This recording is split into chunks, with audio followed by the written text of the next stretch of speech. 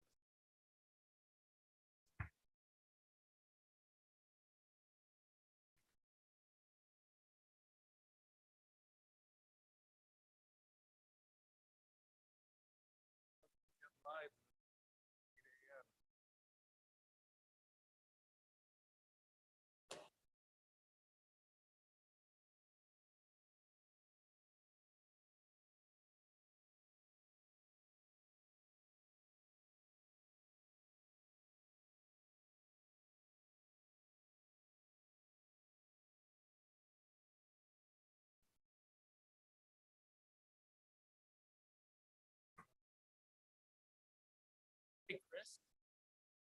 Chris.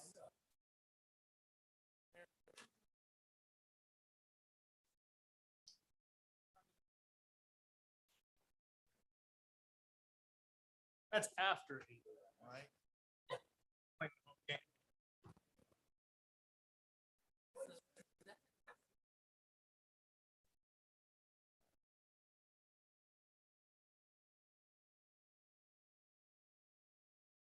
I'm gonna try it.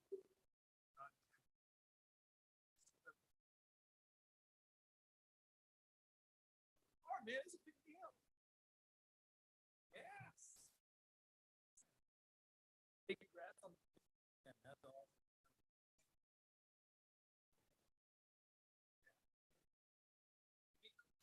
You know, wow.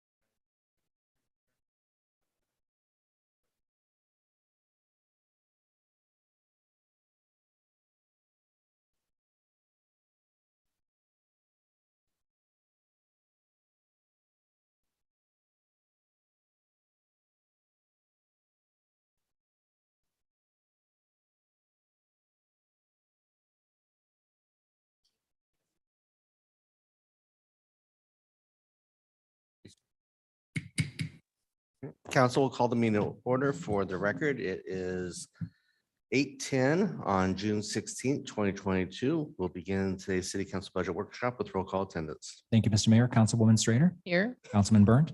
Councilwoman Perot. Councilman Cavanagh. Here. Councilman Borton. Here. Councilman Hoagland. Here. Mayor Simison. Next up is adoption of the agenda. Councilman Hoagland. Mr. Mayor, I move adoption of the agenda as presented. I have a motion and a second to adopt the agenda. Is there any discussion?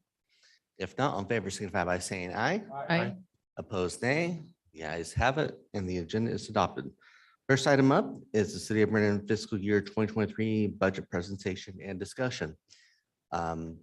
I think everyone wanted me to pontificate for 15 minutes to do an intro to Brad, but I will just go ahead. We know why we're here. We know what we're doing. There's a big day in front of us. Let's have fun. Mr. Purser, it's up to you. Yep, me. Welcome, everybody. Council, Mayor, appreciate you all being here on such a bright morning. Appreciate all the budget enthusiasts here in the room who are here to enjoy us as we go through the 2023 budget. There we go. Here's our agenda. We're going to start off with a quick welcome, go over some expectations, go over some of the assumptions that are included excuse me, in this year's budget. We will cover a comparative view of the budget, see how things have changed year over year.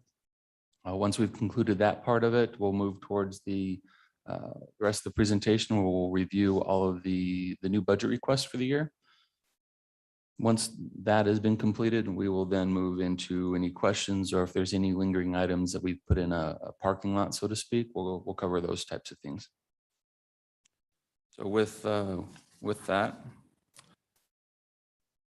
you'll notice that the FY23 budget, it's our plan to accomplish the City of Meridian's goals for the upcoming fiscal year. You'll find that we're seeking to, in a high growth environment, maintain our level of service. We're also looking to, in our budget requests, you'll notice that they are focused on public safety. As we have in prior year approved 2 fire stations, a police precinct in that. We're looking to now staff those fire stations. So you'll see the effects of that. We're also looking to invest in some additional police officers for our schools and our community. Also you'll notice we are seeking to ensure our citizens have clean water, wastewater facilities, that those are all as they should be. This year is a new year for us, and in the past we've utilized Excel to manage the city budget. We've transitioned from Excel to our budget software called Questica as a first-year transition. I need to express my gratitude to all city staff, to council for your questions. It's been an interesting transition. We've learned a lot. We've appreciated all the feedback, all the buy-in, all the support as we've gone through and worked through this transition into Questica. I think it's been a successful one, and just want to express my gratitude to everybody that's been involved. Thank you. This is also a first year for us of publishing a budget book. If you look on the screen here, you can see on the right side, I have a cover page. This is the first year we've actually had a professionally done budget book. That's also been a learning experience. We received a lot of feedback. We've learned a lot from that, and we're grateful for your guys' feedback and look forward to continuing to have that. Please, as you have questions in that, we appreciate that and would encourage you to continue to provide any feedback that you have. Mr. Mayor. Councilman Borton. Just real quick, Brad, Yep. that goes both ways. We're all learning this new platform, and hats off to you in finance for answering the questions. Council's had several weeks to review all this material, and there's been lots of questions coming into you in preparation for today. No surprise, but finance has been fantastic. You've led that wonderfully, getting these questions answered and steering us straight. So Cool. Thank you for that. Thank you, Joe. And I appreciate the discussion. More discussion we have like that ahead of time, it makes, meetings like this, I think, go smoother. So thank you for all that. There have been a lot of emails, so it's been a good thing. Appreciate that feedback. Moving on, expectations. We're going through a presentation. Please engage us. We have all the subject matter experts in-house ready and willing. Please engage us in any questions, comments, discussion that you have. Now's the time to have those discussions as we go through the presentation. We'll seek to provide some answers, foster any discussion. Hopefully at the end of this, we'll have a consensus on all the different items. If there are any items that require more of a robust discussion, well, we can put those on a parking lot type list. And once we've concluded the presentation, we will bring those up at the end if we have any of those items. If there are any items that we're unable to answer for whatever reason, we'll collate those and we'll send those out as soon as we have those answers available to you. Let's now go into some of the budgetary assumptions that we have. Beginning with top property taxes, we'll look at high-level city revenue and expenditures. The first thing, the budget includes the full 3% allowable. That totals at $1.2 million. It includes all new construction, annexation. Put this in context, the 3%, if you were to break it down, it equals about $5.16 for every $100,000 of taxable value per year. Break that down monthly, it's about 43 cents per 100,000 of taxable value. The projected levy rate is projected to drop 25% from 0.0018 to, or sorry, from 0.0024 down to 0.0018 as it ends. So you do a comparative of all the municipalities out there. We are one of the lowest, despite being one of the biggest cities out there in the city, or sorry, in the state. So provide some context on that. We look at from a revenue standpoint, our water and sewer sales revenue is increasing by 4.3%. Development, sales tax, and liquor license we're projecting to increase substantially. A lot of the reason for this is in the prior year, we were conservative in our estimates because we were anticipating the effects of the pandemic. So we're truing up our revenue assumptions now that we've come clear of that. As you can see, development revenue is up almost 36%. We're growing. Sales tax revenue is growing 50.87% year over year. And liquor revenue is up 19% year over year. And again, the majority reason for that is our prior year assumption, factored in an impact of the COVID pandemic. Another major assumption in this budget is the fact that we are adding 53 employees. Mr. Mayor, I'm sorry, can I ask a question? Yeah. Bro, and just for decorum purposes, we don't need to go through the mayor. Just ask your questions today. We're not at the round table, but we'll try that unless it becomes a problem where you guys are fighting for the mic. Just ask your questions. Thank you. Go ahead. And Brad, can we go back to the last slide? With the development revenues, is that based on the application of building permits and other permits related to projects we've already approved, or is that based on historical revenues, or how is that working? Because as we know, the market's shifting this year and wondering if some of that will change. So I just wanted to know what that's based on. I appreciate that. Yeah. Our forecast is based on, we have a growth committee who determines, what the anticipated growth is based on the number of permits and that we sell per year. So it's based on the assumptions in that. We've seen a lot of robust growth in the last several years, so we're continuing that. We don't anticipate that to continue on forever, so we are tailing. That is decreasing over time. But it is based on what we've seen in the past. It is a conservative view of what we've seen in the past. So I don't think we're being super aggressive in those assumptions, but it is related to those the building permits, plan review, those types of things. Whether or not they are, I can't comment on if they've already been approved or not. We're basically going off of, what historical data is shown, that type of thing, and projecting from there. Thank you. Appreciate the question.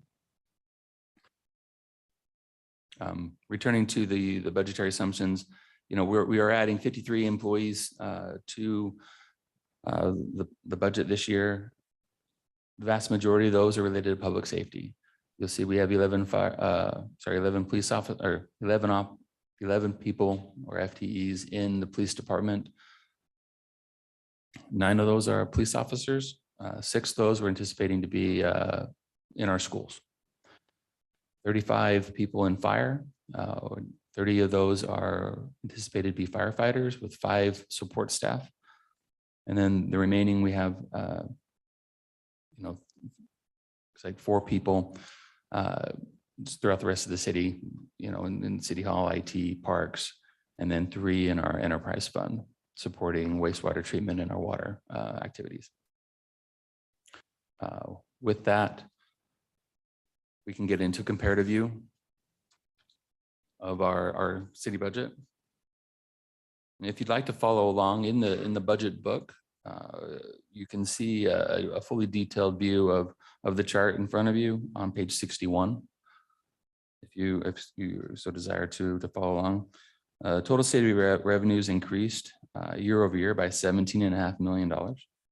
The top 5 contributing factors to this, we have intergovernmental revenue. That's the liquor sales tax that I talked about in a prior slide. We're expecting that to grow by $5.1 million. Property tax growth of 2.9. I also brought that up in a prior slide. 1.2 million of that is due to the allowable 3%. New construction, annexation, and that also rounds that out. Licensing permits, we're expecting that to grow by 2.5 million. Assessment revenue, which is related to our enterprise fund, that's related to new construction, kind of connection type of thing. And our utility sales, water and sewer revenue growing by 1.2 million. Overall, again, total city revenue increasing by $17.5 million year over year. We look at cost. This will be on page 62 of the budget book if you're following along. The total city cost decreased by $47.9 million. The majority of this is due to capital. We're asking for less year over year. But to put a little more context behind this, our capital needs have decreased by $61 million. So while overall we are down 47.9, our capital needs are decreasing 61 million. So that 61 million is being offset slightly by our personnel and operating cost. And that is due to, if you look from a personnel standpoint, we're adding 53 employees to the budget this year. We're anticipating that impact to be about $5 million, 5.1. We have some compensation and benefits impact of a little over about 2.3 million. If you look at things from a operational standpoint, we have an additional 2.3 million in replacement requests. And then we have, digging into a little bit, we increased the assumptions for our anticipated inspections related to our community development group. And then we also have 1.5 million in there for transportation and the Treasure Valley housing. So that rounds up, overall, the total cost decreased 47.9 million year over year. There's a little bit of context. And this picture you'll see flows through the different funds. If you look at general fund, we move on and look specifically at the general fund from a revenue standpoint.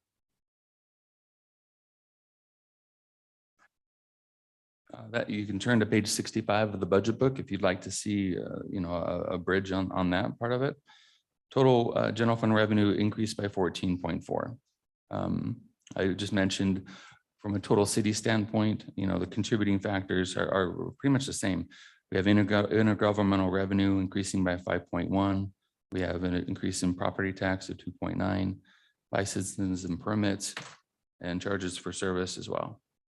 Overall increasing by 14.4 from a general fund standpoint. If you look at things from a cost standpoint, general fund costs are decreasing by $27.5 million. Now, similar to from a total city standpoint, this is due to that decrease is we're asking for less from a capital standpoint. Our capital needs are actually decreasing more than the 27.5 million by 40.3 million last year over year. We're not asking for additional fire stations, police precincts, Discovery Park, those types of things. But that $40.3 million increase, or sorry, decrease in the budget is offset slightly by the costs associated with, and I'll show you here, our personnel and operating, adding employees and compensation, those types of things. So from a total standpoint, you can see total cost is decreasing by $27.5 million. So to dive into that a little bit, as I mentioned, our personnel cost, the portion of that that's offsetting is, we're increasing personnel costs by about $6.8 million. It's because largely in part because we are adding 50 employees to the budget for public safety and that. The anticipated effects of that is about $4.9 million. We also have compensation and benefits increases of about 1.9. Overall total increase from a personnel standpoint, again, is 6.8. And you can see that on page 62. If you look at things from an operational standpoint, operations costs are increasing by about 5.9 million. This is due, we're asking for 2.9 million more in replacement requests. I mentioned earlier, we're anticipating, we trued up our plan review and inspection assumptions due to the growth. And we have 1.5 million in for transportation and Treasure Valley housing. The total operations costs in the general fund are increasing 5.9 million.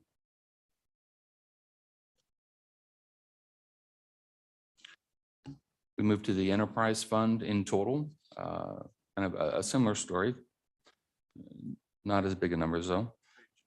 If you go to page 136 of the budget book, you can follow along and see a breakdown there from a personnel, operating, and capital view. Overall, revenue is increasing by 3.1 million year over year. The top contributing factor is water and sewer revenue increasing by 1.2. We have assessment revenue for new connections and that increasing by 2.1 million. So overall, about $3.1 million increase year over year from a revenue standpoint in the enterprise fund. When you look at our operating cost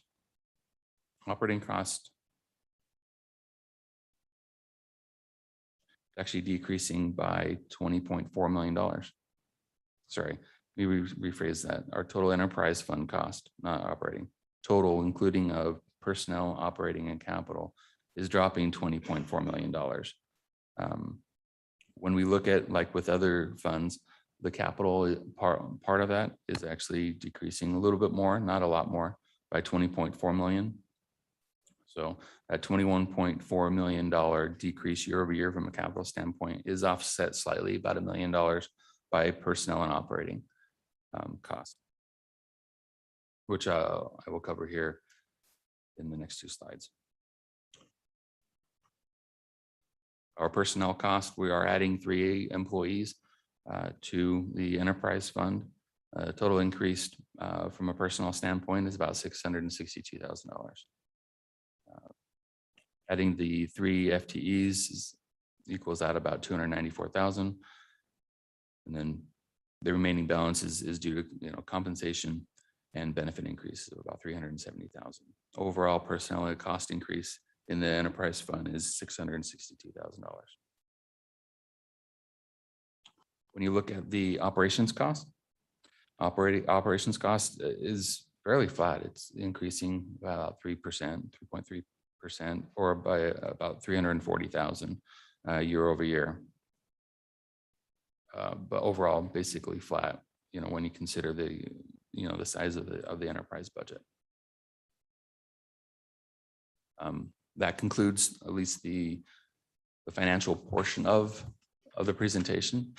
I'll stand for any questions you may have on that. If there are no questions, we can then move into the new budget request portion of today's meeting. Okay. We're going to start today with our enterprise fund. We have our director. If you'd like to follow, these should be in order. I think what page?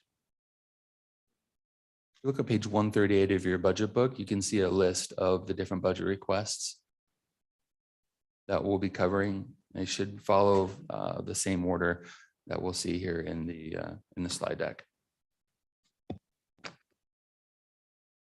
All right. Good morning, Council and Mayor. So we'll start with the Water Division, and we have 12 requests for you today. So do you want me to drive the slides, or are you guys?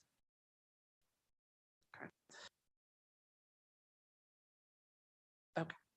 Perfect. So our first request, and feel free to jump in after each one of these requests if you have specific questions related to them, is for water main extensions and adjustments for 1.485 million. So this is our annual request to adjust water lines, mostly in conjunction with ITD, ACHD roadway projects. You're going to see a similar request on the sewer side.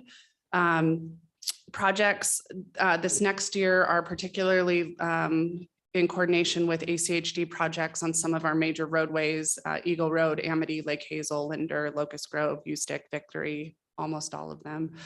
FY23 also includes the design of a transmission main extension that will allow us to do some important blending between two wells, and then also an important joint project that will construct an interconnect between Meridian and Veolia Water that will help build system redundancy in case of emergency. All right, our next request is for an update to our water master plan. So this is required by state regulation to update the master plan regularly. Currently, we update this on a 5-year period. A couple of things that this planning document does that are really important for us is it maps out our water system growth for a 20-year horizon. It allows us to update our hydrologic model and also develops recommendations for capital improvements to our water system. Hey, Lorelei, can we jump back to the water main extensions adjustments? Could you talk about the interconnect with Veolia and how that would work? Yes, Councilwoman Strader. So that will be a valve that it essentially is 2 valves that will be closed, almost 100% of the time. It will require both utilities to agree to open either side of it. So it would only be used if there was an extreme emergency for either Veolia or either Meridian. We would have a contract in place that would outline, when it could be turned on, what that would look like, if there were any, charges associated with it. We've also had to run that through DEQ to make sure they're okay with that. But essentially what it would do is if there was some kind of extreme outage on either side, either system, you could open and flow some water between the 2 systems. So that contract is not in place now, right? So that would be part of the work, I assume, in the next year would be getting that contract ironed out. Yes, so we currently have that going back and forth between our city legal and their corporate legal. Okay, I'd love to see the details of that at the appropriate time. Thank you.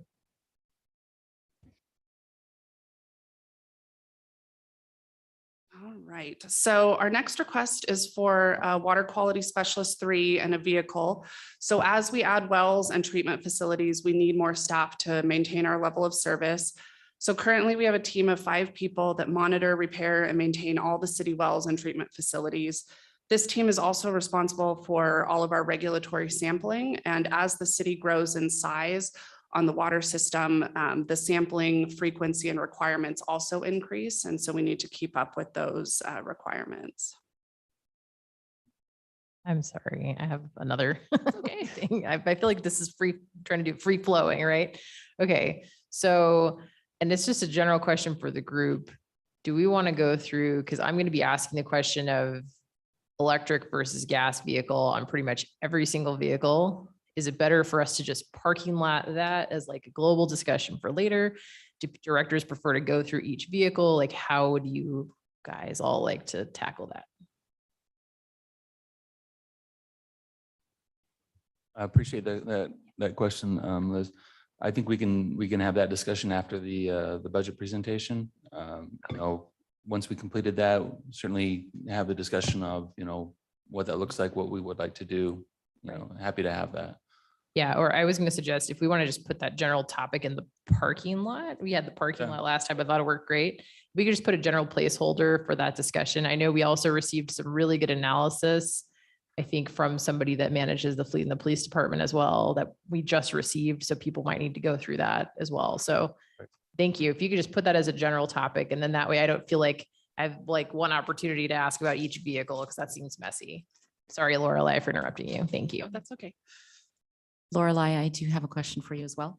So the Water Quality Specialist 3 is a new FTE.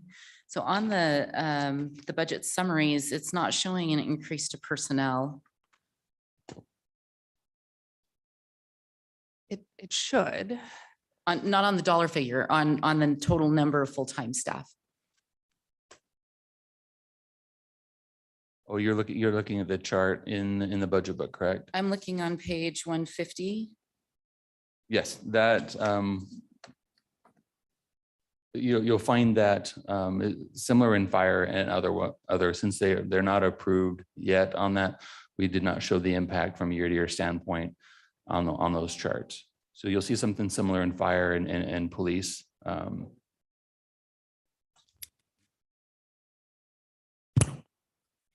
Sorry about that. Holy moly. Jessica, I apologize. Are you referring to the FTE count or the dollar value of personnel costs? FTE count. Great question, Jessica. So in the budget book, you'll notice that we did not increase the FTE counts by every department we reported. We did the dollar value, but we left the FTEs as is. We wanted to see if they even got approved first. So again, I agree, it is a little, it can be confusing, but we did not increase the FTE counts in the fiscal 23 column. We wanted to see if they got approved, but we did want to represent the dollar value to the citizens that this was the total budget request. So you will see that the 53 FTEs are not located in the individual line items on each division. I appreciate the question. So if the categories are different year to year, are those positions that are already approved then? Like there's a few that have, 3 additions or 5 additions of staff, then those positions have been approved. Is that what you're saying? Confirmed. Okay. You got it. Okay.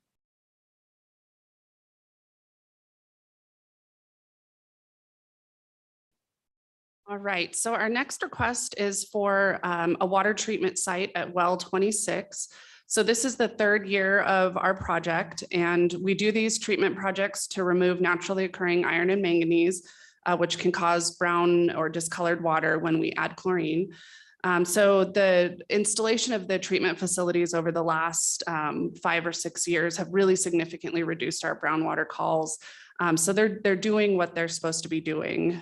So this year specifically for well 26, which is located near Locust Grove and Chinden, includes the treatment building and a generator and a backwash detention tank.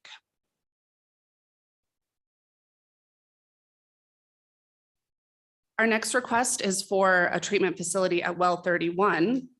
So this is also in its 3rd year, and this one is located near Victory and Linder. The price difference between this one and the one that you just saw is that this is a smaller facility, so it doesn't cost quite as much and also doesn't include an upgrade to the generator.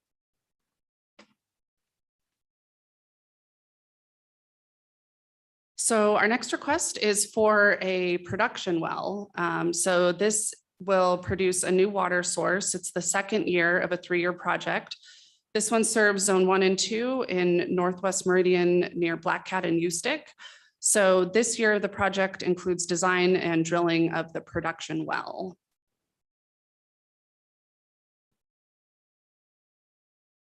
So this next request is for a design of a contact time solution for well 22. So near our Bear Creek Park water treatment site, we have received more chlorine taste and odor concerns. So the water quality chemistry near that area contains more ammonia than some of our other treatment sites. And so as such, we have to add more chlorine to get the treatment facilities to work. So additionally, if there's limited detention time between that treatment facility and where the residents are, you can sometimes get those taste and odor complaints. So what this first year is it we'll investigate some different solutions. So you can do different things like a piping gallery where you extend the amount of pipe that the water has to go through, or a tank. So we'll look at those, look at the costs and maybe other solutions to try to find out what the best solution for this area would be. And then next year's budget, we would come back to you with construction and design costs for that upgrade.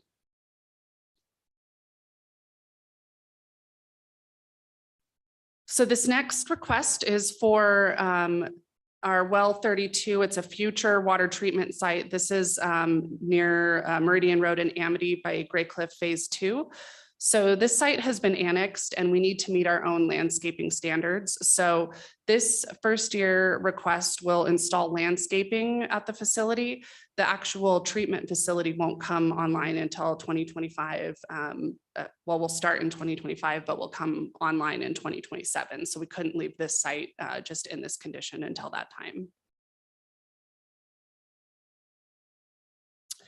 So our next request is for the first year, so doing preliminary design for another new treatment site. This one is near Linder and Ustick. So we use this first year to do initial site review, identify any special constraints that might cause concern in the project. We also use it to assess the well and pump site to see if those are going to need extra money or rehab through the project. So it's just the first preliminary design year of that project. Lorelei. So both in the water treatment projects and in the well development projects, the CFPs are showing general numbers, of course, for year 2, year 3, year 4. Based on the increases we've seen in the projects we're working on now that are in the last years, are we going to be updating that expectation for the next couple of years? So Councilman Perot, that's a great question. So we did this year, when we had the opportunity to open up the 10-year CFP, we did update all of those projection numbers to better estimates. So to hopefully offset not having to come back and do budget amendments. Hopefully things don't increase more, but we did update all of those numbers. So our next request is for well 10B treatment. So this is another treatment facility. This is the second year of the project. This is in pressure zone 3, which is by Locust Grove and Fairview. So in the second year of this project, we will complete final design and we'll also begin procurement of the actual treatment tank vessel. So our next request is for adding our Scada system to our PRVs. So PRVs allow us to send flow back and forth between different water zones. And adding Scada allows us to monitor those valves in real time, which gives us important information on which pumps and which zones are running. So this amount will allow us to construct 2 of those Scada systems and design the Scada systems for 2 future ones, which we'll come forward with next year. Lorelei, question for you. While we're opening up treatment of wells, does any of the work on these wells overlap with the wells where we have a little bit more uranium? In other words, I'm kind of asking the question, when ACHD opens a road, we lay in all of our infrastructure to save cost. Is there an overlap between this water treatment of chlorine, manganese, iron with that project? Councilwoman Strader, that's a good question. So that transmission main that I talked about on our first request is actually a solution for us to try to help. So good news is our uranium data has actually dropped back below detection levels of any concern. Well, I guess they weren't really above that to start with, but our values have dropped. But this transmission main will allow us to blend water from the different water sources. So we're trying that solution first because it's much cheaper than the actual uranium treatment facility. We do have that facility still in the budget, just in case our results don't continue in the way that we're projecting. That's great. Thank you for being proactive about that.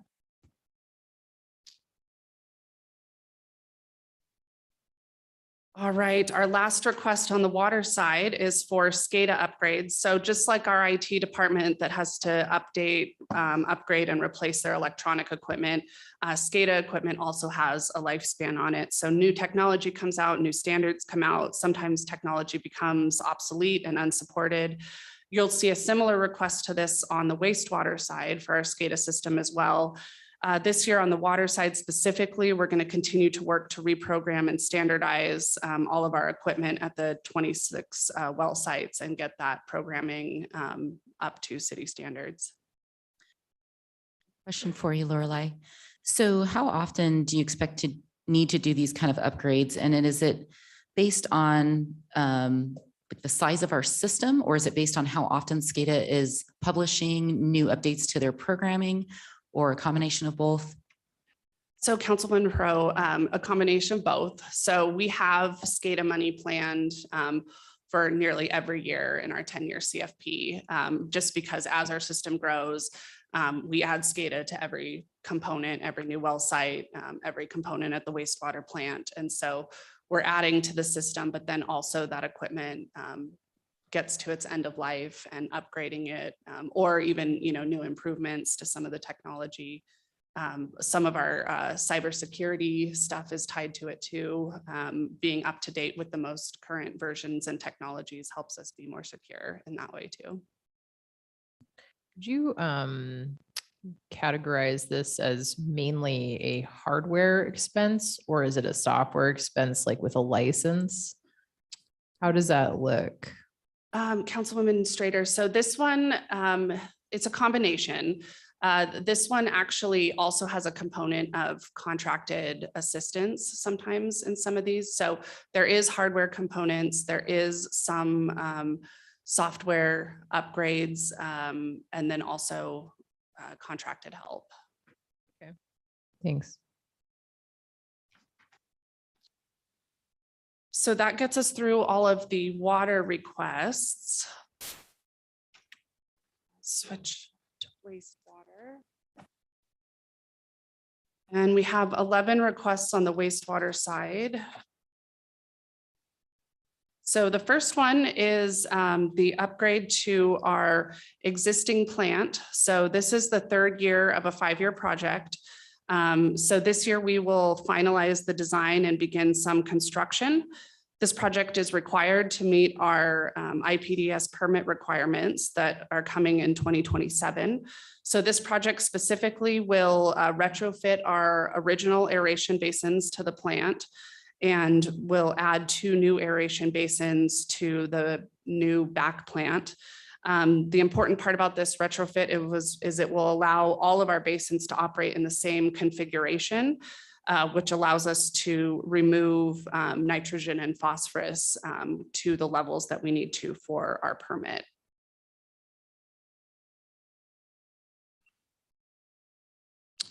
So the next request on the wastewater side is for our tertiary filter project. So this is the second year of a 4-year project, and we'll finalize the design of the project in this year. So this is also required to meet our permit limits in 2027. And this request will fund design and construction of membrane filters. So these membrane filters will allow us to meet those future stringent ammonia and phosphorus limits that I talked about.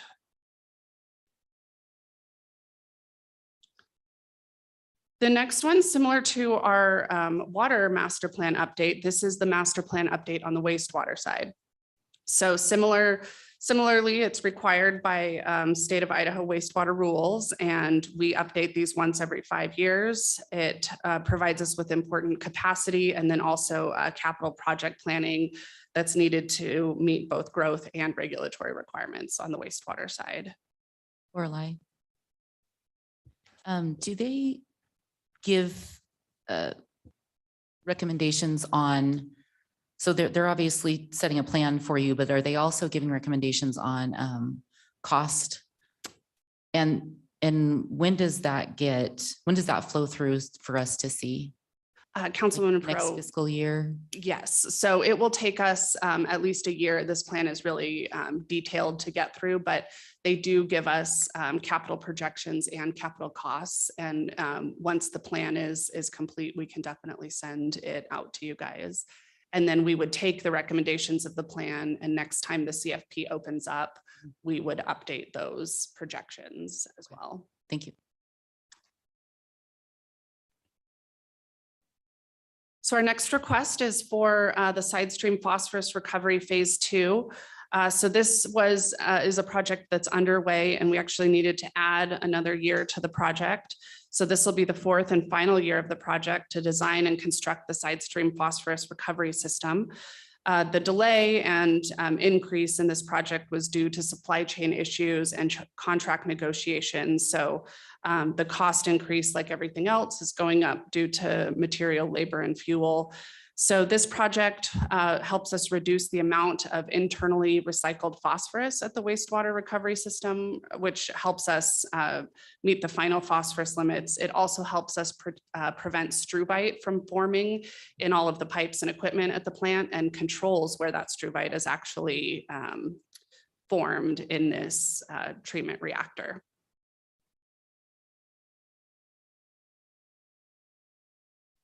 So similar to the water side, this is our sewer line extensions and adjustments. These are the ones, again, that we do in conjunction, usually with ITD and ACHD roadway projects, similar to the request that you saw on the water side on all of those similar roadways that we mentioned. This next request is for a SCADA system programmer to serve the city's SCADA needs. So as the city continues to grow and add more automation, like we mentioned, the need for SCADA programming increases. So this position will allow us to do more in-house programming, program development, and troubleshooting. It will help us reduce our reliance on outside contractors and also increase the reliability and functionality of the system. It's important to note that we use SCADA to meet regulatory requirements. And then this position will also provide important redundancy and backup for our single SCADA person that we have today.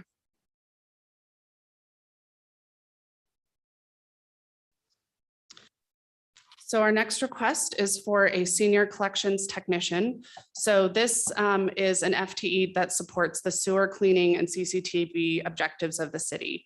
So as the city continues to grow, the miles of line that we have to clean and TV keep growing to keep up with our established goals. This request will add an additional person.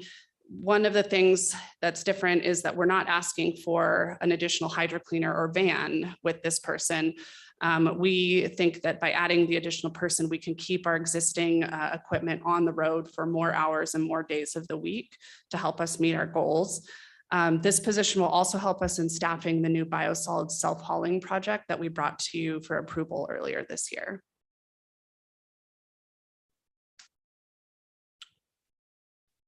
So the next request is for odor control at the wastewater treatment plant.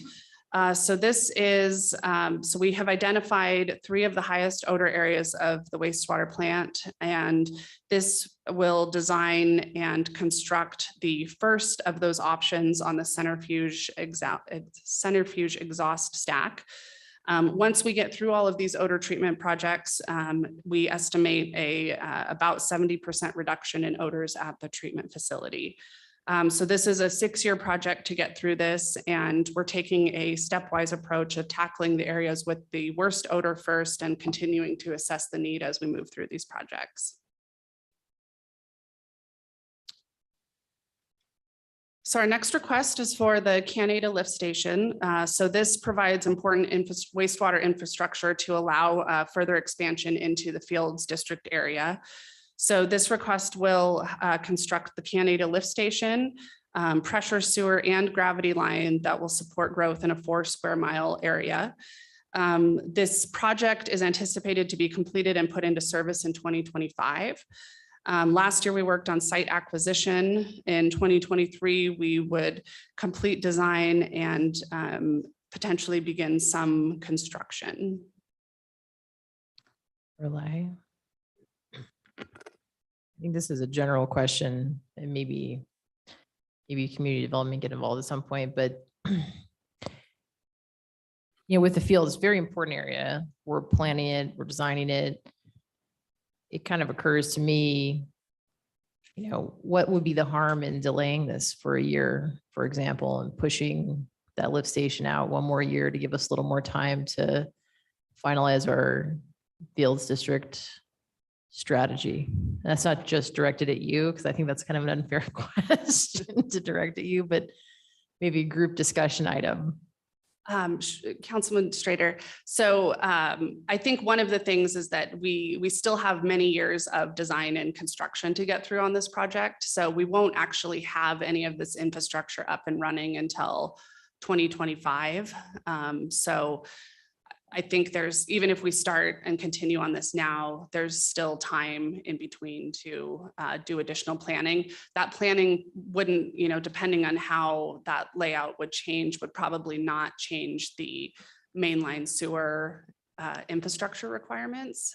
It may change some of the side or collector infrastructure, which would be put in by developers as those go in. And is the 2.2 million just reflective of the FY23 design cost alone? It is. So currently for the total project cost, we have $19.8 million planned for this project. Yeah, I had a feeling it was going to be a really huge amount, which makes sense, right? Anytime we're extending sewer, it's one of the most expensive investments we can make as a city. I guess I would ask that we parking lot the timeline for this sewer line extension in general as a discussion. Thank you. So our next request is for cleaning of our digester number 4. So every 5 years, we open up these digesters and clean out the inside. So this is just the rotation of that. And our last request on the wastewater side is for wastewater security improvements.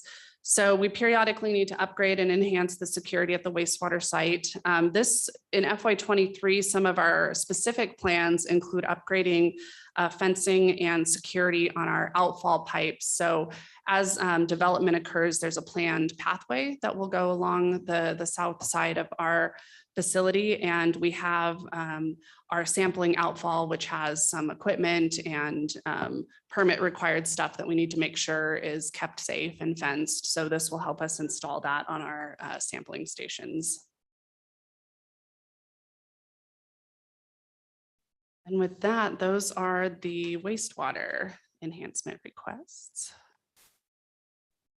Lorelei, just a couple of questions. One is, in prior years, there was work done for safety improvements. I think that was recurring. Are all of those completed?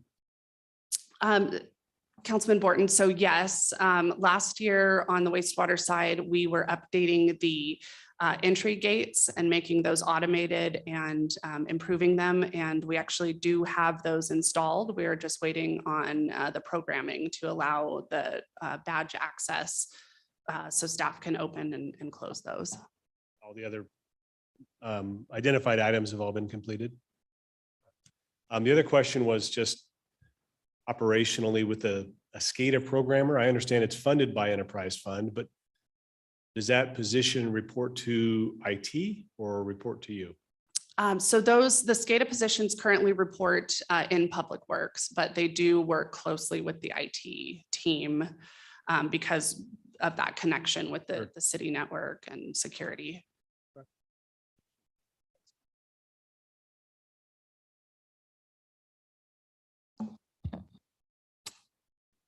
Thank you, Okay, Lorelei. yes, I was just saying thank you. I think I still get to stay up here for the next couple. Oh, right. Thank you, Lurley. So moving on, administration, parks and rec, police and fire is the order we're going to cover on the general fund. Beginning with the administration, Lorelei has the city hall budget request. If you'd like to follow along in the budget book, page 72 is where you'll find the list of general fund new budget requests for the budget. You can follow along there. All right, so our request on the general fund side is for a building maintenance technician. So this team of two currently takes care of all of our facility buildings. So a couple of things, we've increased the number and square footage of the city buildings that we're required to maintain. And the other part is, as our city facilities age, the complexity and frequency of maintenance requests also increase. So this is to add a third person to that crew that manages all of the maintenance on city facilities.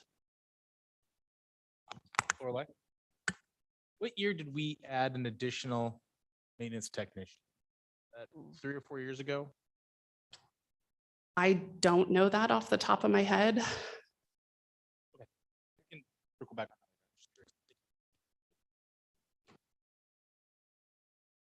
I'm seeing approximately 3 years ago. Does that represent following the CFP, accelerating the CFP, or how would you characterize that position as it relates to what we had planned?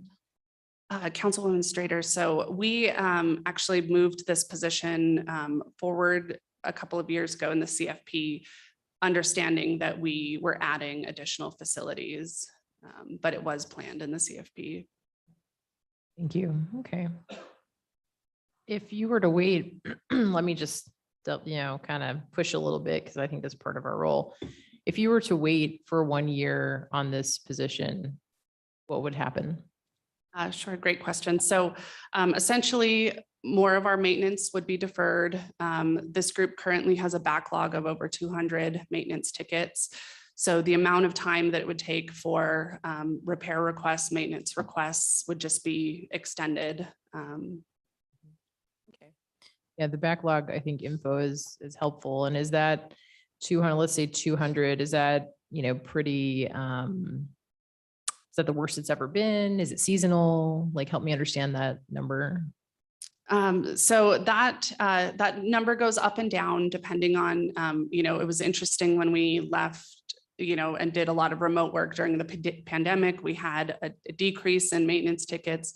When everybody came back, that increased back up. So it is cyclical, going up and down. I believe that backlog number is a pretty average across that period.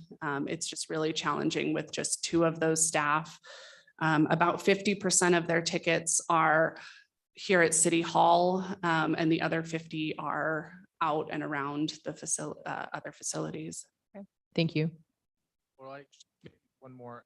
My assumption is that this was moved forward because we knew we were going to be building more buildings or more capital projects within Meridian. What is if this is approved, what is your hiring timeline to kind of follow after those buildings are opened?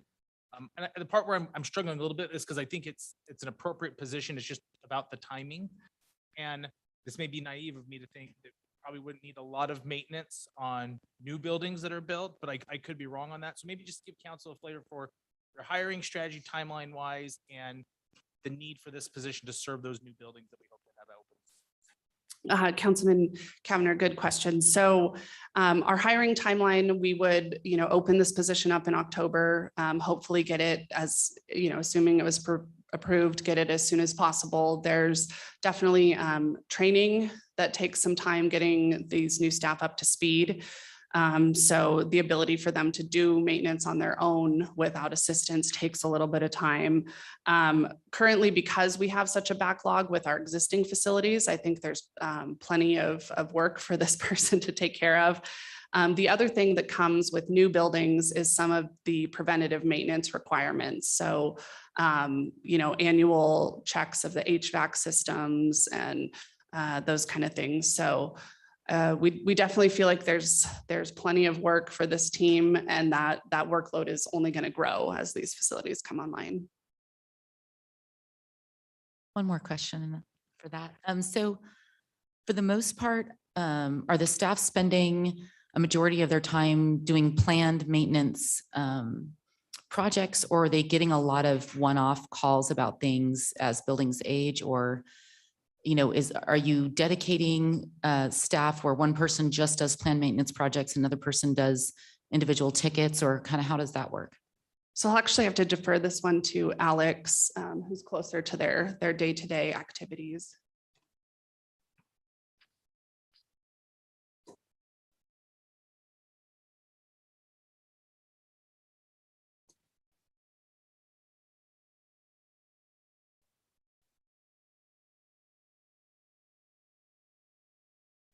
Press the red button on the base.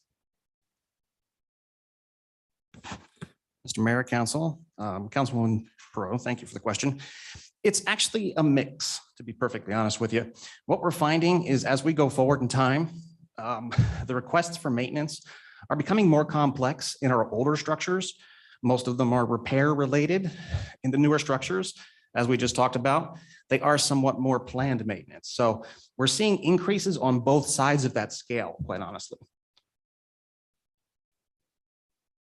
Excuse me, would it make more sense to, I don't want to get too much in the weeds on this, but it seems to me like if you have somebody that's doing planned maintenance full-time and not being interrupted by specific requests that are not planned, that there'd be some more efficiency involved. So I'm not sure I'm catching your question on that, maybe. So I think related to how we divide up their workload, right? So Okay. you have one staff dedicated just to maintenance and maybe another one dedicated just to repair. Which is essentially how they're structured now. Most of our ticket backlog, as Lorelei mentioned on the 200 tickets that were backlogged, would probably be considered planned maintenance. Most of the things that we run into that are unplanned maintenance are fairly high priority issues. It's an HVAC system that goes out, it's an air conditioner or a heater system in the building, which we can't defer. What we find though is both of our staff right now have to juggle both of those kinds of events as they occur. So best answer I think I can give you on that right now. Are the staff, so obviously with new systems, there's warranties and items need to be kept at a certain level to keep those warranties. Is there somebody tracking all of those warranties on the city's behalf and filling that into the planned maintenance? And then are we at risk of possibly voiding any of the warranties because we aren't getting these tickets done? We do. We track all of the warranty items in our new buildings. That's another element of the work that this team does. They track those items in our IPS system and our contract management system. So we have that. We stay on top of those. And I guess just one more statistic for this position. So this comes from the International Facility Management Association. So sort of the benchmark standard is one technician for every 90,000 square feet that you have. Our current ratio with our buildings, when they come on, we will have one staff for every 163,000 square feet. So to support this person, we also are requesting a maintenance van. So like I mentioned, about half of our tickets are for sites outside of City Hall. So we currently for this team have one van, and this last year we repurposed an SUV that was getting low use out at the wastewater plant. And we have two options for this request this year. So We could just purchase the new van if that's approved, but we do have, we think, a great opportunity. So the police department is looking to get a different vehicle to meet their evidence needs. So we feel like we could use their old evidence van for this team, and it would really meet the needs of our team. So if the vehicle replacement request is approved on the police side, we would withdraw this request for the van and just utilize the police van. One thing we would do is, in that case, would ask for the next enhancement, which is $5,000 to outfit the vehicle with ladder racks and equipment for the needs of this vehicle, or this maintenance technician.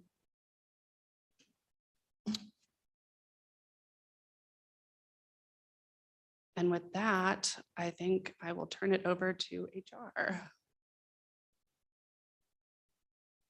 Thank you, Lurley. Appreciate that.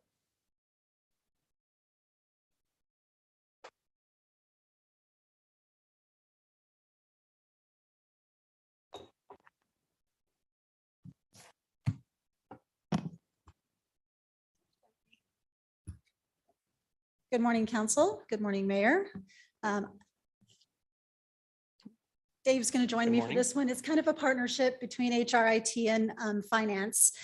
So the request that you have in front of you for a new HRMS system or a time card replacement system is there from IT, HR, and legal. We partnered together to develop some requirements for the proposal of a new system. The city's current HR system that we have in place was implemented in 2008. And at that point in time, we were supporting a little over 300 employees. At this point, as we're approaching almost 600 employees, the system we've outgrown. It continuously performs poorly for us. It randomly gives us error messages, and we see consistent and ongoing system crashes, which affect our ability to do our jobs effectively. When we reach out to the vendor to get assistance, we get very little benefit and support. Generally, we have to take the issues in-house and work between the IT team as well as Christina in our department, who is kind of our technical Band-Aid between HR and IT to try to work through the issues. As the technical issues do continue to increase and the functionality of the system decreases, we're going to reach a tipping point of converting back to even more manual processes, requiring the possibility of additional staff, a reduction in current services, the non-ability to continue to provide additional services. Certainly we'll continue to deal with the errors, which can affect our compliance requirements and the ability to ensure that we are compliant with regulations. So in essence, why do we need a new system? The current HR system no longer meets the business needs. The system is outdated and no longer will be supported. The workarounds that are required to perform the basic functions we have today will continue. The growth and complexity of our services continue to increase. Sometimes the workarounds that we feel we need to do are certainly, are just basically not an option due to the system limitations. And we do have to revert back to those manual processes. And then, of course, data integrity and compliance concerns. So the risks that we have with the current system today, obviously, is the lack of support that we get from the vendor, the lack of the ability to have a full and complete audit trail, and it does have limitations to provide us the historical records that we utilize on a daily basis. Software upgrades are problematic. The system randomly breaks. Additionally, that provides compliance concerns. By integrating or by bringing on a new system, we hope that it will also help with transparency, increase our efficiency, maintain our compliance requirements. On the time card side, it will give us enhanced compliance and flexibility. It will also allow us to automate our onboarding processes, our performance management processes, training, our personnel file management, and provide us a fully functional and additional employee self-service tool. We spend, oh, sorry, go ahead. what do we spend now? What do we spend on Sage? What did we spend to set it up and what are we currently spending?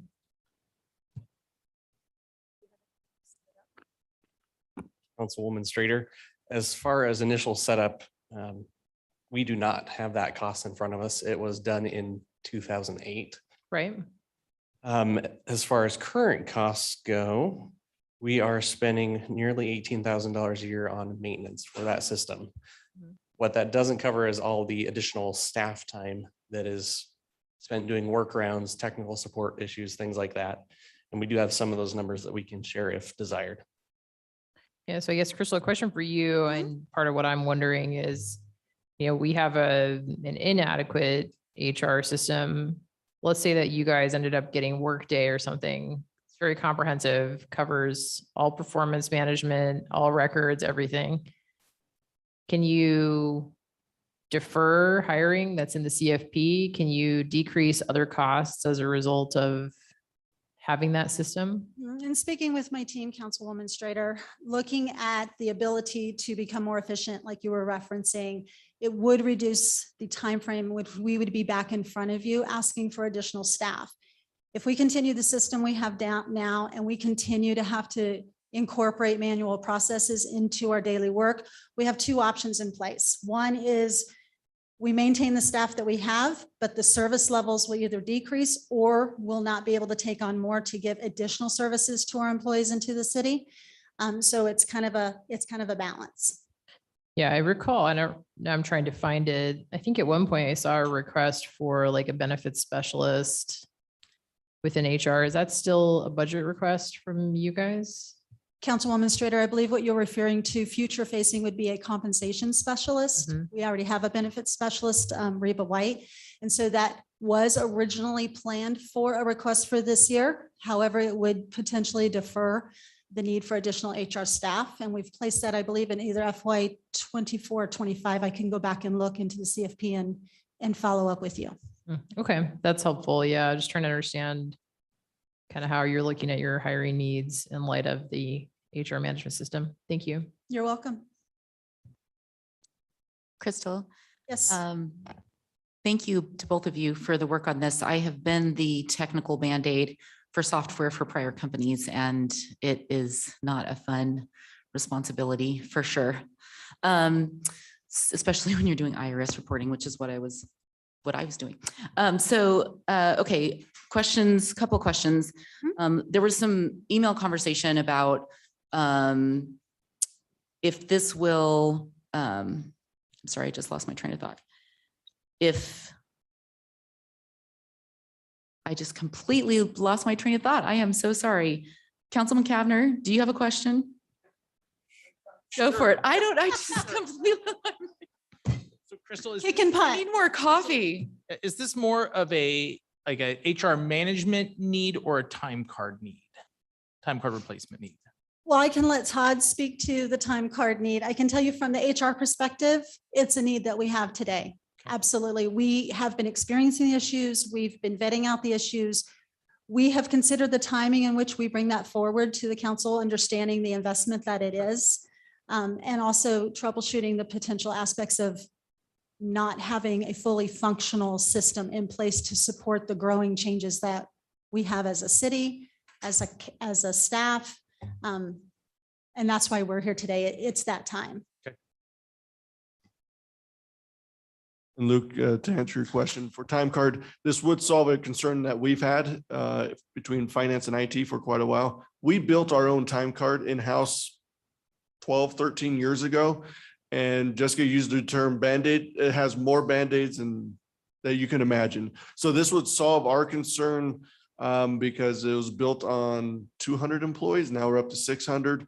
So we're supportive of a new solution to help us with time card. And the new solution, I believe, has a payroll side of it that will automate much of the work on our side, where it will automatically paperwork and all the data would flow into our system.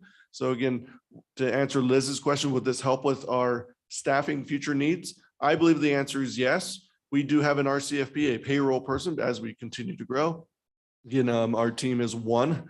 At some point in time, we do need to get someone, and if we use technology to hopefully automate much of this, We believe time card improvements and payroll improvements using an integrated software solution will help us in the long run. Todd, do you know what job categories, or do we have any job categories help evaluate this tool? And I assume that was warmly embraced by our employees that will be asked to use it. I'll defer to David. Councilman Cavanagh, could you repeat the question again? I just was curious what job categories of users have evaluated what's being proposed. I mean, I want to make sure it's, I think I get the buy-in of this helps on the HR side and the finance side, but I'm also concerned about the user side. And so what of our employees have used or evaluated or tested this as a resource? So at this point, we have worked with the HR department, payroll team to determine what the needs are, what the requirements are around the software solution to vet out, hey, look, what do we actually need to have? As part of this, when we have a budget approved, we will go through an RFP process that further vets out solution providers. And at that point, we can include user acceptance testing, demonstrations, et cetera, so that the users will have a chance to see and feel what it looks like from their experience, right?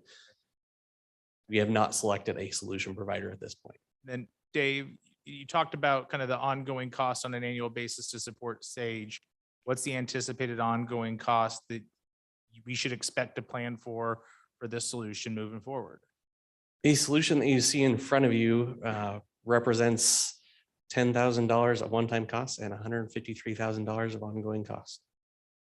Ongoing.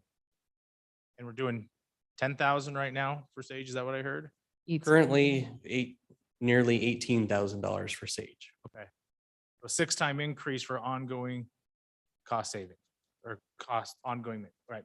So Councilman Cavanagh is picking up on what I'm picking up on, and I love leveraging technology to do things better, faster. I'm into that.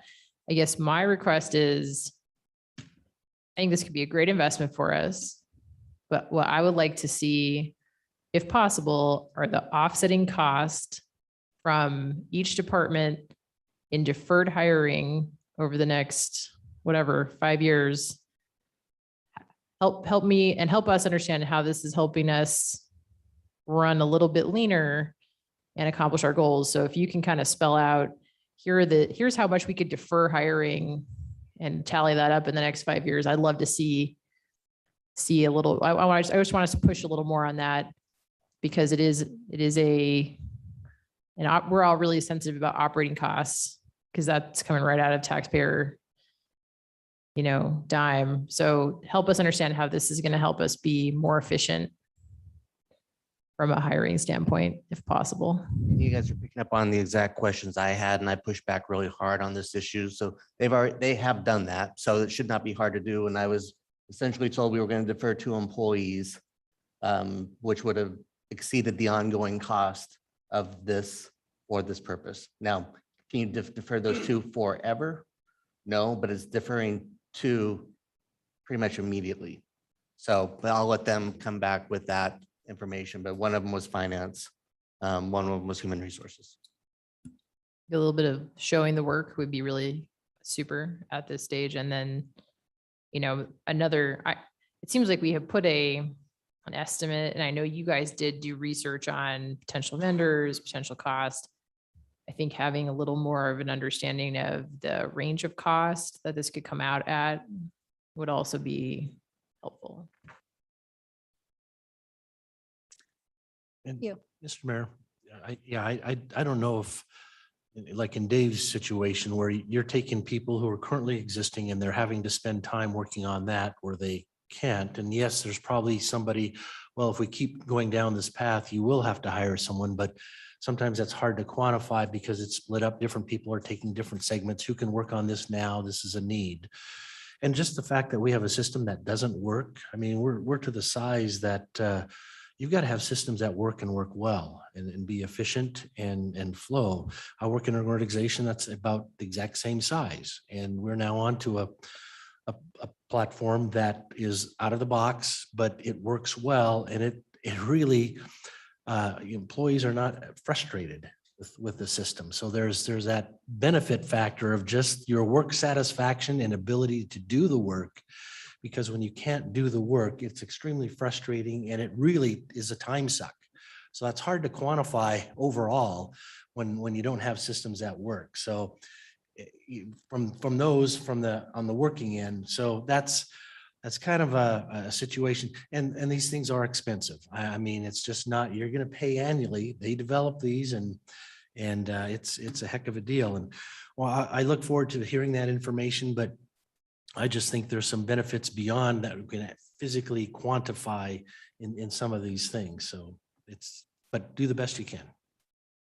I agree very much with Councilman Hoagland. Having been in similar situation with smaller companies and understand that exact challenge. So I do remember my questions. We talk about off the shelf or out of the box solutions. It's very rare that there's a system that works exactly for a company where there isn't some sort of modification or customization.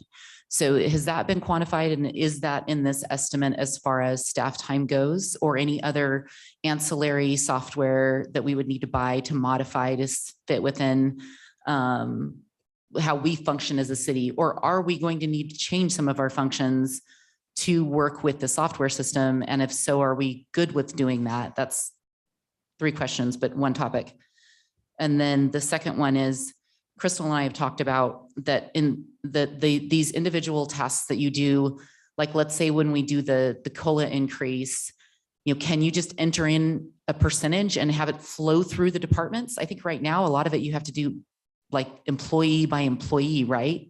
Like 600 employees, you have to go in and manually change a percentage on everything from merit to COLA to anything like that. So those are the kind of things that we're talking about saving time. Okay. That is correct. You are correct. Right now, all of the payroll adjustments or compensation adjustments to employees are done one by 2 staff members, and then additional staff can back up as needed. As far as your other question, Councilman Burrow, we have met and talked with various providers about integration options, APIs, things we can leverage to integrate software solutions. But as far as selecting and how we handle processes and process changes will be part of determining where we go with an RFP. So not selected, not vetted out, but we do anticipate that there will be changes to how we do business.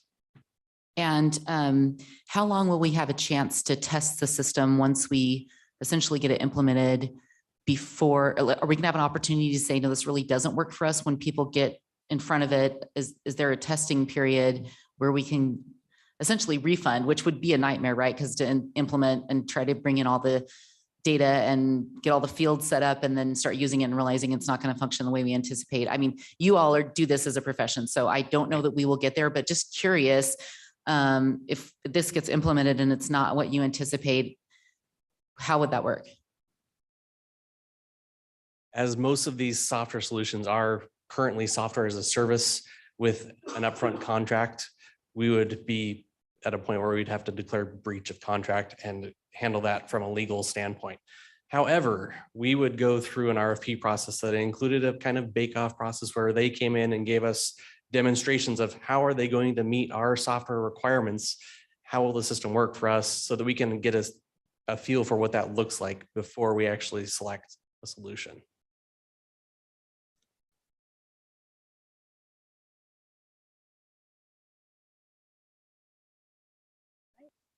Todd, Dave, thank you.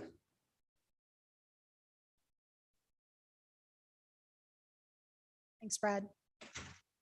Okay, the second request that we have in front of you today is a transportation benefit request.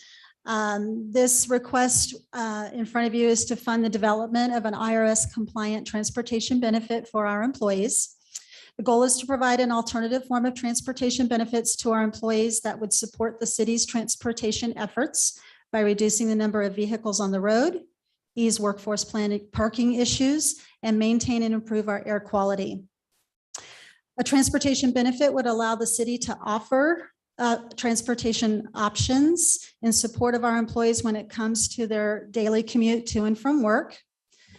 With the costs of getting to and from work increasing, A commute benefit would provide the city the ability to support our employees when it comes to things like the rising costs of gas, vehicle maintenance, ease current and future parking challenges, as well as their commute back and forth. An IRS compliant benefit would allow the city to sponsor a transportation program under which our employees can set aside money on a pre-tax basis to pay for an IRS qualified transportation expense and keep more of what they earn within their paychecks. Additionally, the city would see a savings on a potential savings on their payroll taxes. Options available for program development consideration are bus passes, van pools, ride sharing, biking. In summary, the program would benefit our community as well as our employees and our city. If approved, the program details would be developed after the approval of the budget and before the beginning of the FY23 fiscal year. Councilman Burt? Hello. I'm sorry, I can't hear you. So.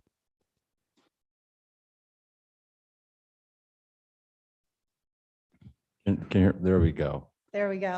So have you reached out to city staff to see how many employees would actually take advantage of this program if we pass this in the budget?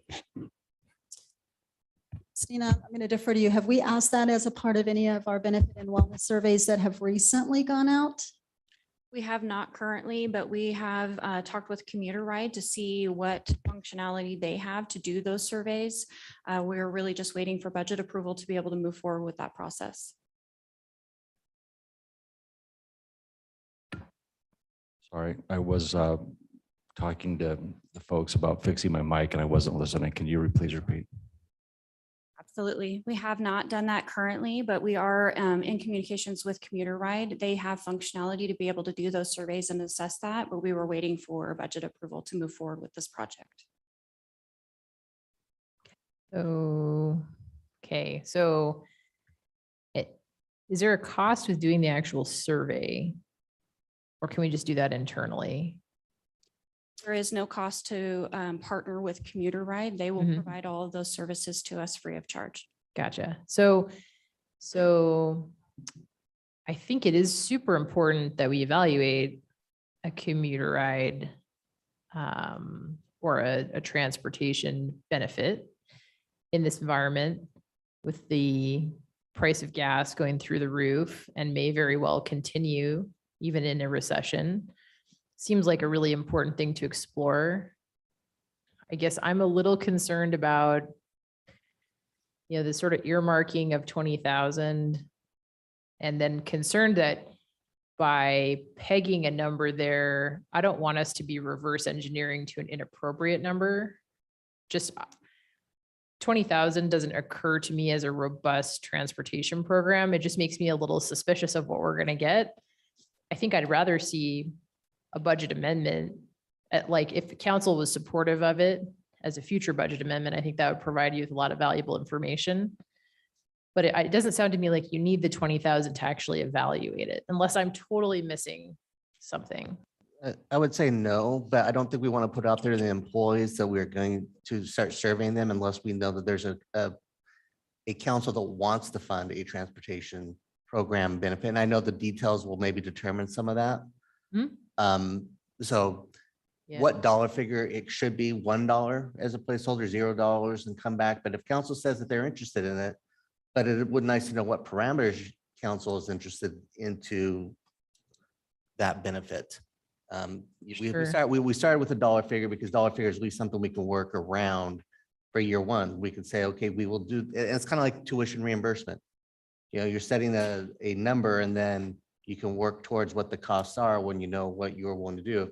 If you were saying you're willing to do a $50 per employee, up to $50 average benefit, then we could build a program around that because the costs for this are everywhere from you could pay 100% of anyone that wants to do a commuter ride to an annual bus pass with VRT, which is a lot less, to gift cards, which are Todd's favorite things for employees that carpool related to that. So if there's a general, viewpoint of that this is a benefit that you're interested in offering to employees, we will start that process and we can eliminate the dollar figure and come back. But I don't want to do that if council is not interested in the benefit. So, Mr. Mayor, and maybe Crystal, this is the part where I'm trying to wrap my head around is this a service that our employees are asking for? And if so, where does this rank in terms of other benefits that our employees are asking for? I think that's one reason to consider this. I guess my questions would be, is this going to be made available to all city employees or only city employees who work out of City Hall? I think that's an important consideration for us to take in because we've all heard the challenges around parking in this building. If this is a temporary solution to help address the parking challenges, that's another reason that's, I think, at least worth considering. And then clearly there's the environmental cost of fuel savings for our employees that are also worth exploring. So I guess that's kind of where I'm trying to look at it is this coming because our employees are asking for it? Is this coming because we have parking concerns at City Hall? Is it something else?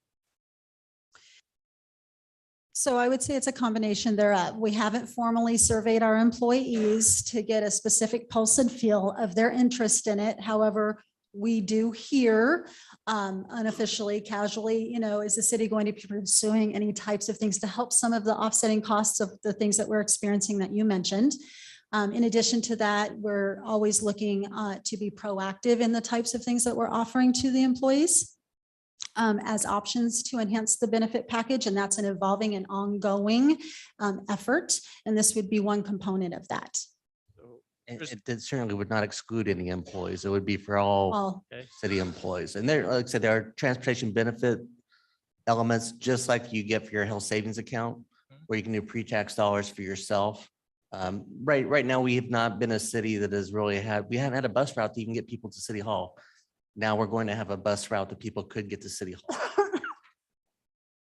So this, it's a challenge. I think this mayor and council have been really supportive of supporting our employees, both monetarily and in terms of benefits. It puts us in a weird spot that if there's a very, very small section of our employees that see this as a benefit, and instead are saying, we think this is more important to us, how we as council can make that decision. So I'm a little challenged in my support of this until you're able to provide the council with what are the desires, what are those other benefits that our employee wants. And I guess I'm kind of surprised that we haven't polled our employees on that, because I think they've been pretty vocal. They want to be involved in talking about what benefits look like for them. And so certainly I think that this is something that's worth exploring, but it's hard for me to conceptualize that this is the right fit for our employees when we haven't taken the time to ask them what's important to them. And I think that every benefit is different. It's like kind of like our tuition reimbursement. Not everyone sees value and benefit in that. Some do, some take advantage of it. It's just another offering that is not uncommon within the working world to provide transportation opportunities when you can. And I don't disagree with that at all, but if I'm an employee and I've got the bulk of our employees have maybe 10 things that they think are important, and we're picking item 11, I think our staff are saying, well, what about these top 10 that are more important to us? So we're kind of throwing a dart here saying this is what our employees want. We should be asking our employees what they want and then bringing forth recommendations based on that. This feels a little, yes. Thanks. Not saying that it's not important and it's worthy of consideration. It just, I think we're missing the mark in how we're getting feedback from our employees about the benefits that are important to them. I think it's, oh, sorry, Jessica, go ahead. Councilman Kavner, do you have some specific things in mind? I guess I'm sitting here thinking about all the benefits we already provide, and I'm struggling with kind of thinking of something specific that would be missing. Granted, I've owned my own business for 12 years, so I've not been an employee for a long time, but. So I think some of the things that we've seen emerge over the past few years is greater flexibility from working from home, added vacation, internet, cell phone reimbursement for our folks who are working from home. Again, okay. I'm not the expert. That's why I think we should ask our employees what's important to them, because our employees could say, boy, tuition reimbursement is really important to me, and we should be talking about adding money to that if that's what our employees are talking about. If our employer is saying, boy, we'd love to do commuter ride, or we'd love to be reimbursed for carpooling more. Like, great, let's have that conversation. I can only respond to what's brought before us. And if this is what's being brought for us because this is important for our employees, but we haven't actually asked the employees what's important to them, this may be true, but let's let our employees tell us what they want. So speaking of, we didn't know what to expect when we went remote with COVID. And from what I understand, unless I have not heard correctly, the level of efficiency really didn't decrease that much in employee performance. So was there as Councilman Kavner's alluding to, was there a conversation about allowing folks to do remote work and saving in gas costs, transportation costs in that regard? And would that be more expensive by providing hardware or, cost reimbursement from that standpoint on a rotating basis? Or do we just open up a real can of worms having, considering allowing folks to do remote in certain positions? That's my first question. Second question is, where did the $20,000 figure come from? Is it a dollar amount per employee? Is it a guess? Is it? So if you'll, Councilwoman Perot, you had a couple of questions in there. If we can back up to the first one, if you could repeat the question that you had in your first statement so that I can address that one, that would be appreciated.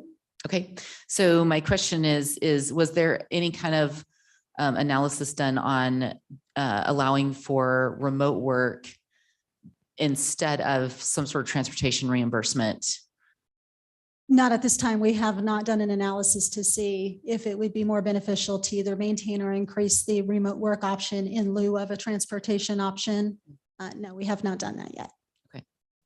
Okay. And the second question, again, in regard to the hardware and software costs that you were talking to in that original question and offsetting something, that would be something I'd have to go back and talk to Dave about. The cost of technology is ever changing and quickly changing. So I wouldn't have any information on that today, but we can certainly bring that back to you. And then your last question. Where'd the $20,000 figure come from?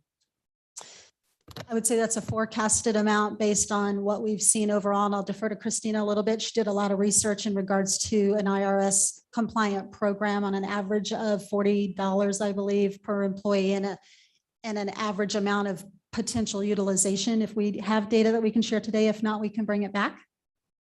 Certainly. So I think the mayor had touched on it. We wanted to put in a dollar figure so that we could earmark this to further develop the program, to do the survey. We know that typically these types of programs, we get about 3 to 4% participation in these voluntary type of benefits. So we can, as we develop the program, if we have supportive council, decide that it's all just employee contributions, or that the city can contribute a certain amount based on our survey feedback, based on participation. This is just a dollar amount figure for us to be able to move forward with the project. And if we decided we wanted to provide some sort of funding, and we can build the program as it develops, as more participation incurs. So I think it accomplished what you wanted, which I think is we're having a great conversation. I don't like the approach of earmarking something if that money is not needed to conduct the survey. So just feedback from one person, from me, would be I am supportive of exploring a transportation benefit.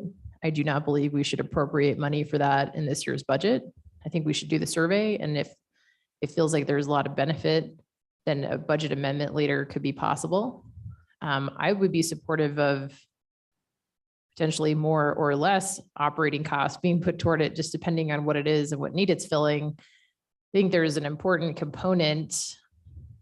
I think there are two pieces of it.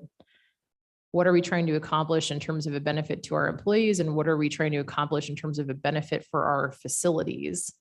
And so if part of the analysis is, hey, we want to have a really robust program where we encourage people to bike to work because we don't want to build a parking garage. That's a really interesting conversation to me. I'd love to hear what the expected cost is for each parking space that we think we're going to need in the future and how we can avoid that cost. So I think there are some parts to this that are really interesting to look at from a facility standpoint. I appreciate the conversation. I think it never hurts to have a conversation, but I just don't think that earmarking makes sense at this point unless you needed that money to get to the answer, which it doesn't sound like you do. Mr. Mayor, Crystal, do you have all the information you need? Yes, I do. Thank you. I suggest we just parking lot, this issue and talk about it.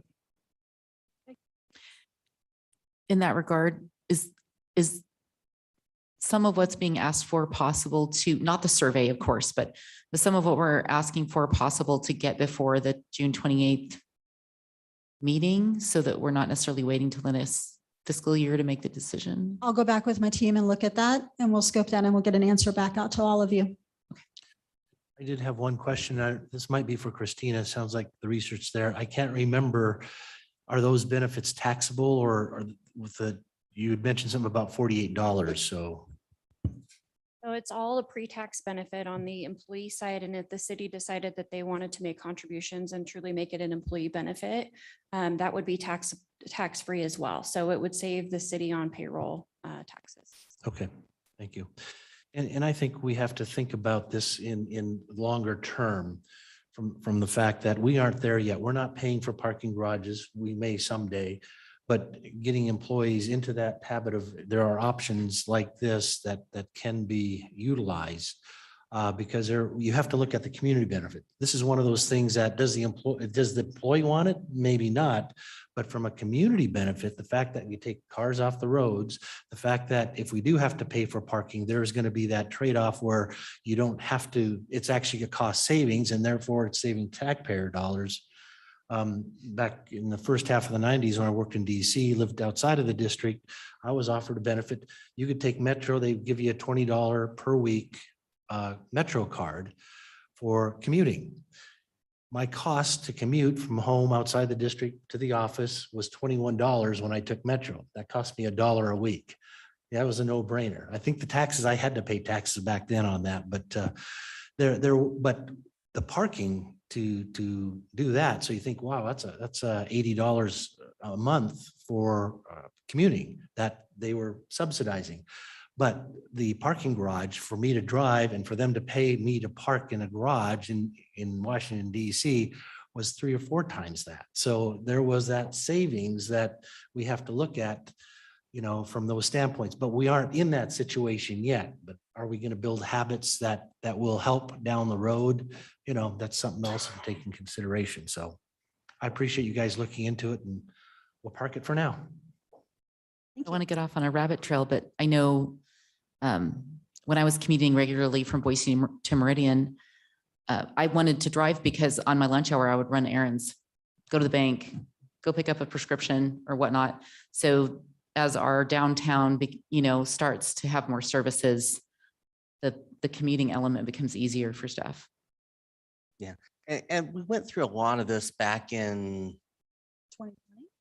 No, well before then, back before we were building parking lots. So we were, actually, it's probably back in 08, 09, when IT was developing programs for employees to try to carpool together and trying to see where people could identify. And then we talked about, well, what are they going to do when they get down here? So we talked about the library share a bike program that they could utilize. And I think we ended up getting bikes here for City Hall that employees could use to go do that. So it's been years. Gas prices plummeted. It's not been a priority. I think it will become more of a priority. And honestly, I think it's a priority for the next generation of workers who may not want to be driving to and from. But are you able to live in North Meridian and get on a bus and come down here? No. Can you live in 10 Mile or the Village? That's about it. So it's just the start of the conversation. It is a long-term goal, and I don't think it's a matter of if, but when. But there are conversations about when it comes down to it, what is appropriate to offer to employees. So we'll continue the conversation. Yes, thank you.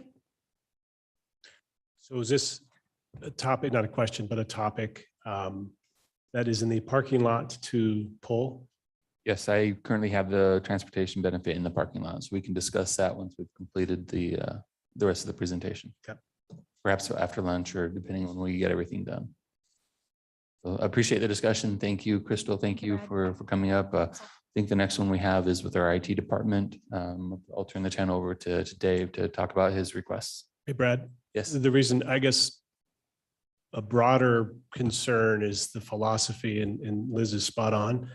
That's not the right way to budget. This has nothing to do with transportation, but to earmark and, ready, fire, aim is just a bad philosophy. So if anything we hear today is structured that way, aside from the substance of the request, that's just a problem. I don't think it's the right way to do it. So those will be parking lot items for us to discuss. Makes sense. Thank you. I can start out, Councilman Borden, by telling you that all of my budget requests are earmarked. Just kidding.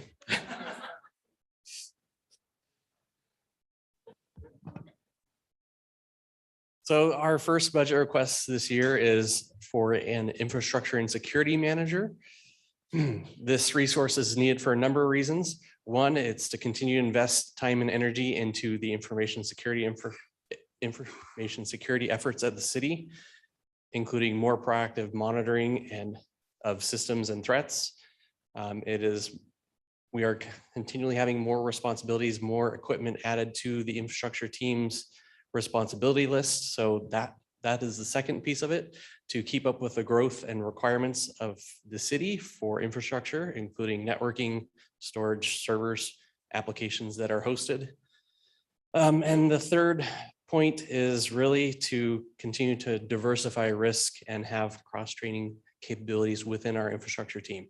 I will emphasize that the information security, the cybersecurity aspects of this is the biggest component of the position, and that is why I would recommend moving forward with it. The information or the cybersecurity and threat landscape over the last couple of years has changed drastically, and there are threats out there continually changing and evolving and attacking systems like ours, like industrial control systems, like our Scada system, all the time. I'm sure you've seen in the news, it's happening a lot.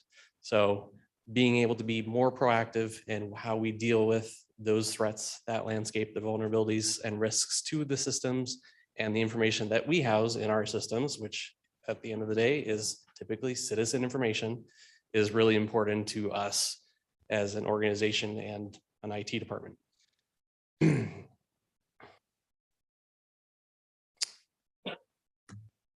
The next budget request we have is also related to cybersecurity. It is for a password manager solution, which can be used by employees to keep track of their passwords. As you may know, most systems require passwords. Many of you probably have 100 passwords that you have to keep track of. A lot of the times they're used across many systems. When one is breached, they're all at risk. It's not a good thing. If you use your same password on your bank that you use everywhere else, please change it today. This will help reduce that risk for city systems and give employees a tool that allows them to manage that. We also predict some other benefits alongside that. We will be able to minimize the amount of passwords that people have to remember because it will be stored in this system instead. So Dave, and I'm starting to get really worried about every software subscription where we have a license. We're going to be paying for that every year.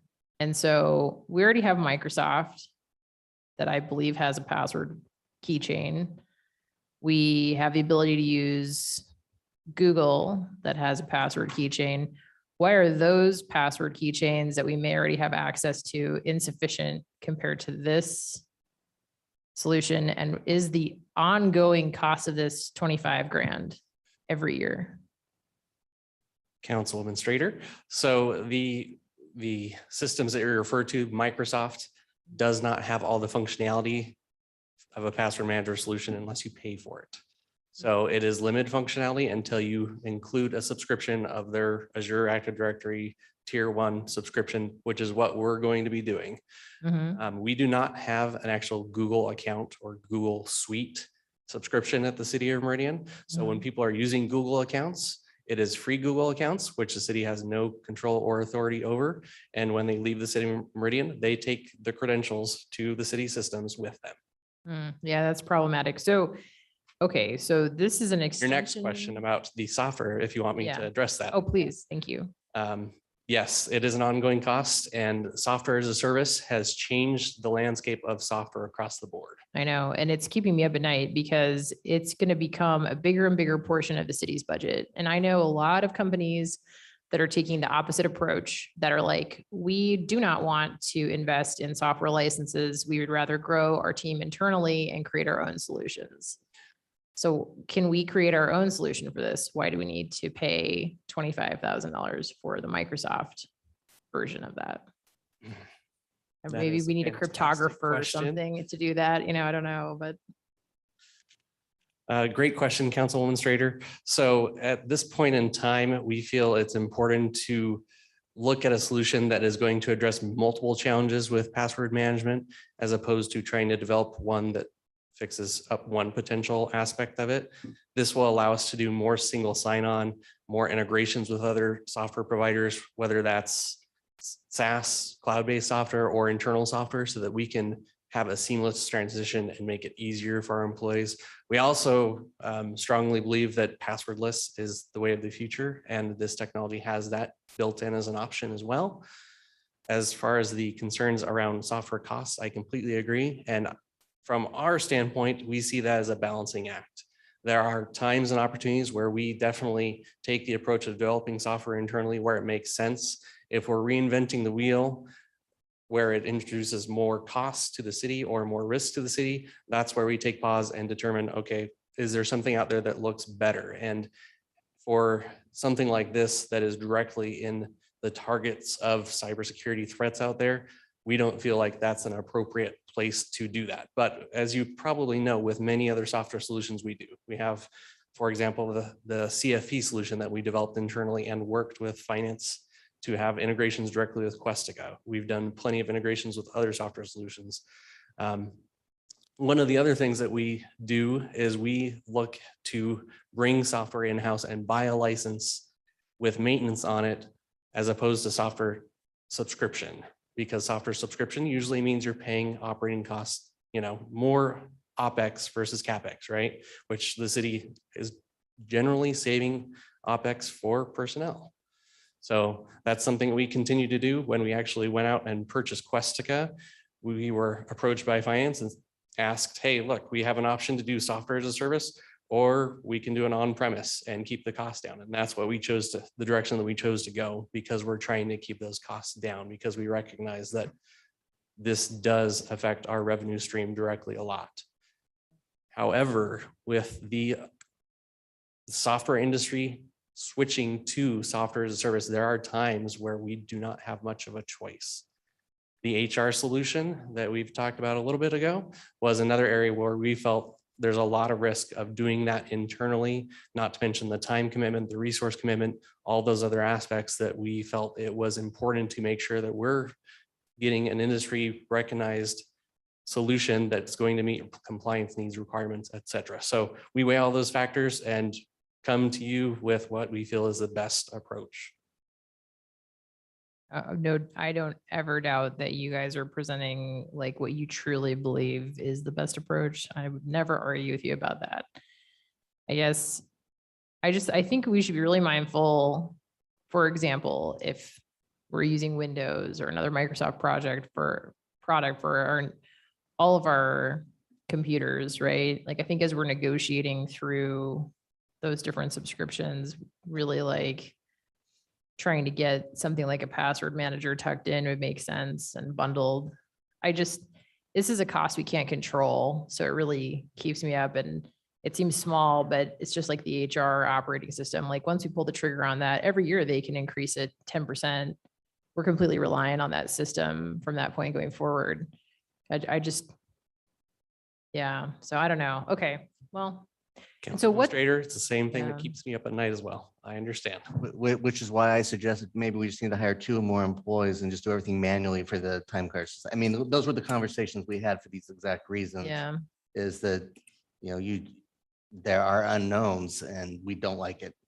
Yeah, some things too, like, and I'm sure we do this, but for security reasons, if there are systems that are really vulnerable to cyber attack, like maybe those systems don't belong on cloud-based software, right? Like maybe if sometimes going analog might actually be kind of a compelling option. Like the SCADA stuff kind of freaks me out, to be honest, and our critical infrastructure, like no different than the Pentagon. It's like the Pentagon's not on the internet, right? So I don't know, I hope I hope we're not always assuming that going in the direction of technology is the way to go, because there could be some narrow circumstances where it's just not. I won't have you go through all of our critical infrastructure, and let's not do that on the record for sure. Thank you.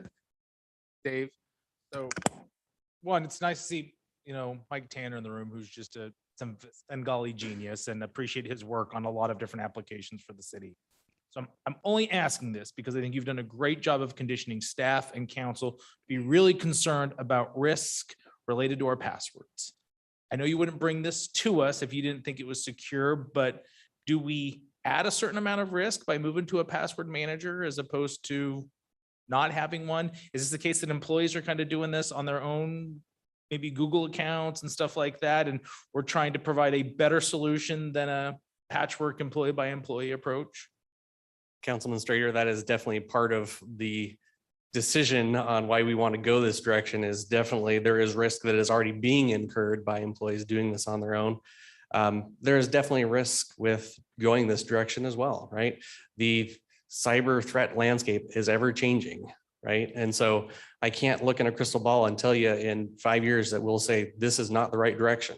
There are times where we have to evolve and change with those threats as they change. So that's part of the nature of risk management in general, but cybersecurity for sure, especially in the last few years. Thanks. So when you say passwordless access, are you talking about fingerprints, facial recognition? What do you mean? I mean, how do we remove having passwords? Councilwoman Perot, that is a great question. Many different password manager solutions or whatnot are part of different consortiums that are working on solutions for that. The one that is offered in our current solution, or the solution we're looking at, sorry, I'm saying current, is actually tied to a device. And so again, if you think about authentication, it's really something you know, something you are, something you have. Those are the three rules of different factors of authentication, right? This kind of covers both of those because it's something you know and have. And basically it's a push notification to a device that actually makes you enter something to say, yep, I am who I say I am. So if you'd like to see it, I can show you, but it's pretty. Yeah, I'd be interested because I mean, then does the device then have to have security feature that prevents somebody else from getting, I mean, like how many layers of that do we go? And forgive my ignorance in it.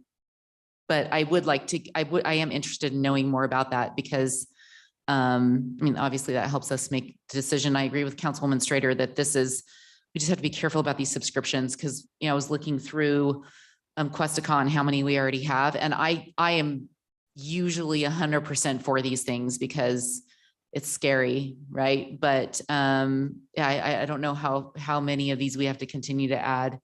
And I know when you're creating programs from scratch, sometimes you have to then buy a new platform, and that's as expensive, if not more expensive, to create an analog system. If you have to get a new platform, then it is to have the subscription with a company that specializes in it. So I get that too. So really my big question is, can we stop doing some of these tutorial videos every 2 months where Councilman Burnt and I get stuck on the naughty list? Because you have to remind us 15 times. Councilwoman Strader, I'm not sure this is part of the budget discussion, but no. I'm kidding. We cannot stop. So. Council President Hoagland actually made a naughty list in the council conference room for us. Dave, I know I wanted all the software that costs more than 100,000 per year, but now that I would like a list of all of our software subscriptions and the associated cost.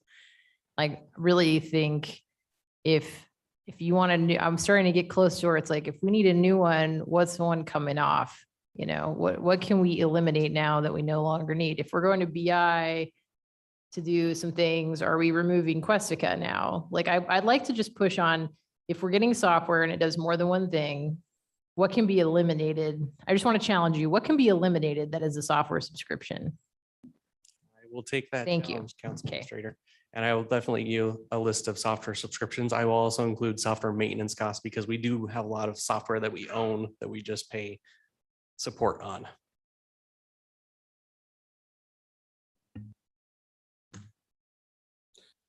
Our next budget request is what you just alluded to, Power BI server. It's a dashboard reporting tool. So it is really a tool that allows us to do dashboards, reporting, analytics, and data visualization for departments across the entire city. This is something that our police department's criminal analysis unit is very interested in for their analysis needs, but we also see other departments benefiting from this greatly.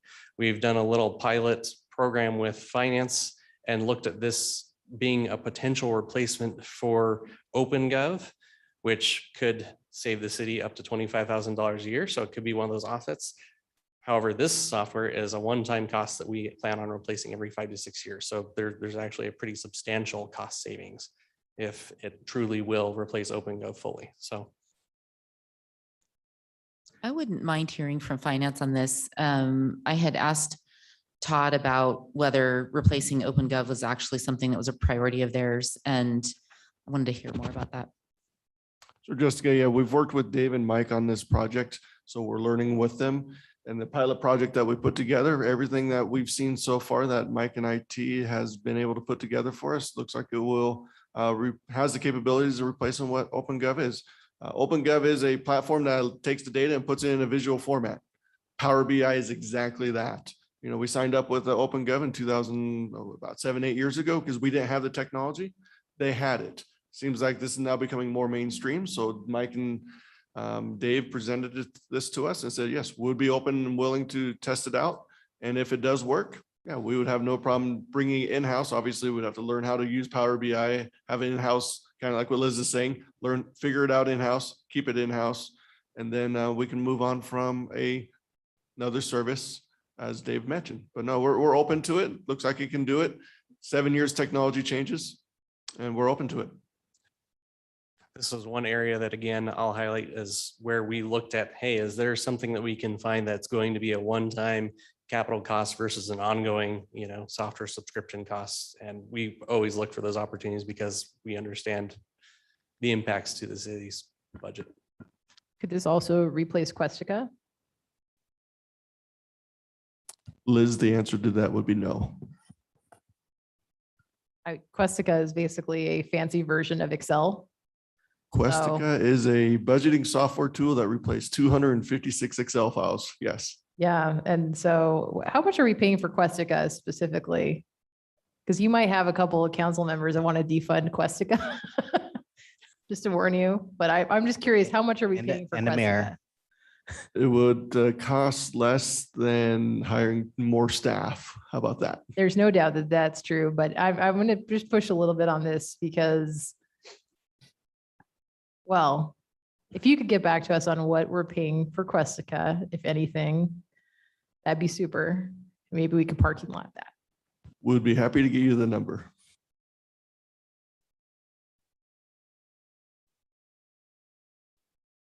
Council, let's go ahead and take a 5-minute break as we have people standing up. Maybe you want to stretch the legs.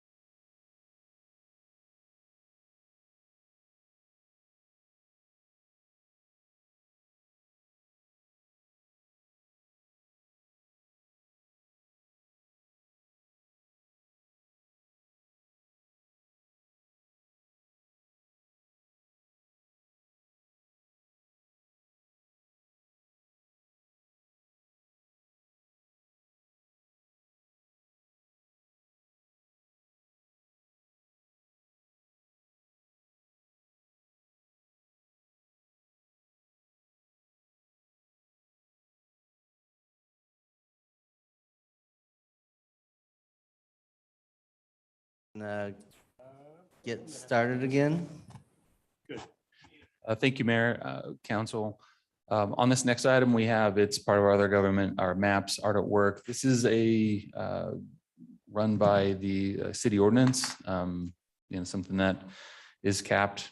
Is this something you guys want to, is there any items to discuss on this one? Or can we move on to the following?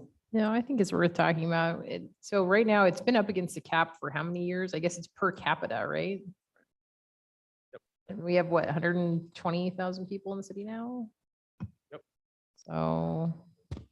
That's correct. So it's 50 cents per capita with a 100,000 cap, where I think we're now at 130.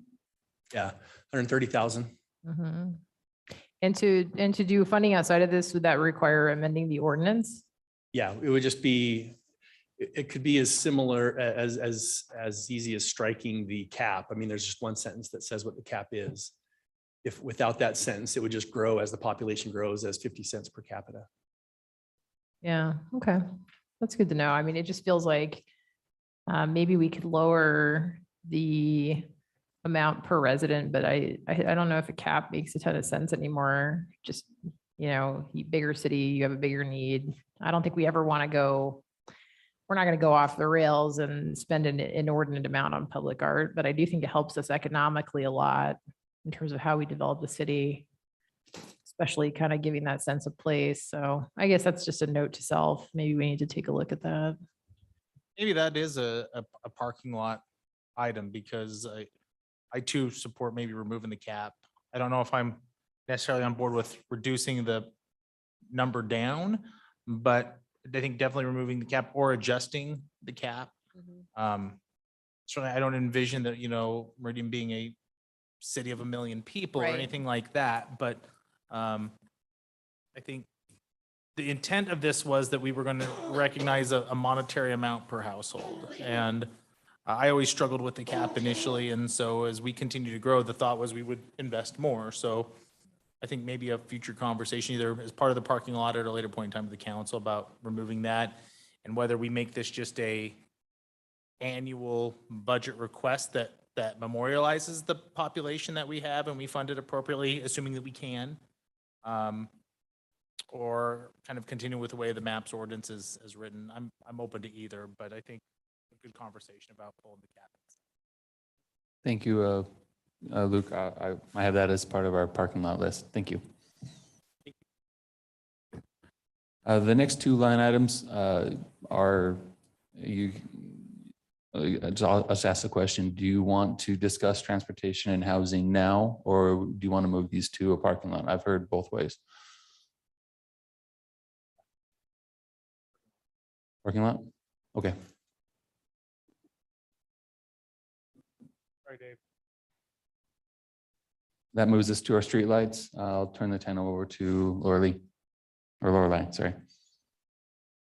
All right, thanks, Mayor and Council. So these two requests are for our annual streetlight projects. So this year we're requesting our normal or our planned CFP values. So there's a couple of reasons for that. While we really appreciate your extra support over the last few years to give us additional funding, we have experienced a couple of things. One is staff vacancy, which really took a hit on our program. The other is supply chain material things that have delayed some of these projects. So what we'd like to do is just request the regular amounts this year. It will give us a chance to catch up and spend some of the funding that you have allocated that we just haven't had a chance to spend yet. And it will also, which I think is really important, allow us to complete a streetlight master plan. That master plan, my intention is to bring forward and show you guys that really outlines like what is our vision for the streetlight program? What are the resources that we need for the streetlight program? What will that cost us? What is the staging of that program? For this year specifically, we're requesting, so this first request is for our supplemental projects. This is also the underserved areas. So this is adding new lights that don't exist today. So with this $45,000 request, we also have base budget funding, carry forward funding, and CBDG funding. So our actual funding for this line in total is about $376,000. And we anticipate that we will be able to accomplish between 60 and 70 new lights with that. So any questions on that one before we move to LED retrofits? So our second streetlight project, so this is where we take existing lights and retrofit them to LED lights. So our funding request this year is for $75,000, but if we also include our carry forward money, we're looking at about $115,000, which will allow us to complete around 125 light conversions this next year. So Lorelei, is that, it's tough. We appropriated the money. Can't make you spend it though, right? And there's stuff out of your control. Has the staffing issue been resolved? Are you using a contractor? How are you planning to execute to kind of get us on track to an accelerated conversion timeline? Great question. So we have been able to fill that staff position. I think our new staff member has been here for about 3 months. So we're still working on getting him up to speed. That master planning effort is really going to help, I think, identify what our plans are for both the human side of the staffing equation as well as the construction and supply challenges. One of the other things is we do have an additional streetlight person planned for FY24. Again, I'd like to finish the master plan and just fully justify and vet that need as part of that process, but that will be another component. We do also regularly analyze the cost of bringing some of this work in-house. So if we were to hire a electrician and a bucket truck and go do some of this work ourselves, we do have a model that shows when that tipping point would be. And that would be a potential other future budget request. That's not currently in the CFP, but could be a future item. Got it. Yeah, I mean, it's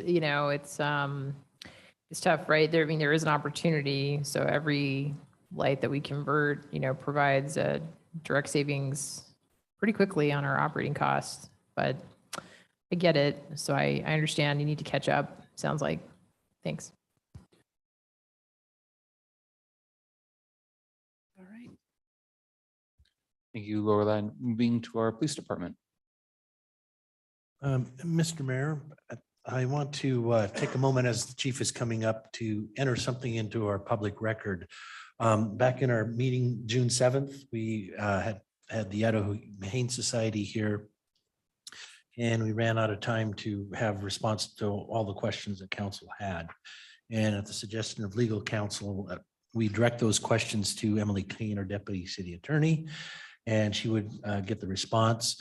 I think you've received a copy. Thank you for all your questions about that, and the response is in this document. So I would like to have this entered into the public record here as part of the police department's presentation. And Chris, our city clerk, you do have a copy, so we're good to go. Just wanted to note that it is now in the public record. So thank you, Chief. I will not read it into the record, no. Okay, as most of you know, I'm a quote person, and Ronald Reagan said, "There's no limit to what a man can do or where he can go if he doesn't mind who gets the credit." And I love that quote. I absolutely believe in it, but more importantly, I think we need to recognize the people where credit is due. And our police department team has done a fabulous job putting this budget together. Between our command staff and our fleet and building services manager, Stacy Peachin, they've worked diligently with the men and women of the Meridian Police Department to come up with this budget. Had lots and lots of meetings of what was going to go into the budget and what wasn't. And I'm actually glad to say most of those meetings I was not in. They were driven by our staff, and I'm very appreciative of that. So our first budget request is a police detective with a vehicle. This is a detective that would focus solely on our domestic battery issues, domestic violence cases for follow-up, including many of our misdemeanor domestic violence cases, rather than the felony investigations that we have focused on in the past. We believe this is a very important position for our agency and our city as we continue to grow. Next, we have our school resource officers, and along with 2 vehicles included in that cost. I think it's very self-explanatory of why we are looking at this. With the incidents that we have seen that it continue to occur in our country, we have looked at putting school resource officers in our elementary schools in the past, but it always came down to funding, and I think that now is a time we have to act. We can't continue to hope that it doesn't happen here. We need to make sure that we have the personnel to help us with those security things, and we can't wait on our national leaders to do something. I think it's time for us as local government, as local communities, to start taking this more seriously and make sure that we're doing the things that we can affect at a local level.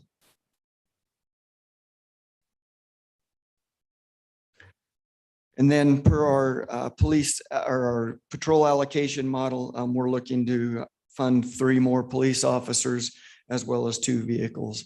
This is the model that was adopted by the city council years ago. It is a very conservative model.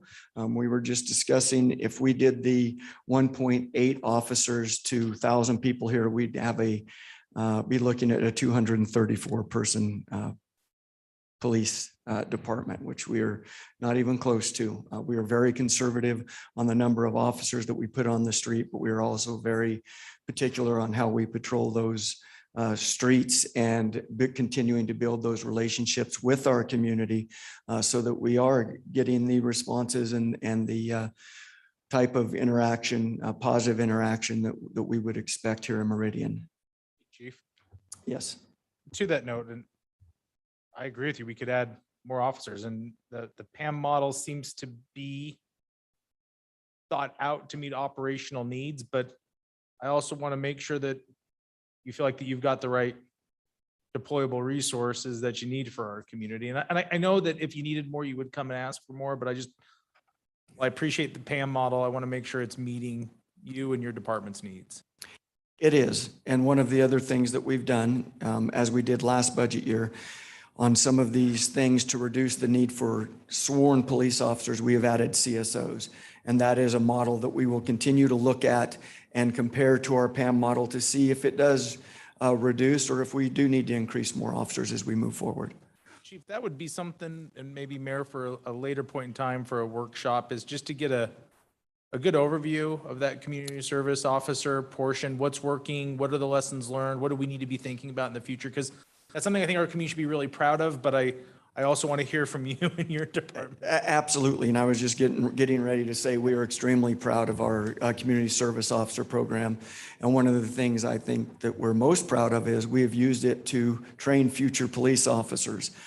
We have 2 that are getting ready to enter our upcoming police academy. So we'll be looking for some more community service officers to fill those spots. Next, we're asking for a 3rd victim witness coordinator for our department. We've been operating on 2 victim witness coordinators for the last 14 years.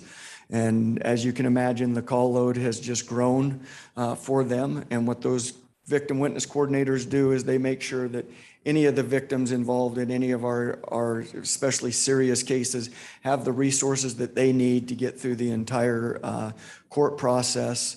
They make sure that if somebody needs a hotel, a room for a night, diapers for their kids, all of those things, our victim witness coordinators head that up. And our 2 that we currently have done a phenomenal job. And we're looking to take a little bit of that load off of them as much as we can and add 1 more. Next, we're looking for a vehicle for our crisis intervention team. As you know, we rolled that program out this last year. It has done a great job. What we have learned and what we knew going into it was that the vehicle would come after the fact. Putting somebody that is in a mental health crisis in a marked police unit in the back of it just adds to that trauma and those mental health issues. And so we want to do the best that we can in an unmarked vehicle to help them and help that process be as seamless and as non-confrontational as possible. And again, we're looking for a vehicle for the Office of Professional Standards. These are the sergeants in those positions. They are the ones who do all of our backgrounds. They travel across the country, they travel across the valley, across the state, doing our backgrounds, and they're currently sharing a vehicle, and we'd like to get them a vehicle to make it much more efficient for us as an organization to do those backgrounds. Patrol vehicle cameras. We currently use body worn cameras, and those are great when we're out of the vehicle. They are not very effective when we are in the vehicle. One, we have to manually turn those on, and oftentimes if we get involved in a pursuit or a hot call running code, that officer forgets to turn that camera on until they get to the scene. These cameras, once you turn on the lights and siren, the cameras are going on with you. The other problem with just using your body worn camera is usually your seatbelt's right across the front of it. So we don't really get to see what occurs during that pursuit or during that code 3 response. And we want to see exactly what those driving habits are and make sure that we can train to reduce the risk to the public as well as the risk to our officers. Risk monitoring. As you know, our officers have dealt with doxing in several cases over the years, and it continues. Coeur d'Alene is recently dealing with this after the arrest of Patriot Front members. And I was just notified this morning that some of our officers involved in the child welfare case have been doxed again in the last day. So what this program does, this company goes in and they basically scrub as much information as they possibly can off of the World Wide Web. Helps protect our officers' addresses, all of those things, if they choose to enter this program. And that's what we're wanting to do, is offer this up. I can tell you the response when we put it out has been overwhelming. The majority of officers are going to try to do this, use this program. I, for one, won't. If somebody wants to dox somebody's house, they can come to mine, but I do not want them to go to our officers' houses anymore. Hey, Chief, could you go back 2 slides, please? Let me try. To the vehicle right before risk monitoring. No, one more. Yes. Yeah. So unsurprisingly, we'll have a parking lot item. Yep, absolutely. Taking a look at the EV versus gas. Big shout out to Stacy Peachin, who's looks like really crunched the numbers. So I appreciate that. For a vehicle like this, does this vehicle get shared on the team? Does it go home with folks? Does it stay and it's in a pool of vehicles? Like, how is it used? So this is a vehicle that will go home with our officer because they, even though they work the professional standards, they still will respond to scenes to conduct our internal investigation of what has occurred at that scene. It will be equipped with lights and a radio. So it's not just a standard vehicle that they drive back and forth. It still does have some emergency capabilities. Okay, thank you.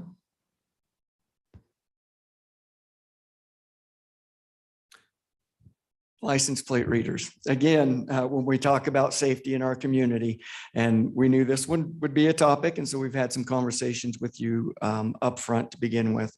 And we know that there are concerns about government monitoring and those types of things. This program that we're looking at is a little more unique than others.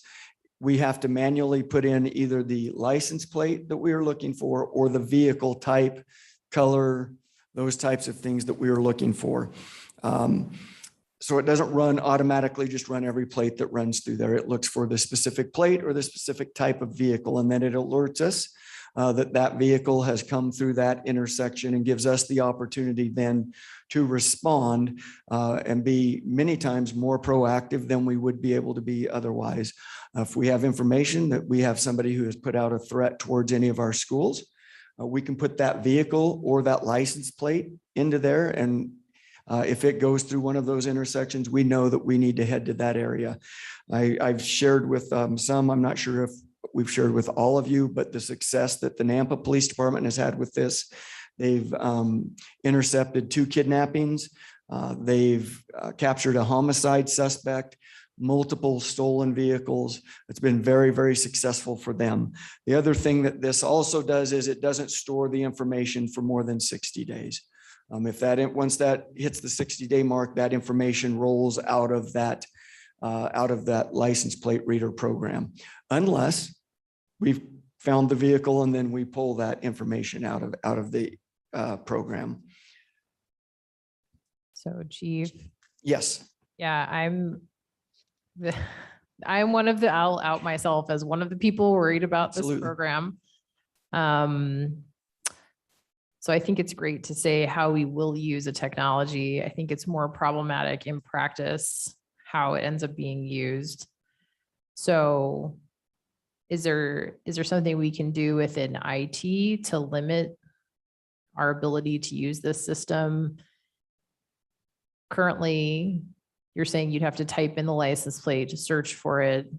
Or the vehicle type, yes, and color of the vehicle. Okay, and then what safeguards are in place to ensure that we're not doing blanket searches or not just looking at a feed? Someone in an office isn't just like looking at a feed of an intersection. Sure. So one, that is one of the things that we can implement internally policy wise. It is also something that we can do periodic checks, just like we do with our body worn camera footage. We can go in, we can see who's been entering the vehicles. It will be limited to the people that are given access to that program, which is normally going to be a supervisor or an investigator that works those types of cases. It's not going to be put in there to look for speeders, shoplifters, things like that. But one of the things that it has also been very successful in doing is we have these traveling groups that come through the valley, and they defraud our businesses of hundreds of thousands of dollars. And within the last month, I know that Boise put in some information in there, and Nampa was able to intercept some of those people at a hotel in there in Canyon County based upon getting a hit on that vehicle. Yeah, so, it's tough because I believe the cameras are coming. I don't think with the amount of digital doorbells and stuff that I don't kid myself that that's not happening. I just honestly worry about surveillance capitalism and being the one to let this technology in the door when it could be abused. It could be used for other things, so I'm one that I'd personally think taking the next year to really iron out the access policy, ironing out the policies and in practice, how it would work and what safeguards we have in place, and then funding it would make sense. Just one person, obviously, but I'm not comfortable funding this at this time without really a deep dive into those aspects. Chief? Yes. If I remember correctly, we would be signing like a 5-year contract with the vendor if we approve this. Am I correct? So a question might be then is, what options are available to us if we just did it for a single year? And Chief knows this. I think a couple members of council, Eric knows this. I've got some reluctance on this as well. There's trade-offs, right? It's added community safety versus government surveillance of its citizens. And I want to support what I think you guys think is best for the public safety of our community. But I also think that Councilmember Strader has some good points about ensuring the policy meets the intent of what I think all of us want to achieve. And if we could do this for a year and then have you come back to us with statistics about how many users, cases that we've been able to find success as a result, how many times a day, a week, a month are we accessing this type of footage? It would give me greater comfort for long-term buy-in on this. I just don't know if that's an option. I get always really reluctant on pilots. I don't like pilots.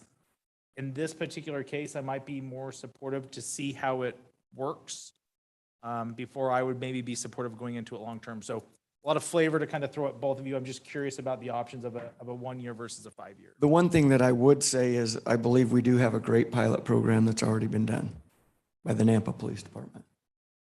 I mean, we have huge successes that they've had. And I think that certainly those victims that were involved in those would attest to the efficacy of this program. Councilman Cavanagh, to answer your question, yes, it is a 5-year contract, but it would obviously have the standard city opt out after 1 year because we can't sign a 5-year contract. So they're giving us a better pricing model with the anticipation that we would proceed for a full 5-year contract. But we absolutely would be able to sign for 1 year at a time. And at the year's time frame, if we don't realize the benefits out of it, which I know we will, then we could opt out of that contract as well. And Chief, or Eric, who owns the footage? Is this city-owned property? Does the vendor have ownership on it? It's all ours. We own it. And also speaking to the procedure policy, Nampa PD is also a Lexipol policy member. So we adhere to the Lexipol program for our policy. So they have already established their policy and procedures. We have that. It's just some few tweaks to look through to make sure everything meets our guidelines. And then we would have an established policy we can implement immediately. We also, the program, I guess the best way to describe it is tracks keystrokes, as the chief said. So anybody that would be utilized, the program would be tracked, and we could have audits to see who has access, who's used it, and what they've used it for. It would have to be used for an investigative purposes only. Chief, I was going to say, if we approve this, goes into effect in October for budget purposes, sign the contracts, whatnot, we have enough time to put together a policy. Yeah, and that's exactly where I was going to go, is we could have a policy in place for you to review well before it goes into effect. And the same thing I was going to say, that's why I bring people smarter than me to these things. Maybe if it's like, I guess I'm open to conditionally appropriating the money conditioned upon a review of like an approval of an adequate policy and procedure. Councilman Borton, hopefully your red flags are going up. So this is one where I think, because it's new, I think the policy and the procedure both would have to be reviewed. I think if it's being used in an investigative manner, my concerns would be, go to a city like London. London is covered with cameras. You're being watched all the time. If you go to that city, I don't think it makes you any safer. I worry about a place like New York, where you're driving around and every single car is being recorded at all times. And so if somebody runs like an orange light, they're like automatically getting a ticket, right? So I will say this, we're not allowed to use these cameras for red light violations. Yeah, it seems first state code. It's kind of a chuckle, but those are the things I worry about is, you let something in the door, it starts with a discrete purpose. That purpose morphs over time. It is a tool. Do we want to let that tool in the door? I'm not totally against it, but I just feel really strongly about policy and procedure that's really, really narrow. Councilwoman Strader, the other thing I will point out as well is, when it comes to license plates, in particular, putting those into that system, that's dealing with our ILET system, and officers that violate the proper usage of that system usually get decertified or at least suspended. Yeah, point well. Mr. Mayor, Councilmember Strader, I'll echo what the chief said. State law does not allow us to use cameras for citations. So currently, unless the state law changed, and that'd be a different conversation for the city, we would not be allowed to use that for that type of violation. I personally think that, with strict policy in place, I think this could be hugely beneficial to our community. we're only using it when we are requesting specific data. We're not surveilling anything. You know, we don't have employees that are in a dark room looking at different intersections during the day, during the night. We're looking for that specific car, specific license plate that has committed a crime or is on our radar for some reason, wanting to do bad things. And we specifically go after that one vehicle. And in doing so, you make it a lot easier for an investigation to take place, protecting our citizens. So I'm not in favor of surveilling, I don't think that's what we're talking about, but going after a bad guy that has abducted a kid and we know exactly what car he's driving or she's driving, and we know the license plate number, going after one specific vehicle, I think is important. But I agree with Councilwoman Strader and Councilman Kavanagh. I think policy is really important, and I have no doubt that you guys will put together a policy that will reflect who we are and what we do as a culture in our police department. So my thoughts. Thank you. I got one more question. What other agencies, if any, would have access to the data?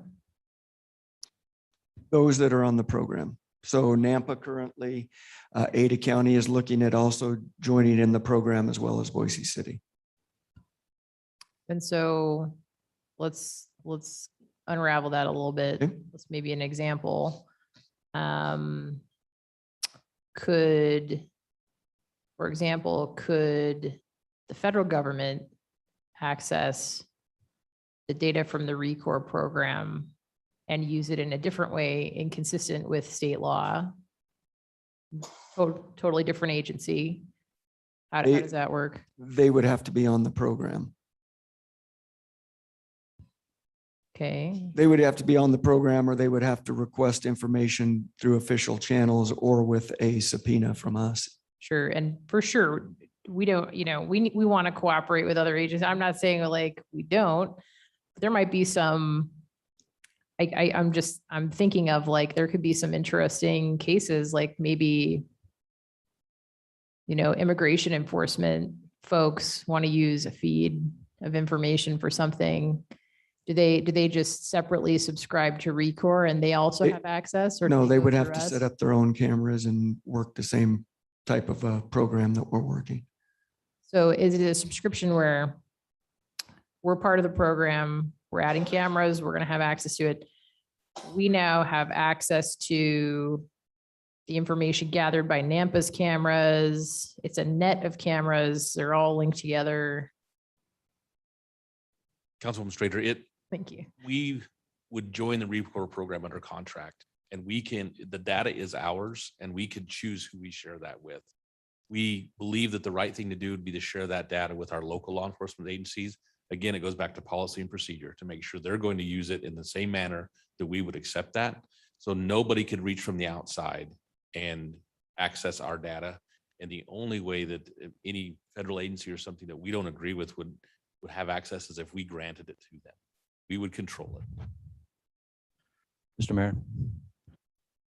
maybe what we do, Mr. Mayor and Mr. President, is there's a lot of questions involved with this. This is brand new stuff, and maybe it would be beneficial to, because we have some time. This is just a workshop. We're not making any concrete decisions today, and we have some time to, to talk about this more. Maybe we put this on a workshop, and I'm sure that maybe some citizens would be interested to know about what this is, and maybe make it part of the public record and put this on a workshop so we can delve, get a little bit deeper with it.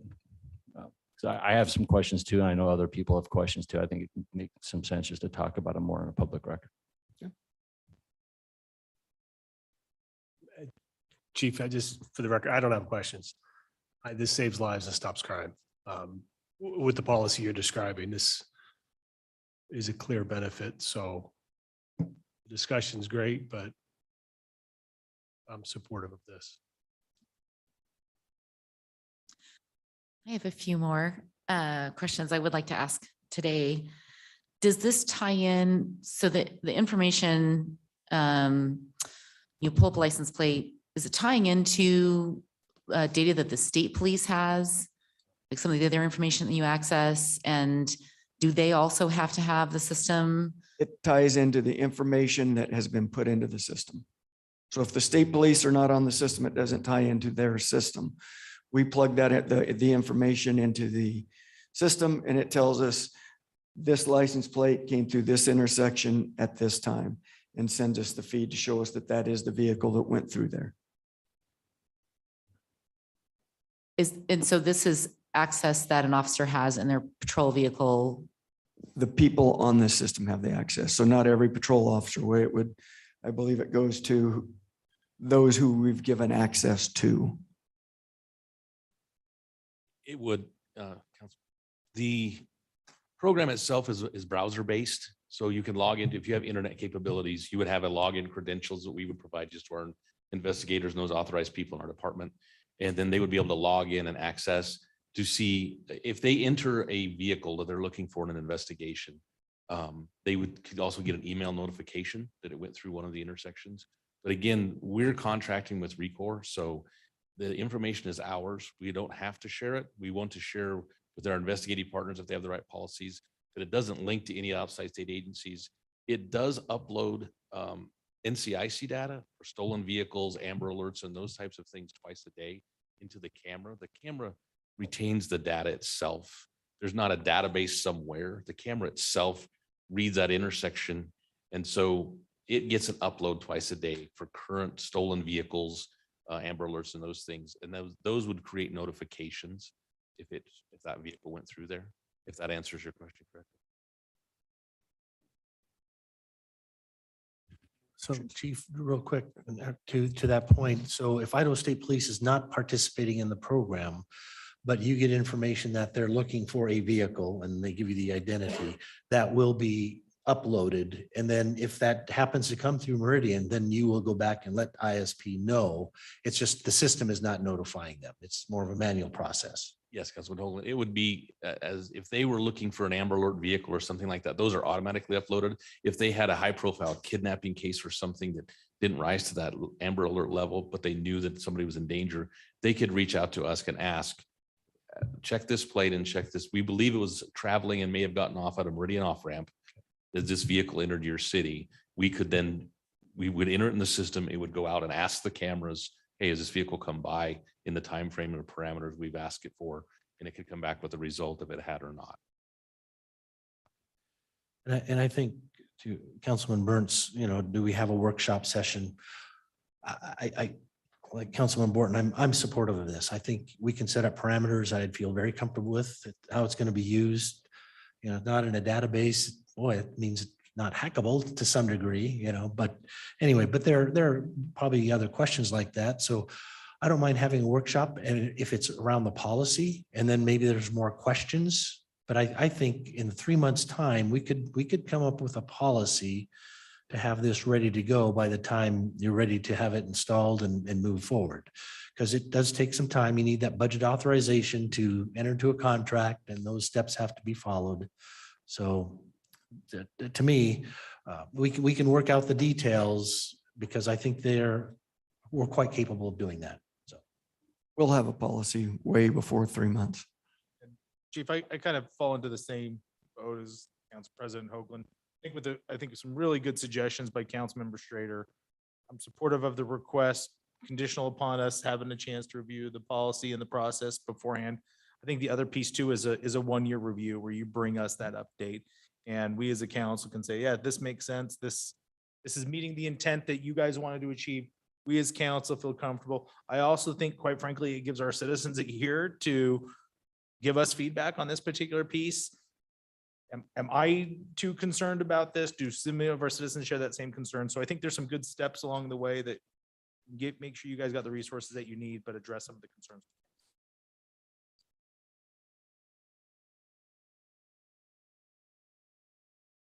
The next item is a tactical under the door camera kit.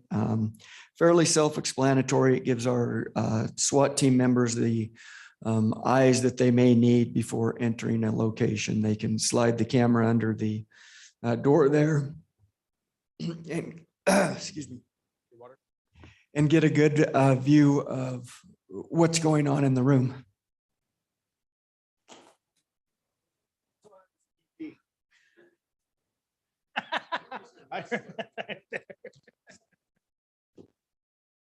So just helps them working their covert tactical operations, makes it safer for our SWAT team members. And the next is a tactical handheld wireless pole camera. So again, kind of the same purpose. This is a camera that they're allowed, they can stick up into attic space before they ever try to send any officers or anybody up into that space, and they can see what's going on up there. A lot of times, certainly when we're on these calls, that's where people want to hide. They want to crawl up in the attic space and don't think that we're going to follow them up there. But again, just a piece of safety equipment for our SWAT operators. Chief, do we have these already? And this is like in addition to, or is this a new technology? I'll let Lieutenant Harper speak to that exactly. Perfect. Councilwoman Schrader, this is actually new technology. We were borrowing a very old camera system that was all wire run. So this allows us to actually run it off our phones. And it gives the cool thing about this camera is it gives you 360 imaging all at once. So it's actually blending all of the cameras together at once. So it requires very little manipulation. Also has an IR feature so we can see at night. Gotcha. And then the previous request for the under the door is the same. So we don't have one currently. It's a new technology. that is something that we've actually never had. Okay. So this camera system will work on commercial doors as well as residential. Gotcha. And is it similar to a drone in the sense that there's a large investment, but we only feel that we need one? Or is the end state to ultimately have more than one of this type of equipment, of both of these types of equipment? I think with having one, we will definitely be fine because it's not something that is used on every single operation, but it's something that we need available to us to be able to deploy when needed. Right. And so we're going to have two different, right? We're going to have the main police station, but then we're going to have a new precinct. So would we ultimately have one in each, or how does that? So yeah, ultimately, we would like to get some of these more patrol accessible as well. But this is for our Metro SWAT team. This is for a call that we've been out on for a while. We have time. We have our Metro team that is getting ready to make entry or looking for somebody. So they would be the ones that bring that with them when we bring the rest of our equipment. Okay, thank you.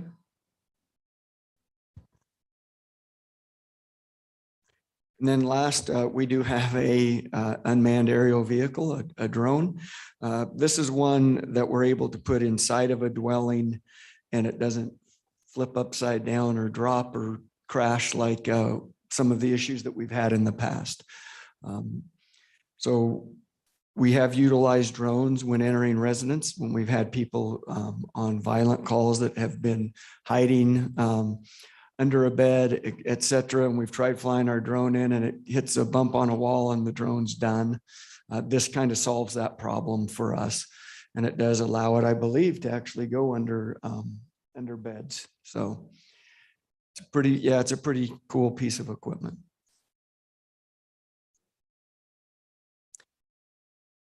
Question about all three of these. Obviously, officer safety is hugely important, but are there specific instances, not that you need to describe them, or situations that are causing additional concern than we were experiencing, say, 5 years ago with officer safety and accessing buildings, or kind of what's prompting this now? Technology is making it safer for our officers. If I can send a drone in to search for somebody, prior to sending officers in, much safer for my officers. We don't have to have officers trying to bend down, looking under beds, doing those things. It really narrows the search for our officers. Were we having frequent situations where the officers were being harmed or where they were having I will say physical this, issues? I would say fortunately, not being harmed, but we send officers almost every day into domestic violence situations where we have people who are refusing to exit a residence. And rather than being able to go in there and find out where they're at prior to sending officers in, we're sending officers into those situations blind. And if you were to send in one of these, the UVA, for example, and the resident in the, or excuse me, the individual in the home or the building hits it with a baseball bat, do we have insurance to cover destruction? Yes, we do. Okay, it's a real possibility. How big are the, I'm just curious now, like how big are these things? Do you have to like blow open a window to get this thing into the house? Yeah, Like, how we'll break a usable is window. this? We'll break a window and send All it in. right, so Yep. you break the window, you're gonna send Send in a the drone. drone. And is this different than? We may kick a door, Yeah. right, immediately and send the drone. Yep. It is a much smaller drone than like some of the traditional ones. And it's totally different than the ones, our first drones we bought off of Amazon. So it's just, available to the public type stuff.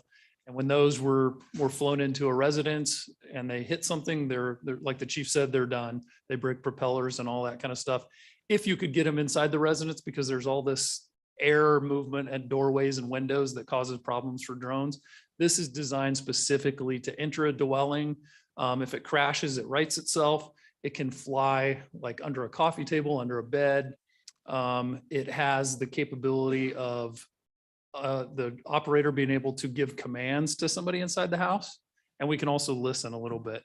And it's analog, so it doesn't broadcast out. It's just the operator. It's cool. Thanks for sharing. With the under door equipment, how does that work if you're trying to get through a garage door, an exterior door that has weather stripping? Are you cutting that stuff away? Or it seems to me like if you haven't accessed a building and, pretty much every door on the exterior of a building is going to have weather stripping, what benefit is that going to gain? Good question. A lot of times, there is, even with weather stripping, you can still push this through the weather stripping. And again, from a tactical perspective, the more that we can do outside, especially with new case law, new tactics, we're trying to do as much as we can from outside the building before, as the chief said, sending officers in and jeopardizing their safety. Obviously, it's a dangerous job, but this technology, I mean, it's been around for quite a while. The cameras have really come around. That's the neat part about it. But we're also coming up from a SWAT side, we're coming up against more fortified doors. So it also lets us see behind that door to know if we need to look for another point of access, especially if it's a hostage situation or something that we have to make immediate entry. This is going to give us the capability to do that. Any other questions? Just maybe one more thing, just to confirm. So this is an extra piece of equipment that enhances security. It's nice to have it when it's available in a timely manner as part of a SWAT team situation. But I am assuming this does not change our standard practice for an emergency where we need to go in immediately, lives are in danger. We're No, not waiting for these things to show, obviously. No, right? our officers are trained to go in immediately. If we'll get the elephant out of the room. Listen, if this is an active shooter, we're not waiting for a drone. The first officer on scene is going in and addressing the threat. This is available. This isn't just for a SWAT operation. We have drone operators that work most of our shifts. And so they'll check this out. So this is more of you have a person who has certainly fortified themselves in their home. And we know that it's not a situation that we have to enter immediately. I appreciate that. I don't doubt that at all about you guys, but I just appreciate you saying that on the record for everybody that's listening. Thanks. All right. Now our favorite second responders are up. Thank you, Tracy. Council Mayor, if you guys would like to follow along in the budget book, you can turn to page 111 and you'll see the list of change requests that we're going to go through, followed, and the details are after that as well. Thank you, Chris. Save the best for last, huh? Chief, real quick, Sir. a parking lot item for both you and police, are any of the items that might have been in your budget request that were cut? It'd be nice, it'd be interesting to hear if there was an item or two that you had sought but had removed. Okay, thank you. All right, well, Council, Mr. Mayor, while I do not have a very nice Reagan-esque quote, I would like to echo the same sentiment as my first responder partner echoed in thanking the team. This is a budget that we're proud of. It's been multiple years in the making and certainly very fine detail over the past year. Thank the folks in finance, certainly our HR partners who've worked with our classifications on this, our rural partnership that we have with the Rural Meridian Fire Protection District, as well as working specifically with the mayor on some of the details of this. So one of the first things we have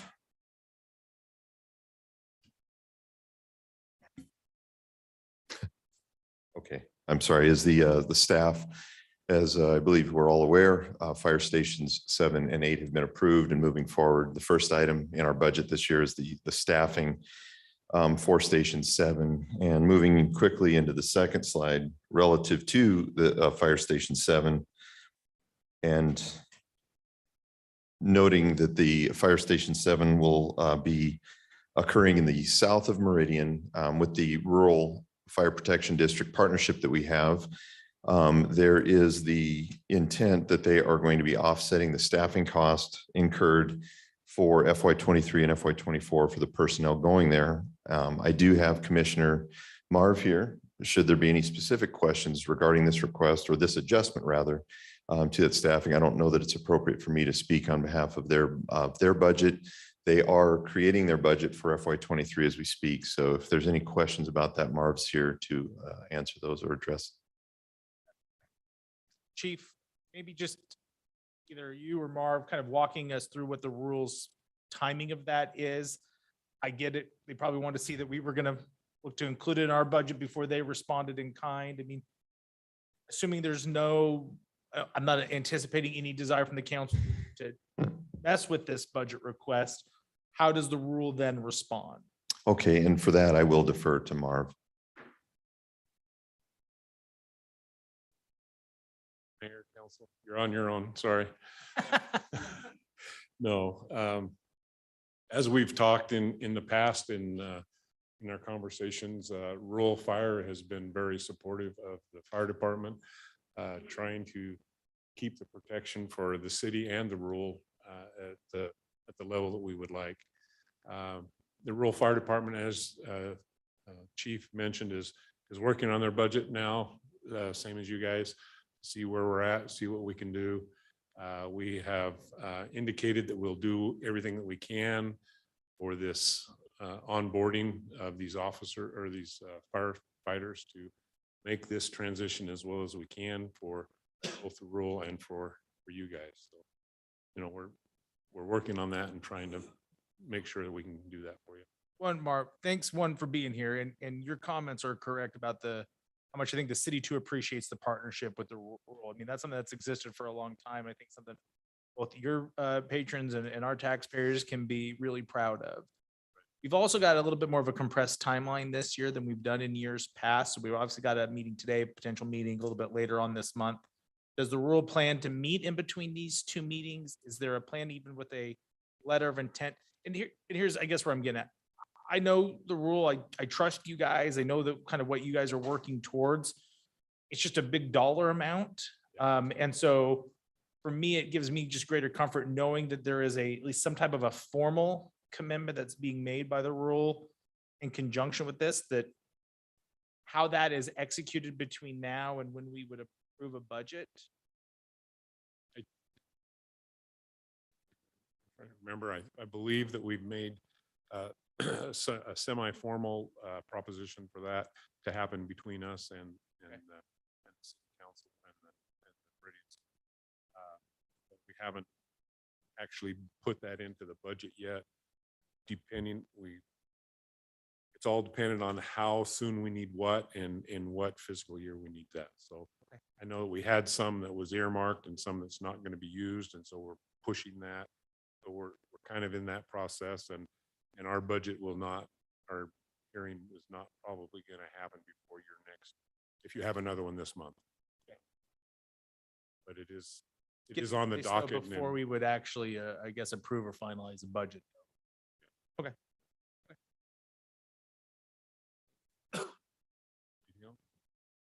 Great. Thank you. Okay, so moving on to our next budget request is the staff for Station 8, Fire Station 8. Again, I think one of the things that's kind of important to capture with these requests is these are a fully funded request starting in FY23 in October. However, we are going to work very specifically to do a process of interval hiring to where there will be cost savings realized over the course of the year that we're not actually going to be onboarding that entire staff in October. So it'll be something similar to, you know, a couple of people in October, a couple in November. And that's sort of also just so that we can gate how many people we're bringing into the organization, preserve the culture of the organization, as well as should we have any indicators that the fire stations won't be done on time, we can stop with where we've hired and we won't have any additional staff that can't be or isn't supported. Yes, sorry. Just a quick question, and Brad, I think you had mentioned earlier when you're doing the overview that fire would have 35 for FY23, yet we're talking 30 FTE here. Great question, Brad. So there are 30 between fire station 7 and 8, and then we have some support staff. And so there's 5, you know, admin support staff that, you know, Chris wants to put in place to support the 30. Okay, so this doesn't include the support staff. Exactly. No, sir. Got it. Got it. I guess a question I have, so this is a fully loaded operating cost. But what you just described is a prorated hiring process, a staggered hiring process. Would it not be appropriate to update the budget request in line with a plan that would more accurately fit the onboarding plan that the chief is describing? Great question, Liz. So you saw in the last slide, it said adjustments of minus 1.7. That is what we did for one of the stations. We took your approach exactly on that line. In discussing with the staff, I recommended that we put a full 12 months in here so that we do not rely on fiscal 24's revenue funds to pay for at least one station in its entirety in the fiscal year of 23. Fiscal 24 will have to capture this second station, which is not fully funded because we have a $1.7 million adjustment. It was my recommendation that the city acknowledge a full 12 months of fiscal 23 revenue sources so we do not have to rely on future revenue sources. If something were to change with the economy, I can guarantee Chris and his staff that I can at least get one funded. Again, noted that we have a rural agreement. The second station still relies on 24 revenue sources. And that was my recommendation. That's why you don't see a 8 adjustment. You see a 7, just what's falling exactly in your line. But that's why you don't see 4 twice. We wanted to make sure we funded one station completely in 23. Yeah, I see what you're saying. And maybe just, we want to follow our normal budgetary practices for the one station that was already planned to be built. And the second one was following that staggered approach to offset actual costs, especially with those that were being paid by the rural to help do that. Mhm. Okay, thanks. Okay, so our next request in our budget this year is a captain of logistics. This position has been filled since October in a temporary status. And we set some very specific parameters for the reason that we have this temporary position was to actually vet out the value of the position and if it is actually worthwhile and is important that this person be a captain in the Meridian Fire Department. To date, that position, and we have a very, very concise report of the savings that position has been able to provide to the city of Meridian, and it's in excess of $72,000, as well as probably more importantly, 560 days of in-service time on apparatus. What this has done is it's taken an individual who has a position of authority and rank within the organization, as well as expertise in SCBA's electronics, small engine repairs, and apparatus maintenance. And instead of having these pieces of equipment leave the city of Meridian for a week or 2 weeks at a time, they've been able to, in fact, be back in service same day in many cases. And so it's a tremendous value to the city of Meridian and a cost savings to the community.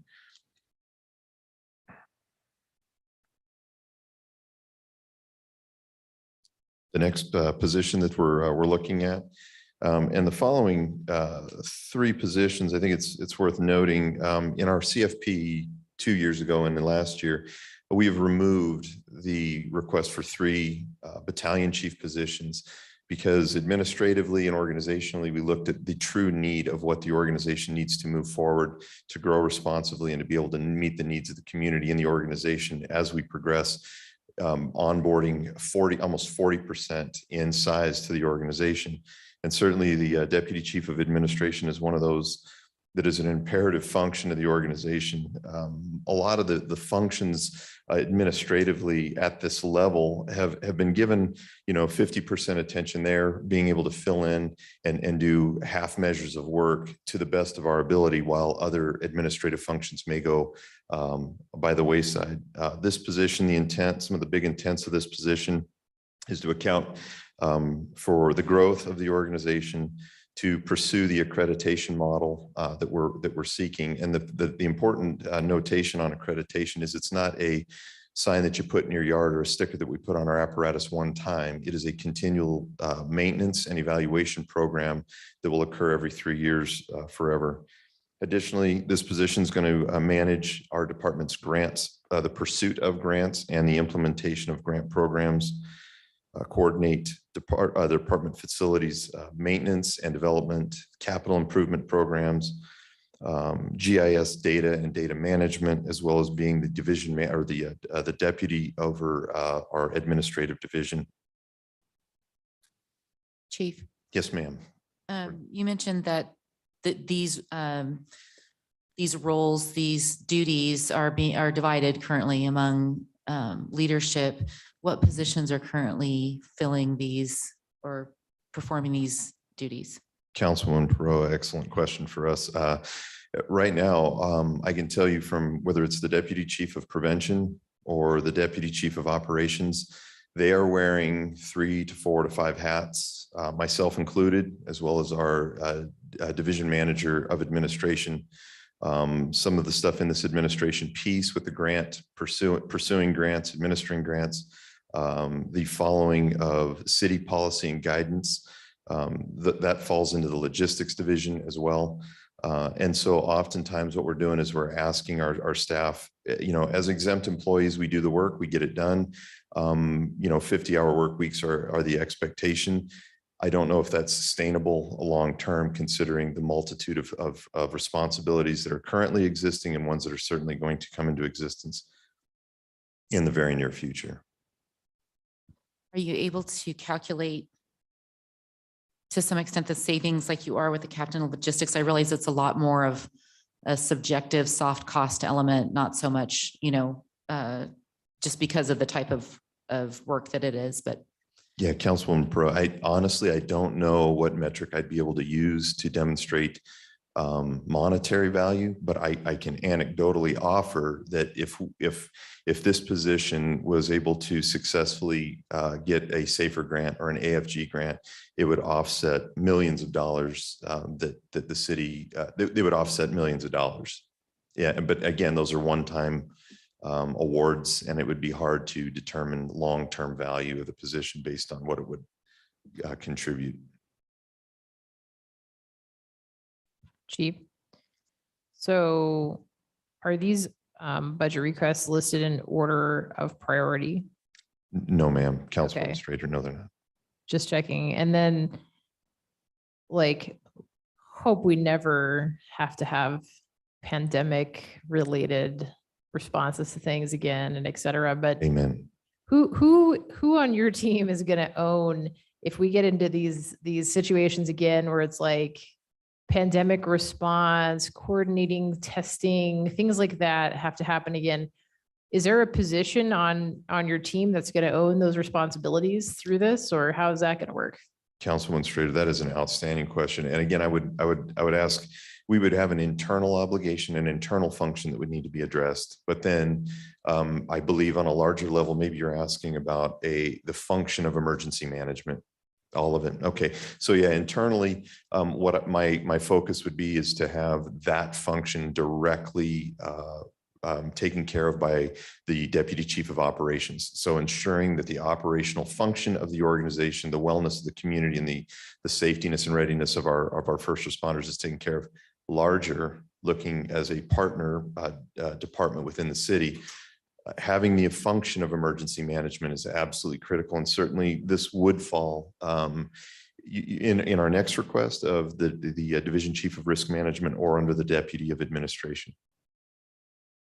Got it. So you believe the current job, like the job duties that are loosely associated with emergency manager would be split between the Division of Risk Management, and then I guess this position, Chief of Administration. Councilman Strader, that would be my intent at this time. Yes. Gotcha. And then, all right, so you got logistics, administration, risk management, risk reduction. Then you get into the EMS stuff. Are there any of these positions that can be deferred for 1 year?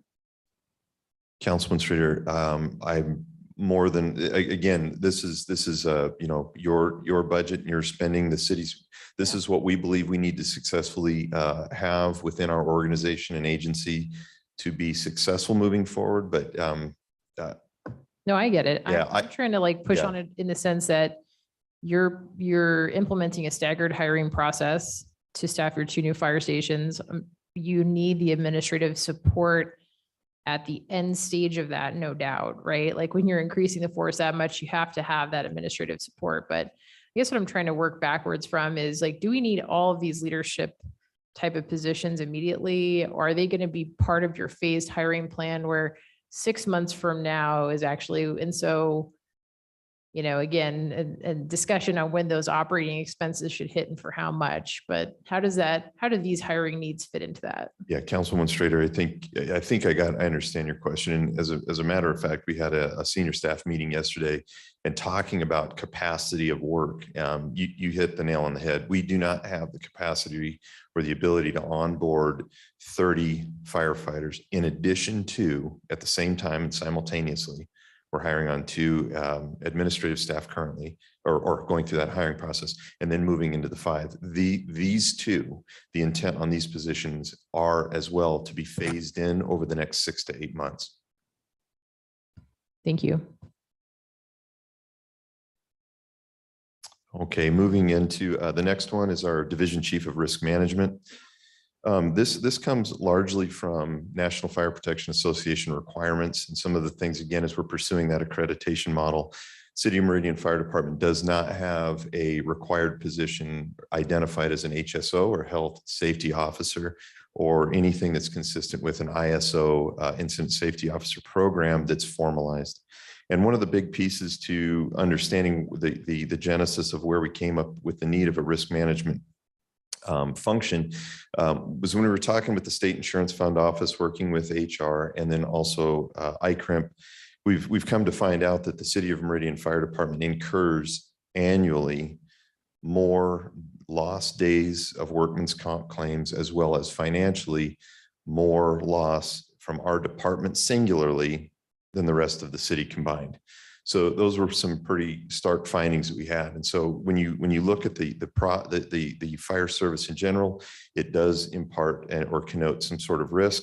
What this position does is it identifies practices and procedures that are done, whether it is getting on and off of a fire truck, practices of rolling a hose, certainly those activities that take place on emergency scenes, as well as implementing, getting our employees 100% healthy and back to work, and reducing hours and days lost due to injury, illness, or otherwise. So that's where a lot of this came from. And certainly as we're looking at risk management, it's a holistic approach to our employee and our agencies. Cardiac death is the #1 killer of firefighters. So we're trying to figure out programs and procedures to be on the front side of this. And again, this is not a one-time approach. This is a long time. This is an evolutionary progression of incremental change and reducing risk to our staff. We talk about our cardiac, cancers next, and then certainly we have the mental health component that is an ever-present specter in emergency services. So that's that position. Chief, Yes, ma'am. I don't know if you can answer this, or I assume the police chief can answer this, but is this Well, I'm gonna so similar? Does the police department have a need for a similar position for their department as well? I imagine a lot of those health concerns cross over to all first responders.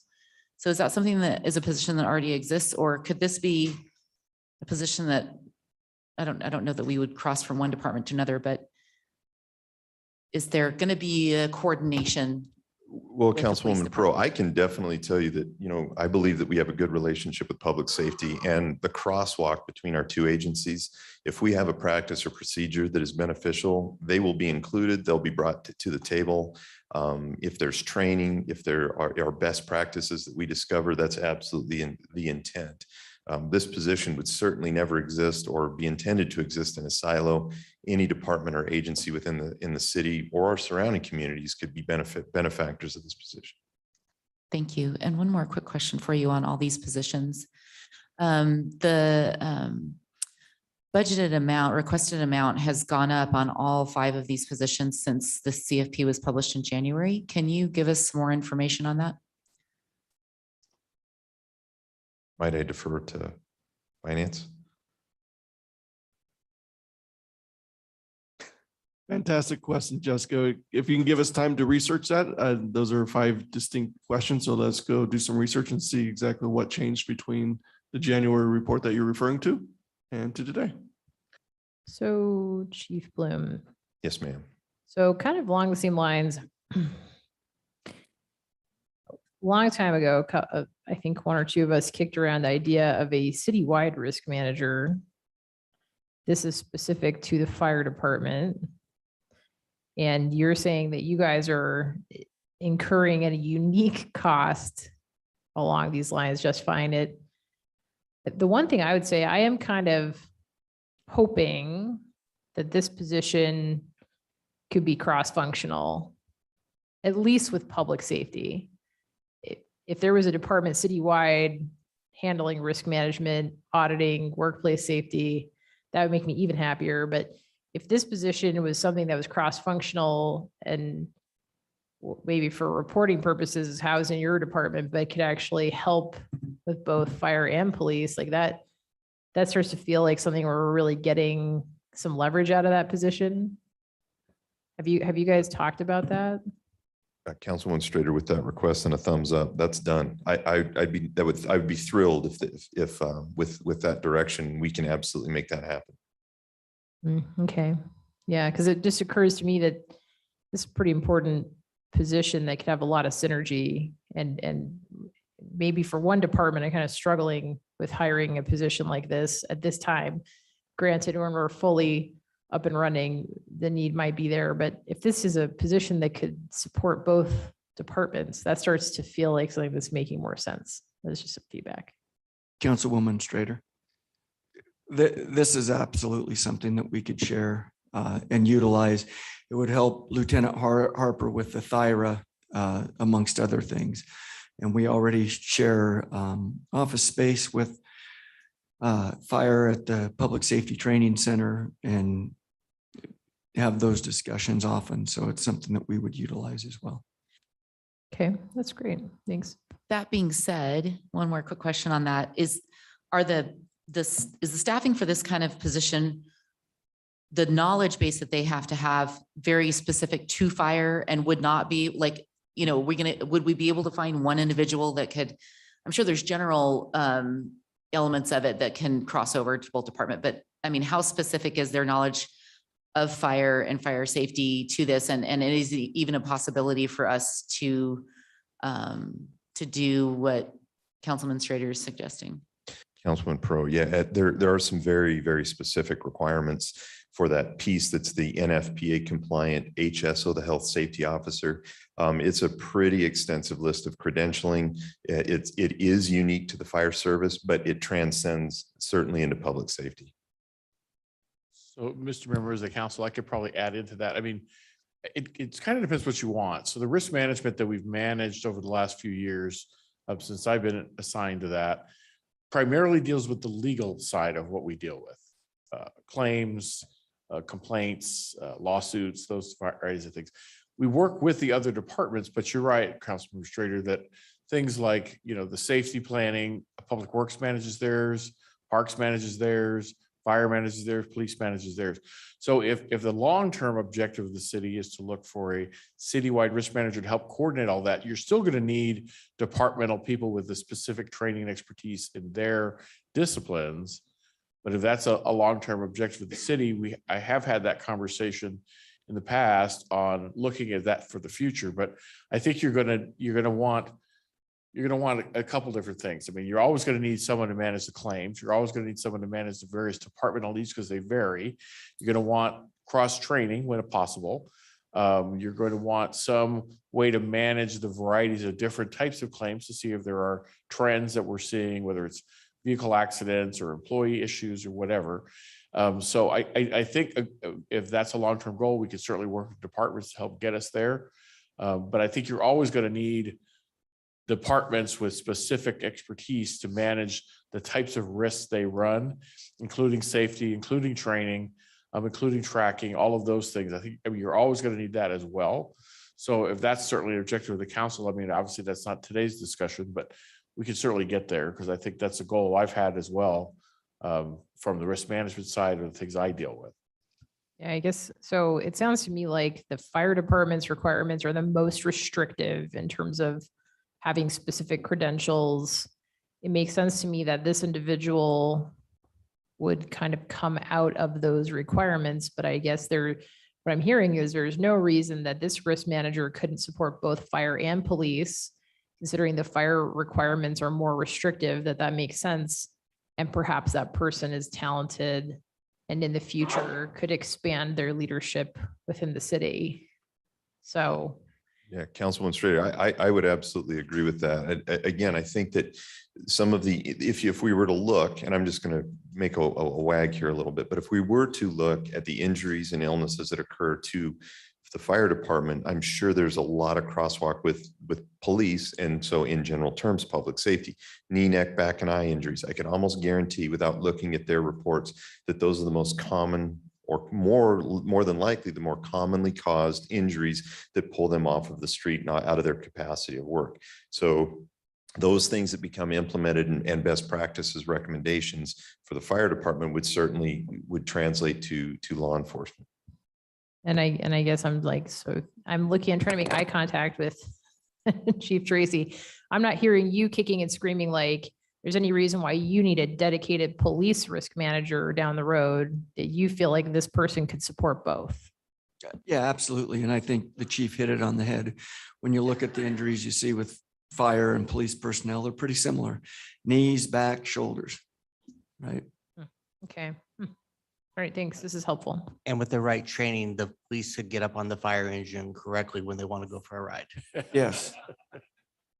Man, tough crowd. All right, fair enough. Okay, I'll move forward then onto the next one. And so Councilman Strader, I think you hit something as you were kind of reading through our request. There's a theme of risk, and this position, the community risk reduction specialist, is really important. And I think that on a national level, when we start talking about public safety and fire prevention or fire protection services in general, the greatest dollars that we can spend as a community is in reducing a community's risk before an event takes place. So a community risk reduction specialist helps create a safer, healthier, more prepared, more resilient providers, more resilient organization and a community. And a lot of the functions of a community risk reduction specialist is identifying those things that generate 911 calls in the first place. So if we have, and one of our highest volume calls are slip, trips, and falls from ground level. So there is really no need for this fire department in this community to send a $1.2 million truck to a member of the community's house to assist them off the floor if that fall could have been prevented. And so this is what a community risk reduction specialist looks at. It looks at left of bang or proximate causes to the highest level of calls that we go on. And what can we do at the very basic level to prevent the call from happening in the first place? These positions, when we talk about reducing risk, are the force multiplier that the fire service is going to need in order to maintain their relevance to the community. I can continue to come up and ask you for fire trucks, fire stations. And if I come in and also tell you that the highest number of calls that we're going on is for fall injuries, a reasonable question that you should have of me is, what are you doing to prevent the fall injury from occurring in the first place? This is what this does. It identifies those calls, addresses the proximate cause of those calls, and prevents them from happening in the future. And also, this is a civilian, a non-sworn position. Chief? Yes, sir. Question about that. You know, in your budget request detail, one of the questions that we ask is, does this request meet the legal compliance or regulatory mandates? One, I think some of what you shared with us is a little bit different than what I read on the request. So maybe first answer that question. What are the legal compliance or regulatory measures that this position is responding to? You know what, I'm going to have to get back to that, Councilman Carpenter. I don't know that there is any legal requirement that meets. Okay, and that maybe is a parking lot. I don't mean to put you on the spot, which is when No, I appreciate the when I read being it, put on I the was spot. like, No oh, problem. that's, I want to learn more. about Yeah, that I do piece of too. paper. I'm sorry. I think maybe that was a keystroke error. So this one, I think it's important. to know we've got the best like public education team in the country, and Sparky is a known entity within the Kavanaugh household. So I think we're doing a lot of great stuff there.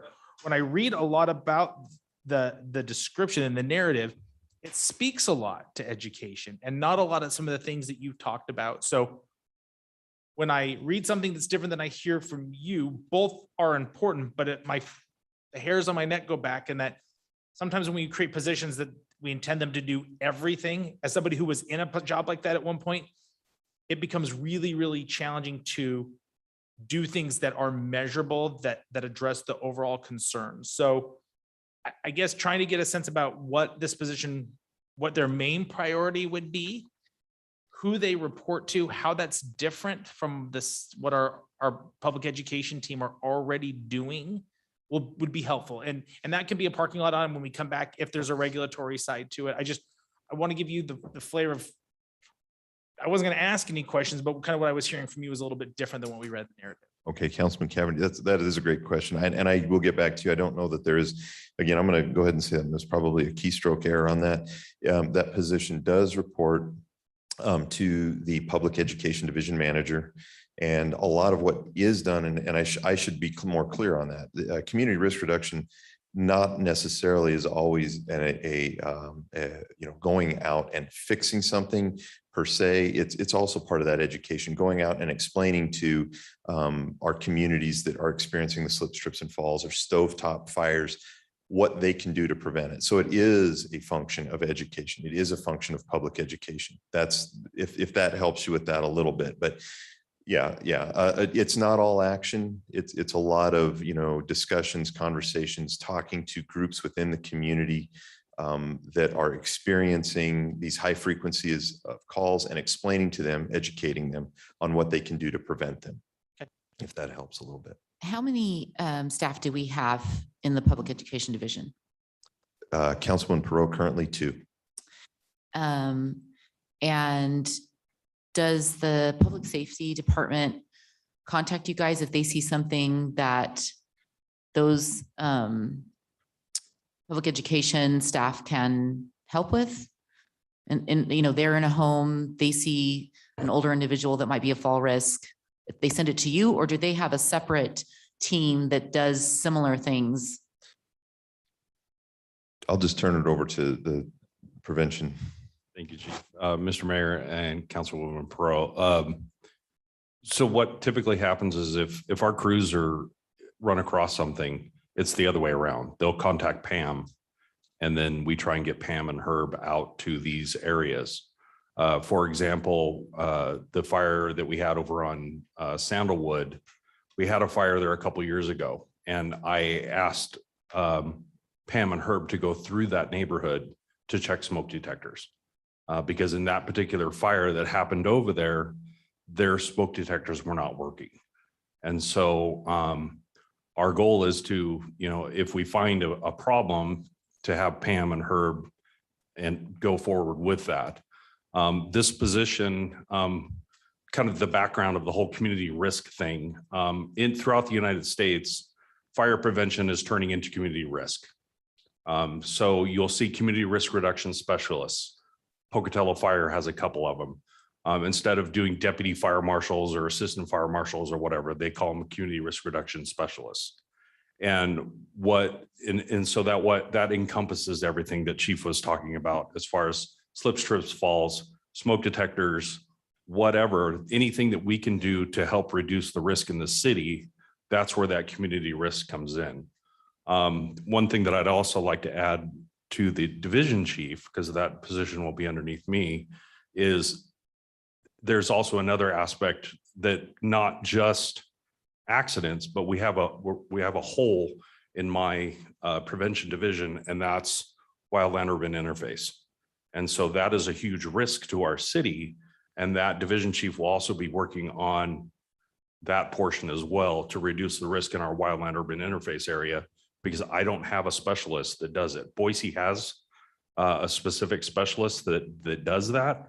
And honestly, when I have issues, I call him. So this will get us our own. I've talked with Jason in environmental, and he's like, yeah, that would be awesome if we could get someone that can help with that, because the city, not just myself and fire, but the environmental group also needs a wildland specialist. So that will also be something that division chief will do, because again, it's part of risk reduction. Because if we can get the grasses and stuff cut down, slips, trips, falls, like Chief was talking about. So this community risk reduction specialist is also going to be a data analyst. They're going to look at our calls. What are we going to the most? How can we reduce those calls and make our communities safer? That's the goal of the whole community risk bubble. It's kind of a giant thing. So a lot of people don't have fire marshals anymore. They're deputy chief or of community risk. So, and that's why we're rotating towards this community risk. Kind of struggling with mission creep a little bit, right? So we already have folks that specialize in education.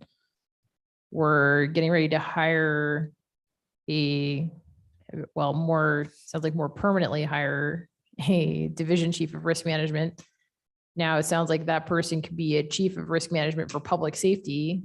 Does it not make sense to get that leadership position in place, develop a plan around community risk reduction holistically, decide if they need a data analyst or a special skill set citywide so that we can centralize our risk management?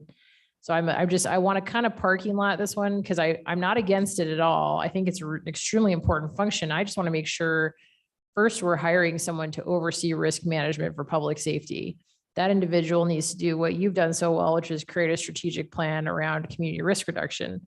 And that person may need a specialist or someone to work under them to help be a risk specialist, whether it's a data analyst person with data, analysis capabilities. But I think it's kind of hard to hire what I feel is a little bit of a fuzzy job description that could encompass anything. It could be community, it could be wildlife interface. And that's important because we've had applications in that zone. It could be, so I'm struggling a little bit. I feel maybe this is, I just want to be like a good back and forth. I feel this might be a bit premature. I'm a little concerned. Maybe we should hire the division chief of risk management, give that person a year to get a really solid plan in place. And then this next position could come later. Is there a reason that shouldn't happen in that order, or a more urgent need? Well, Councilman Strader, I'm sure that's up for discussion for you guys. I genuinely see from where I'm at, the function of community risk reduction being separate from the organizations adjusting to and addressing our risk management model for firefighting. So the community risk reduction piece is one that interfaces directly with the community intentionally to reduce the community's risk and address proximate causes to the highest frequency calls that we're going on and trying to address those risks. So I see it, again, holistically. I see it as both being necessary. I can appreciate your notation on maybe it comes on or comes in incrementally. Chief, if I may, Council Administrator, also this position will report to Pam, and then obviously Pam will help with that division chief of community risk.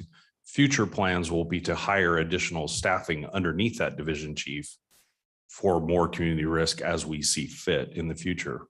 The immediate need is for Pam to have additional people because, as you know, our city is growing and there's only 2 of them.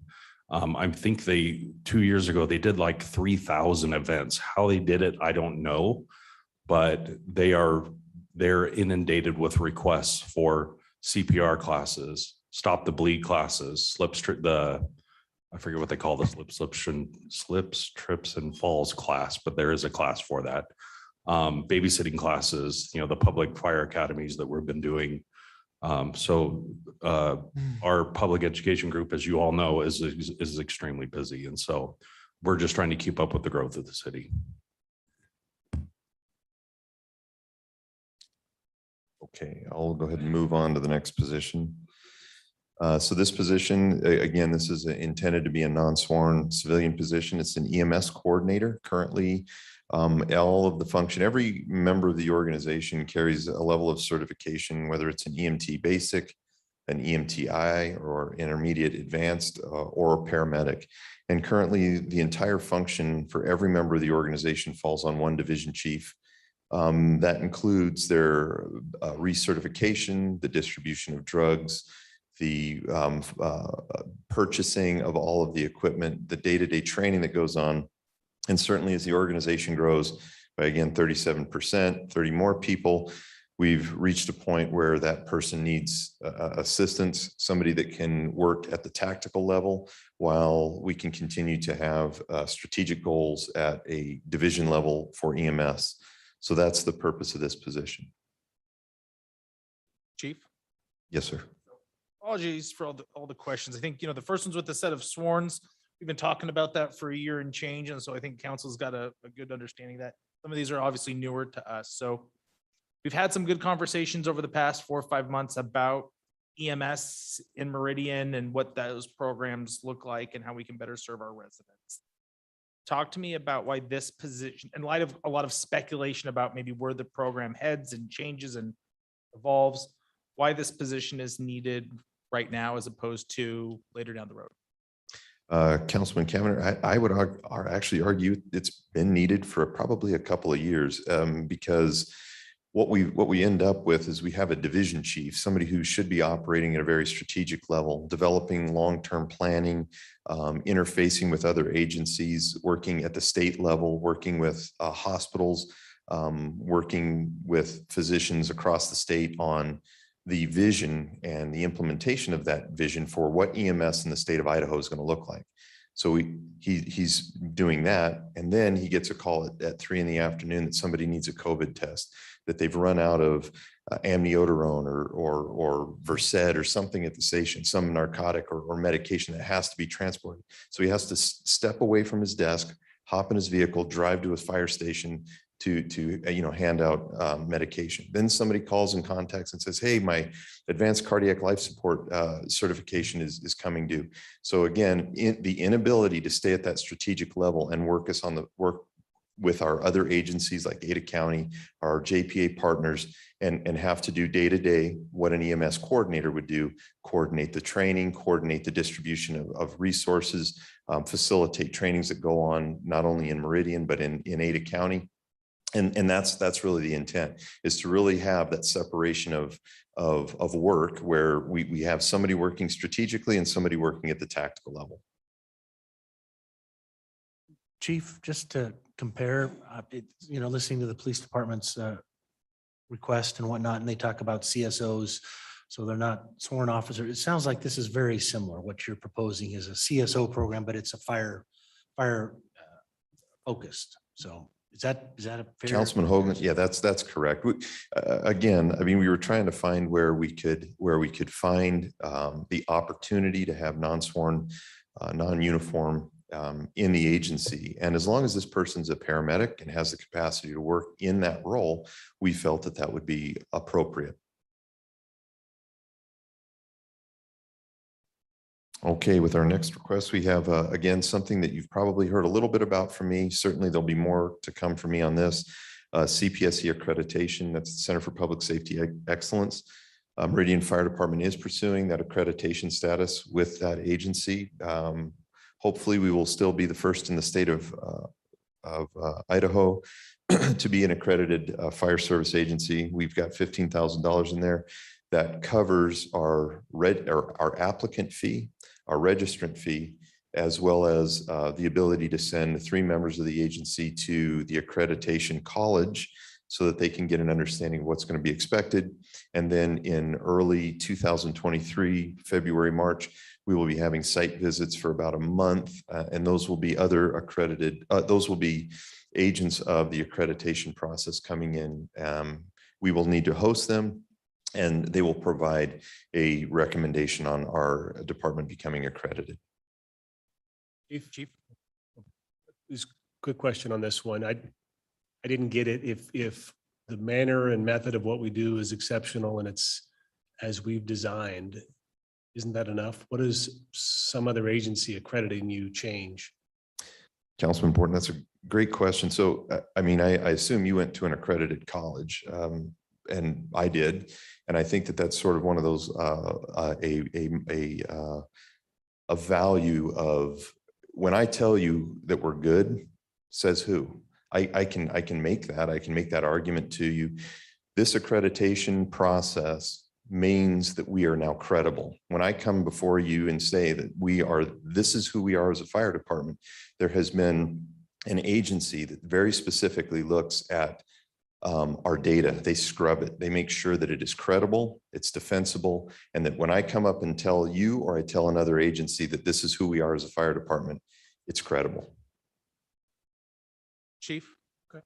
Is this, I mean, there's a certain element of training and then it sounds like application fees. Is this a one-time cost? Are we asked to re-accredit ourselves on an annual basis every 5 years, 10 years? What does that look like? Councilman Cameron, great question. It is a one-time submission of accreditation, and that fee is based on the size of the community that we serve. That's the first piece. The re-accreditation process is much less rigorous, but we will have had established the standard, and that's every 3 years. And do you know what the cost is to be re-accredited? I do not know. It's a fee, but it is not the large reoccurring. I think maybe between now and when we formalize our budget, get an understanding as to what our ongoing costs could potentially be. Understood. Including any potential travel expenses if we're sending people to training out of town as well. I have the same question as Councilman Borton. I'm struggling a little. The description of what this will do was very general. And so I guess my question is like, who cares that we're accredited? I mean, from the outside, who is concerned with our accreditation? Is it our residents that are concerned? Does it allow the department to apply for funding they wouldn't have otherwise been able to apply for because of the accreditation? I still am not 100% sure I'm understanding the benefit that it brings. Okay, good question, Councilman Perot. So I would offer this. If I were to go out and try and seek data on metrics of what good response times are, for example, or what should be the concentration and distribution of the resources that I come in and request from you. How many ladder trucks does the city of Meridian need? How many fire stations? So instead of just kind of pulling it out of well, maybe that's the number that I need, what I can do, and I have some numbers right here, I can go and I can look at what other accredited agencies, what they do. Because when I look at their numbers, when I look at their response times and I look at the number of stations that they have, I know that the data that I'm getting from those agencies is credible. And I think that that's the thing, outside looking in. And if I was an insurance agency, if I was a member of the community, and if I was responsible for spending the city's dollars, understanding that the information that I'm providing you is credible and defensible, I think there's some value in that. So you think that there's a risk protection, a legal element to it that benefits us? I would defer to Bill on that, but I think having credible, defensible data would be. Chief, I just to close the loop on that, unless were you gonna? No, I was just going to echo that I mean, I think, again, any of this type of certification is going to be helpful in the case of an issue or a problem of some sort with the city. I certainly think there's value added, and certainly not wasted. I think what you share is credible and defensible because you share it candidly. So the fact that you say something to be true and is necessary matters as much or more than an outside agency, quite frankly. So maybe I'm missing the boat. And I thought maybe it has some recruiting benefit for outside folks looking to join our team. But at any rate, Well, Councilman Borton, I would agree. It does have some benefit to be one of 300 departments in the country. There is some credibility and kudos, and I'll go a step further and say that the journey is more important than getting the placard placed on our stations and the community, because the journey and what we've already discovered about who we are as a fire department, we have a long way to improve in our data management, our data collection, how we staff, where we locate our stations, what apparatus and equipment we place. But the journey already, and we haven't even gone through the process, has been more beneficial than achieving the status. And one thing I found working in an organization that applies for to foundations for grants, and I don't know how much money, how much grant making you'll have, but that accreditation really is necessary. If you want to get that grant, especially where they're competitive, that stands out, and it assures them that they're on their game. So.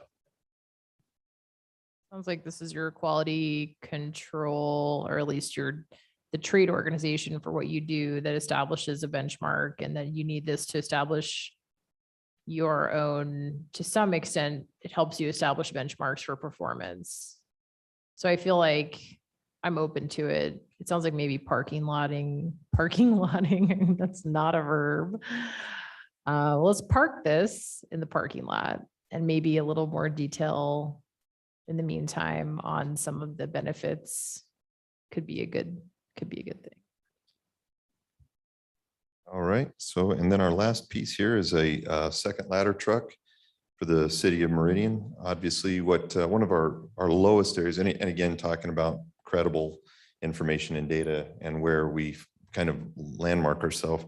When we look at our ISRB rating, one of our lowest rankings at a F, 31 percentile, is on our ladder truck service to the community. And of course, this was evaluated when there was one ladder truck at Station 1. The intent here is to have a second ladder truck providing service to the community. That the second ladder truck and placing the old ladder truck into reserve status should take us into the high 80s or low 90s in our ISRB rating on that piece, in addition to providing much needed protection that a ladder truck would provide.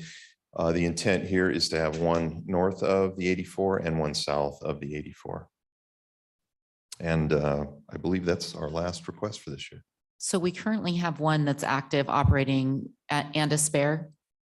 That's Councilman Pro, that's correct. We have truck 31 that just went into service, and we have retained the the 15-year-old ladder truck as a reserve.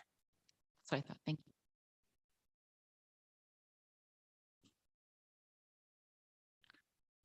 Thank you, Chief. Chris, we'll move on towards the Parks and Rec. I have one thing to say about our first responder partners. I know that they give each other a little, there's a little banter, there's a little feedback between the two, but I got to say the relationship between the fire department and the police department has never been better.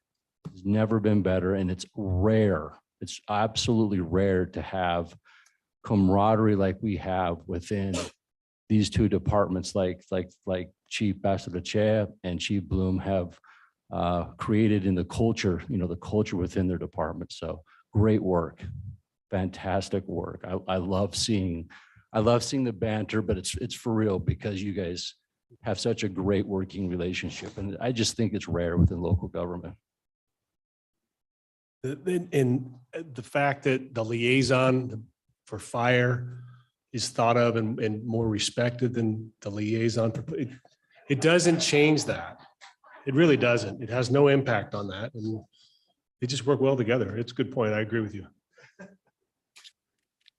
So council, before we get going, I want to make sure everyone's bellies are good because I know it's important for Steve not to be on the back end of low blood sugar. Want hangry council members? So I pose it to you. I think there's 7 slides roughly. Would you like to break now? And before we go on, because okay. Sorry, Steve.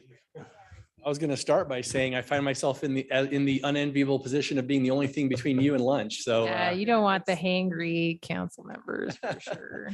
yeah, anti-hangry is a good position. So, all right, I'll be back.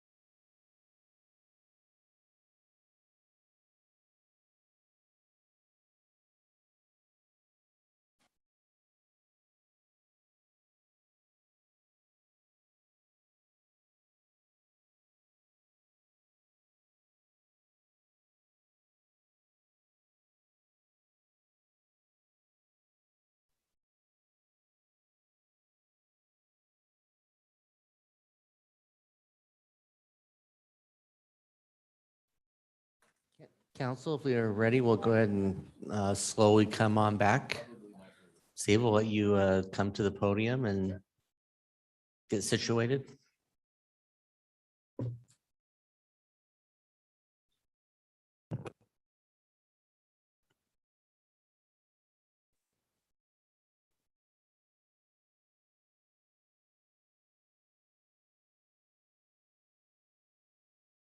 Great. Thank you, Mr. Mayor, members of council. Thank you for the short break to get some sustenance. I believe I have 6 requests plus this title slide, if I counted right, but we'll see. So the first request is our Pathways Connections. Pathways continue to be the #1 request from citizens in our surveys. We did public surveys over the winter through our master plan process, as you know, and once again, Pathways came out on top. The 6 pathways that you see on the slide were presented to you last year, and you funded the design construction documents to get ready for construction, and we're we're moving them into construction and completion as they come out of design and construction and ACHD reviews. This would finish the funding for those projects and allow them to move forward through completion. Hey, Steve. Yes. Are we putting, when these pathways are completed, how are we getting these pathways onto some apps for people that use their bikes, or how are we getting them into Google Maps so people can navigate them? Same question came up at our last Parks Commission meeting, and every year there is a submission from the IT department to Google to update data for parks. It looks like we're currently investigating pathways as something that we can provide. There are a limited number of pathways that have been recently shown up on Google. So we're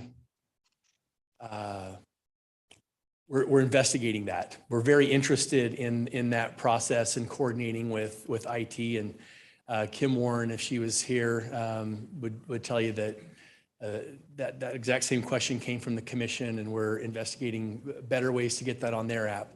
We don't have an app of our own. We do have a map on the website that we try to keep updated, but it shows the entire city, and it's kind of clunky to zoom in on the area that you are interested in traveling and Totally. printing it I've out. used it. I know what you're talking about. It's really hard to figure out if it's not for recreational purposes. If you're not just like, I'll wander however long it takes me to figure out my pathway to get somewhere.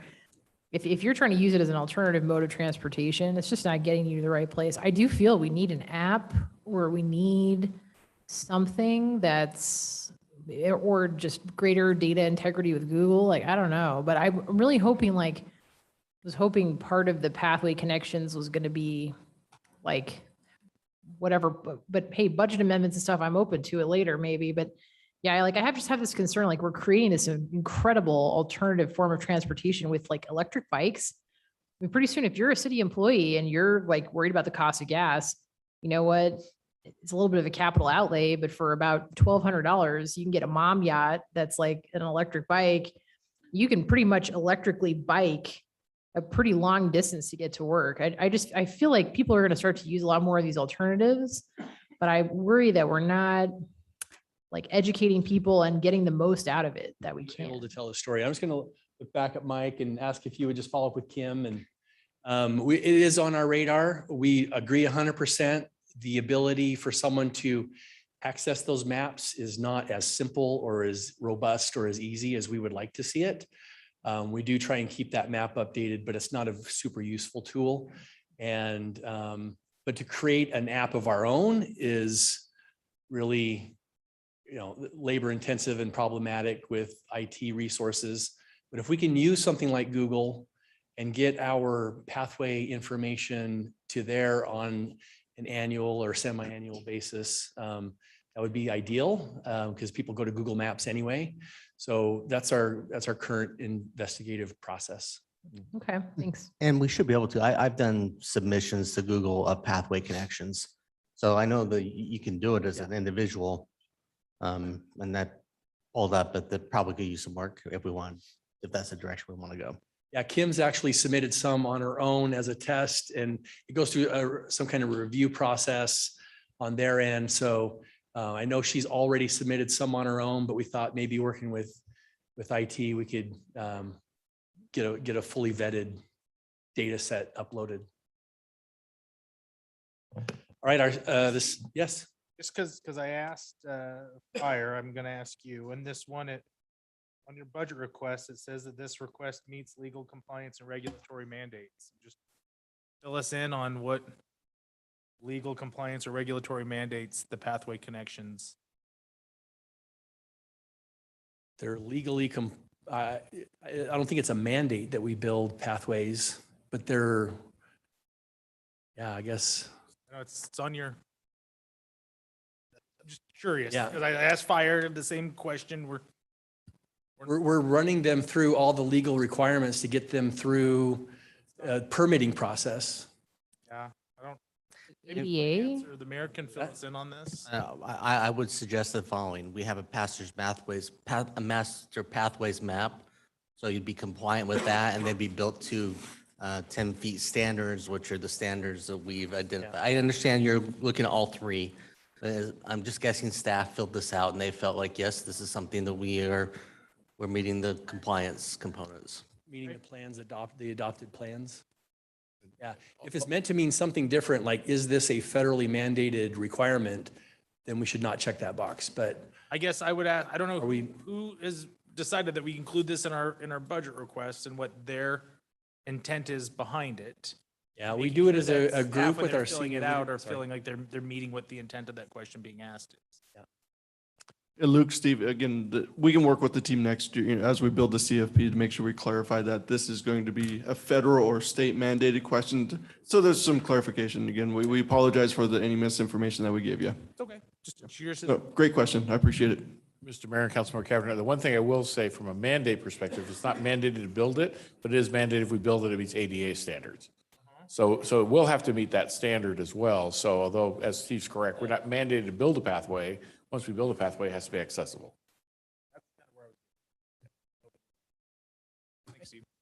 Maybe just like, I would like to put a challenge out into the atmosphere a little bit with the Parks Department and Commission.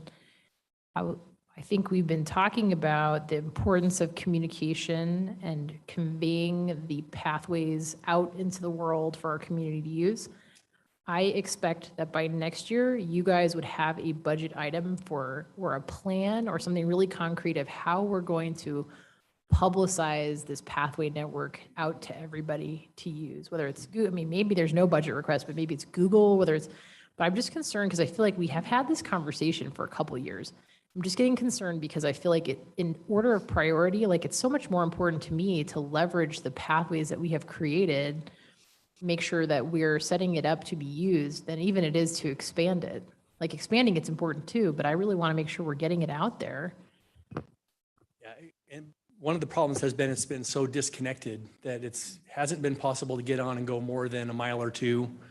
But with all the recent improvements, we're actually been able in our recent pathway tours with the commission to actually ride for 3, 4, 5 miles for the first time. So it's finally to a point where I think we can start publicizing it in a more meaningful way. Do you remember the map? Yeah. The Z card, the Z fold maps. Yeah. Yeah. It was 7 years ago. We went through 2 different rounds of those Z card maps. One side with parks, one side with pathways. Yeah, I mean, things are going more and more digital. So if we can find the digital way to do it, I think that'd be the preference. Steve, I think I asked this question last year and I'm going to ask it again this year. The city of Boise was able to get sponsors for sections of their pathways, especially ones that intersected with public areas like plazas and where they would have people, sponsor bricks or sponsor benches and we had a conversation about whether that was an option for us to look into. I realize that is a staff-heavy request to go out and try to get sponsorships. But I like that as a placemaking concept as much as a financial concept of the community being brought into this process and taking ownership of some of it, for a variety of reasons. So is that something that we have attempted to do? And what was that process like or not? So we've been working to try and get Urban Land Institute here to do a branding and wayfinding effort. That's something that was part of our last budget request.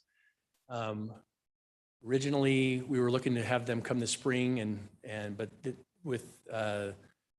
it shifted based on their availability to August. So they will be here in August. And I think as part of again, I'm going to maybe look back at Mike, but if we could just make a note to, we've been actively scoping ULI's work, and a big part of that is branding and wayfinding. And I don't know how the sponsorship piece necessarily directly ties to that, because I think you're talking about the sponsorship maybe helping to fund things as opposed to just, maybe do trash pickup or something like that. Is that correct? Yeah. So let's say the part of the pathway runs in front of a business and we go to the business and we say, hey, do you want to fund 1/8 of a mile of this pathway? And we'll put a nice little stone or a marker in there that says, you guys paid for this. And it's an advertisement for them and it's a financial benefit for us. So it's those kinds of things. Yeah.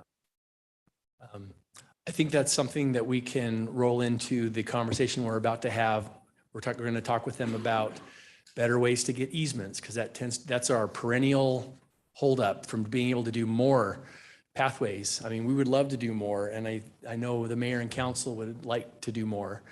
Our community certainly would like to see us do more, but the ability to get easements is our perennial bottleneck. So we're going to ask them if there are ideas for ways to do that better, as well as branding and wayfinding.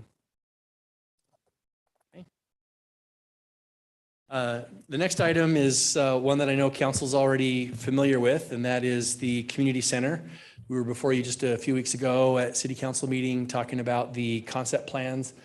The concept plans that you reviewed and approved to go forward to the public have their open house next Wednesday on the 22nd.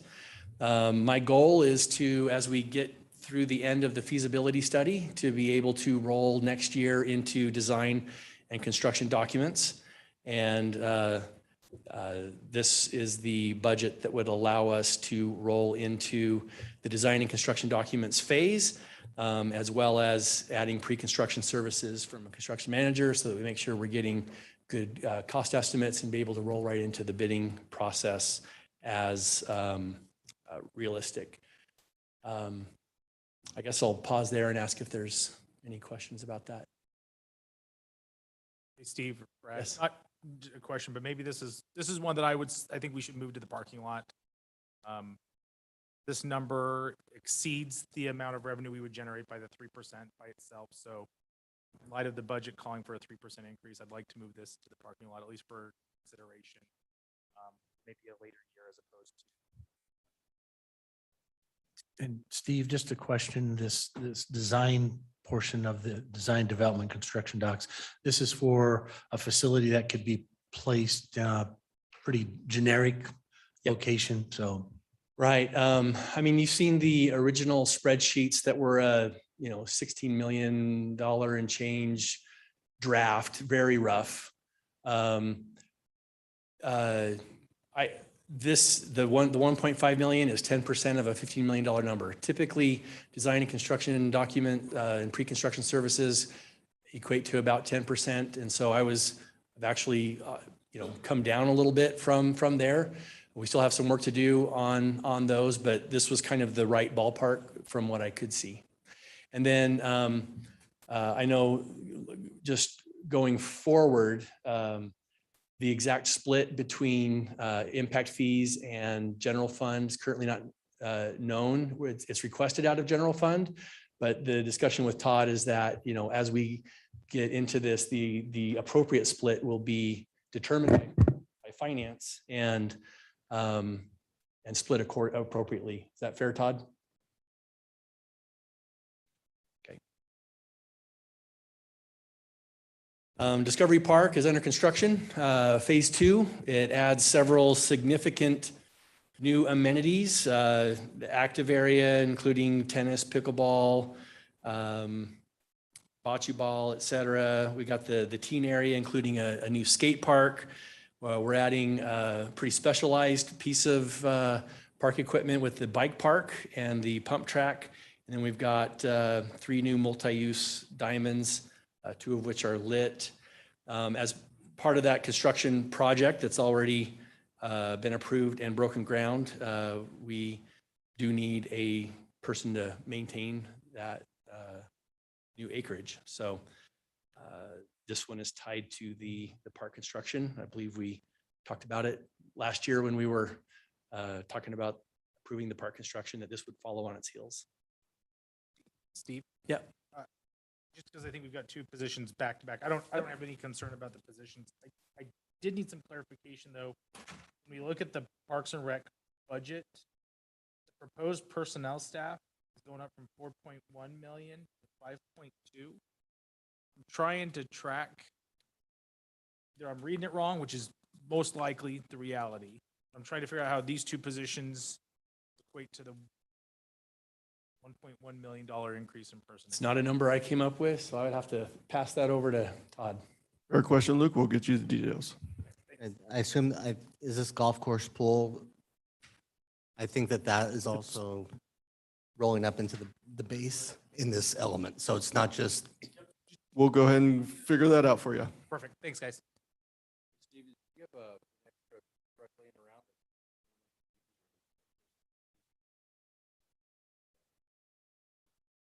We do not. All vehicles are in use. I would defer, I would have Roger come up, and if you would like, would you come up over here? He's like, no, please. Roger didn't come all the way over here to sit in the audience and hang out. Maybe just any insight on our vehicle availability? You can just.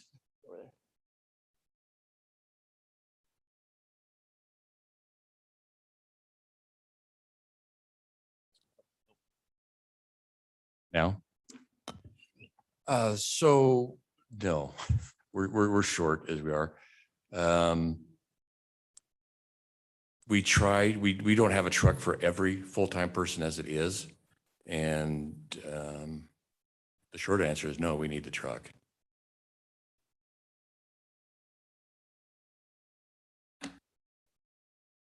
The point. Thanks, Roger. The second position is a park operations crew chief and a vehicle for that person. This person would oversee the maintenance and repair of our equipment and vehicles. And Roger pulled some numbers for me. One of the things that was interesting to me, we on our master inventory spreadsheet, and the last time it was fully updated, I think you just told me it was 2019. So anything we've acquired in the last 2 years isn't on this number, but 412. I mean, I was going to quiz you. How many pieces of equipment do you think we have to maintain? 50, 100, 412. So there's a lot to do. The maintenance is currently done. Maintenance, repairs, inventory management. It's decentralized. It's just done by whoever can. It's split among multiple maintenance techs. It would be much better. We're growing to the point where a centralized system where it's more methodically thought through and done would be much better. I believe Councilwoman Strader asked me, is this something that, what would it mean if this were postponed? And, could you continue doing it the way you do now?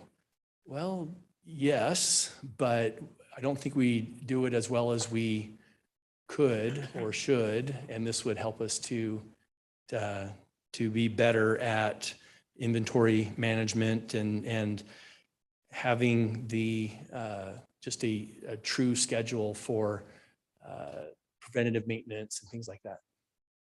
So one of the things that's strikes me is, you know, for sure you have equipment at these parks that needs to be maintained, right? But this is also a position that to some extent manages vehicles. You have within the fire department a position to lead logistics that to me has a lot to do with equipment and vehicles. I understand that a fire truck, a ladder truck is by no means at all the same as a parks department vehicle. But I keep asking the question, like, at what point do we centralize the maintenance of and overseeing of our fleet of vehicles citywide? Because, you know, and I know I've asked for this analysis of whether the cost makes sense, and it still appears to show it doesn't make sense. But is that taking into account these new positions? I'm kind of looking over at finance. Is that taking into account these new positions that are being hired that partially help maintain vehicles that are being requested? Liz, the analysis that we provide you does not take into consideration any new potential positions by multiple departments that you're referring to. Does not. Yeah, and so it's kind of like why I'm sort of struggling a little bit with like every department. It's like the risk management thing is the same, right? Like risk management is important, but does it really need to be dedicated to the fire department? Or is that like a citywide synergy? And I think the same thing is true for vehicles. Like, I'm really concerned that we're hiring, you have capital costs is different.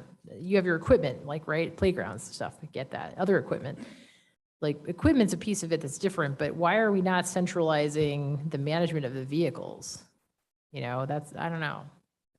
That is something, look, we have some departments that have in the CFP additional position for more vehicle maintenance. And I think that as we move towards that, that's really where the tipping point is, where I think it then transitions from one department to maybe citywide.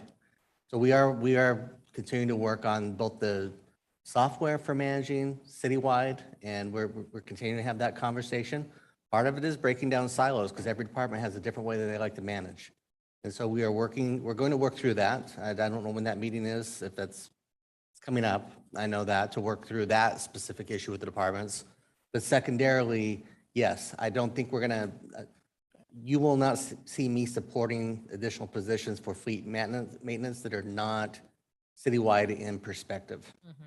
This one I don't think that's its priority, but it's kind of like everything else. We could hire a contract right now to bridge a gap until we get to that point in time where we reach that point, in my opinion. This is not. When there's a citywide solution, we're glad to give up that piece from this element. So I feel like we're getting close though.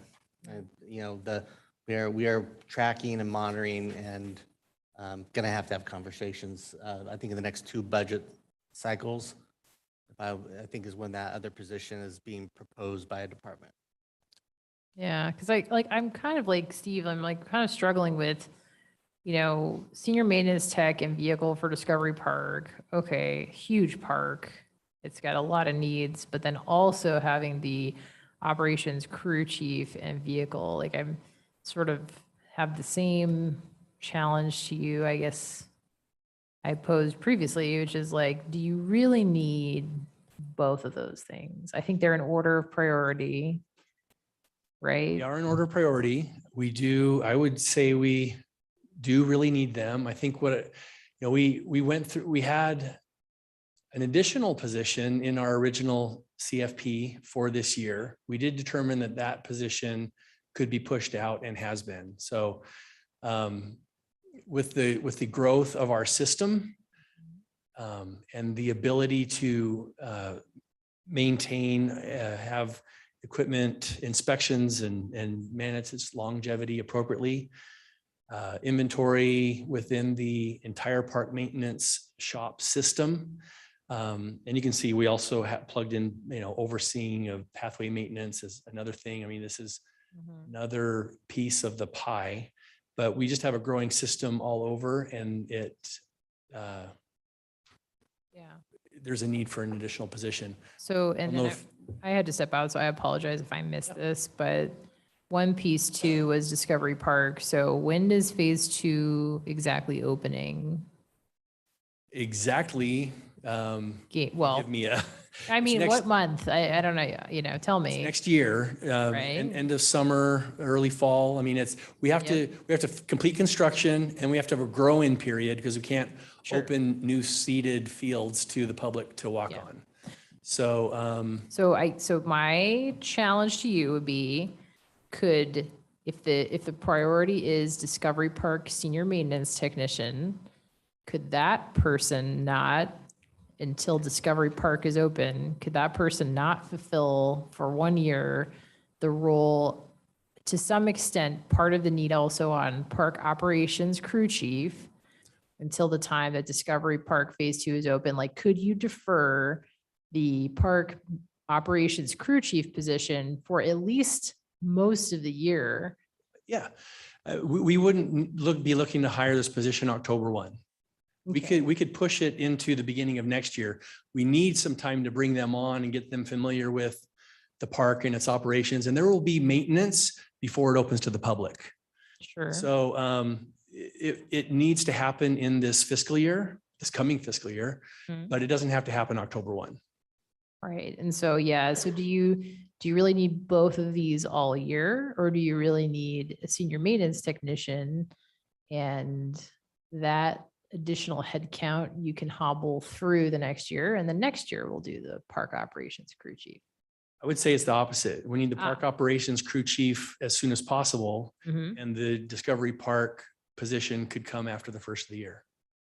Okay. That's interesting. I thought they were in order of, so one is more They're in important than the order other, of but one is priority. happening Well, sooner than the other. If we can't, we can defer.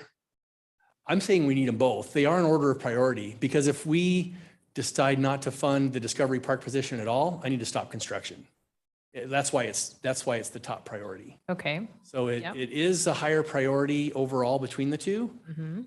But in terms of timing, I would bring on the park operations crew chief first and bring on the Discovery Park position second. Okay. All right. That's helpful. I don't know. I feel like we should parking lot these or discuss them, but thank you. Okay. Okay. Next is one piece of equipment that would be used to purchase a tractor with a pendulum spreader as pictured there. It is time to align with the additional turf from Discovery and Fuller Parks, but would be used not just in those parks, but throughout the system. But with the growing amount of turf maintenance that we have, the pendulum spreader is an attachment that spreads soil amendments, not solid or soiled amendments. The soil amendments down for turf management. So it's just a part of our growing system. Then our final request is a shade structure in existing parks. We have adding shade to parks has been a priority for the commission since Treg was there. And so we were looking at, what makes sense to do a shade structure at, with all the pieces of equipment that are out there. We thought that the exercise equipment in Kleiner Park was the best place to look at based on, feedback received. We have recently added that equipment with the partnership with the Mayor Senior Advisory Board through the city's grant process. And this is a picture of one that's in Nampa. And I don't know that our shade structure would be exactly that, but it gives you an idea of what we're talking about. Question for you. Why not trees? Why not just try to plant like bigger caliper trees around the area that you need to shade, as opposed to a shade structure purpose built? Totally fair question. We used to get requests to shade the Kleiner Park playground, particularly around the benches. It was a perennial request year after year, and our position was that the trees are going to grow up, and they have, and the the complaints or requests about the need for shade have reduced, not gone away at the playground. So, the benches are more shaded. I don't know, if this could be shaded, 10 or 15 years from now by trees, but it's something that, what do you think, Mike? I think it's a fair question. I mean, we could look at planting a grove around it. I'm just trying to get at, $80,000, $80,000 is a lot of money. Yeah. We love trees. We've got, we've had a great arborist program. As I'm just asking the question, like, do we really need to build, and use the steel and all this other stuff to create shade if we could, maybe for $40,000, we could spring for some extra giant trees, I don't know. Is it really going to take 15 years? Is it possible to do it in 5 or? Yeah. I'm just trying to, I know, like, it's a healthy debate because Our requests are in priority order, and this is at the bottom for a Yeah. reason. If it doesn't get funded, nothing truly falls apart, but the existing exercise equipment is unshaded and hot during the summer months. It's on here because adding shade is a priority for our commission.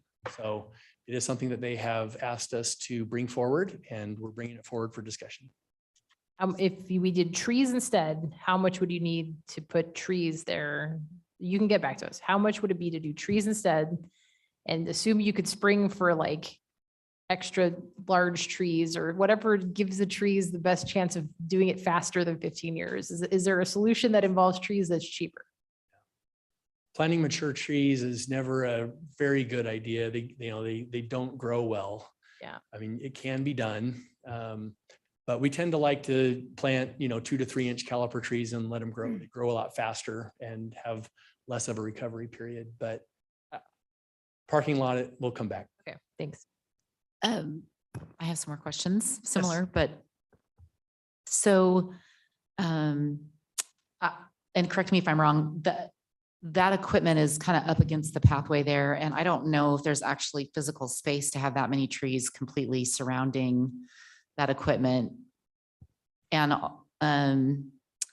also, is the $80,000 estimate based on what Nampa spent on theirs, or is that just a guess, or is there actual numbers that you've looked into?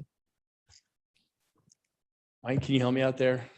Mike had gathered the quotes. So I think it's based on a quote that includes both provision of the equipment and installation. But if you want more specifics than that, I'm going to need some help. Oh, go ahead. So at the time that the request was made, we got a quote from somebody, and we added a little contingency to it and came up with the $80,000 request. So it's based on a real number. I'm with Councilwoman Strader. I'm not opposed to the concept of it. That's a lot of money for a shade structure. So I'm trying to understand this because, I mean, forgive the oversimplification, but if I were to go buy these supplies somewhere and put this in my personal home, granted, it is going to be larger than something you probably put in your personal home, but there's no way I'd spend that. So help me understand why that cost is so high. And same thing with the shade structure that was submitted by the co-op gardeners. Like that was just like a 16 by 12, like something you could go buy as a kit somewhere and throw up on some concrete. I don't understand the pricing of how expensive these are. It's a good question, and it's hard to kind of rationalize the difference in price between some of these commercial items like this. And a lot of it is based on so these structures, whether it's a fabric shade cloth or a picnic shelter, need to withstand 120-mile-an-hour wind. Not that we're ever going to get that. And for sure, if there's 120-mile-an-hour wind, nobody's going to be in the park to begin with. So some of it doesn't make a lot of sense, but because of the engineering involved and the footings and the depth of all that, it's just the price, and it's hard to understand that you can go to Lowe's and get a 10 by 10 structure for whatever it is. And these are so much more, But in a commercial setting, done with public works contractors, and something that's fully engineered, it's just the sum of all the parts, and it is expensive. Okay, so we have 120-mile-an-hour winds. Tree limbs are everywhere. I'm way more concerned about getting hit Trees. by not trees limbs, Trees. than I am the structure falling on Oh, me. yeah. picnic So tables and like everything. if you're using that logic, I'm still not tracking with it. Well, and so the logic is the building code. And that's what we follow. How long do these things last? How many years until we'll be back for a request to replace the canopy? So that's a great question. The steel itself is 40, 50 years. The cloth structures are removed in the winter to preserve their lifespan. Those are about a 15-year product. We've had some at Settlers that have been in service approaching 15 years. They're still in really good shape. Steve, I was curious, Councilwoman Rose had mentioned something about the community garden, and that's part of our neighborhood grant application, and scoring is being done, and we're going to hear about that in a future council meeting. But is that something that would be, if that's not in part of the neighborhood grant, is that something that you're looking at down the road for future budget years?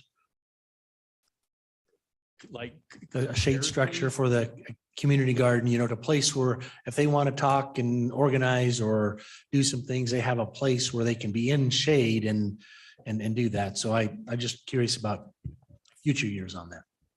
So great question. So when we were first developing the CFP, that shade structure for the community garden was in that request. We've since removed it, thinking that that the community garden could submit a grant, and that it's a solid project, and I think it'll rank well. I don't know where it stands amongst all the other ones, but if it's not funded, that would likely come back as a future request. Okay, thank you. Yeah. Not funded with the grants, it could, you thought it was a higher priority than this one, with this budget, it could go towards it as well. So. One more question. I apologize. It always seems like it's the smaller budget items that we end up discussing. Again, nothing against having a shade structure there. However, is there somewhere else in the department that you feel like $80,000 would go farther?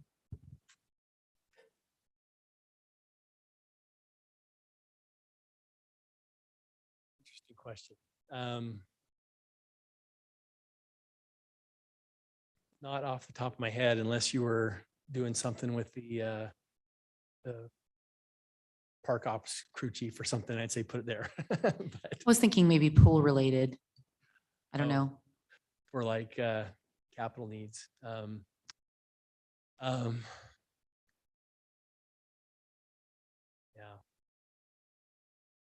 don't know that I have a good straight answer for you. There are additional needs there, but we have funding currently and additional coming from Ward next year to help.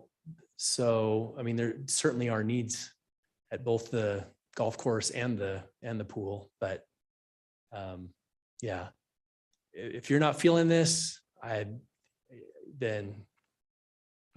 All due respect to our Parks Commission, they're fantastic, and I'm glad that they asked, and I'm glad that you asked on their behalf. So it's not so much that, it's just I think, trying to use the same kind of questioning that we are in every one of these budget items, just understanding the need for this in relationship to other needs that we have. I think, Steve, show me a beautiful plan that maybe it would take 5 more years, right? Or 10 more years, but show me a beautiful plan where trees that live even longer than the average life of this sail thing can just be an amazing solution for this. I feel like we love trees. Maybe we wait a little bit longer, but it's a more sustainable solution, solves a problem for a longer time period, doesn't involve like digging all this crap out of the ground to build these giant sails. I mean, no offense, the sales are fine, but we can get to the same place through a cheaper, more beautiful way. Let's do it that way. I don't know. That's just my feedback. And just since you asked the question, $80,000, I don't know if the shade structure on the back of the Lakeview Golf Club building over that patio or a portion of it. There you go. I mean, there's an idea. Because I that's don't know actually the- an income generating benefit. Or we could plant trees. Yeah. I just don't know if there's room. Having several large trees on our property, I can go through a lot of negatives about having trees around this, from roots to what comes off the tree and birds and stickiness and seeds that get clogged up and everything. I mean, it becomes a maintenance nightmare in my mind. I mean, yes, they're beautiful, they look good, but in actual, you start getting some complaints about the equipment and what's coming off the trees and onto the equipment. If they're far enough away, I mean, yes, but to come close and be a canopy and all that, it creates, there's some issues. That's a great point. We have the tree experts though, that could tell us if there's a good way to do it without all those downsides, maybe. Yeah. No perfect tree. There's no perfect tree. Everywhere, trust me. but, And birds are everywhere. I think that is the end of my presentation. I have one more question for you. Yes. Don't run away. You had sent out an email in response to Councilwoman Strader's general budget questions, and you had said that if we go through the standard budgeting process with the community center, that you were making a request to fund design this year. But if you did a budget amendment sometime in the coming fiscal year, we could potentially move the whole process up by a year. Can you go into more detail on that? Yeah, so it doesn't change the year for the design and construction documents. Right. So what I was saying was if we design in 2023, somewhere around end of 2023, beginning of 2024, we should have construction documents, a good solid number for budgeting. Now, if we follow our typical budgeting process, we will submit that next spring of 2024. It'll come available to us to go out to bid in the fall of 2024. And, we could start construction 2025. If we are able to if we did a budget amendment for construction, as soon as we get the actual construction documents done and an engineer's estimate and all of the architect's estimate and all of that, and then we would skip waiting until the following fall. That makes sense? Do you have any kind of ballpark figure on what that will be? I know you don't have any estimates yet, but. The number I But- threw out was 15 million, but Oh, the whole shebang. the whole shebang. Oh, okay. Yeah. Okay. And I think that's a conversation we need to Yeah. have, because Yeah. I'm personally, until we balance the CFP, I don't have $15 million. Yeah, in our exactly. budget. Okay, I wanted to understand that more. Yeah, and it depends on impact fees and versus general fund. And there's a lot of conversations yet to be had about that. So that was my best case scenario. And I know that the best case scenario, has a lot of hoops to jump through. Thank you. I wanted to understand where you're going with that. That makes more sense. Did we discuss it? I had to step out. Did we discuss at all the idea of ARPA funding for the design and construction documents? Did that come up? I thought it was on the original proposal or one of the first two conversations that we had. I think it's definitely an option, right? On the So list. It's on the list for ARPA funding. I personally really like the idea of pushing the design and construction into the ARPA funding, just because I feel like, it would be spent, it's a discrete time frame. And I think it might be a bit cleaner, just in my opinion. So just throwing that out there. I don't see any reason why that we couldn't use ARPA funding for that. Might really simplify the decision of supporting the pull your budget for people as well who have an issue. So if they do, Be fine with me. I think I have to get Dave Miles up here to respond. that's okay. I'm just talking out loud. Sorry, I have a tendency to do that, but I think it does go back to the conversation we had on Tuesday where all these things are possible. I mean, you use the 4 million general fund that we're using the fire and police, that frees up 4 million in. But I just want to make sure, no matter what we're talking about as we go through the parking lot, that we try to keep in mind ongoing operational, one-time capital, impact fee, that we understand, as we have, not all these projects and dollars and conversations are the same from where they're going, and their impacts to the 3% or otherwise are not necessarily the same through the conversation. But ultimately, do I think we could get to a $15 million community center budget and pay for it next year if we want to? I think we could, but I don't know that everyone's in agreement that that's how much they want to spend on a community center. I think that that's an underlying conversation that council needs to have at the appropriate time. yeah, that makes sense. All I have, unless you have any other questions for me. Thank you. Thank you. Thank you, Steve. Real quick, Luke, you asked a question about the parks financials, specifically the personnel costs and how it's grown year to year, a little over $1 million. The answer to that, the personnel cost for Lakeview alone is $970,000. So the majority of what you're seeing in growth is from Lakeview. Yep. That concludes the presentation for that part of it. We do have the parking lot items that were discussed. Do we need a break or anything for that for a few minutes, or we can launch into those? Brad, was community development, I know they don't have any budget requests, but are they doing it in a presentation at all? They're not. They don't have any new budget requests for this upcoming year. Thank you. So we have 13 parking lot type items. I had thought to, since we had parks here, might be fresh on your mind, we could begin with, they have 3 items: the community center, the parks crew chief, and the shade structure. We can complete those, or we can go in order from, as they come up. Is any preference from council? Maybe Brad, or maybe before we jump in, at least a discussion about council, about what we hope to achieve coming out of the parking lot. Is it, hey, we're in agreement these items should stay in the budget. Hey, we think that we need added information at a later point in time. We think these should be removed from the, I think us maybe coming to at least coalescing around what we're going to use this time for would be beneficial, maybe before we jump in.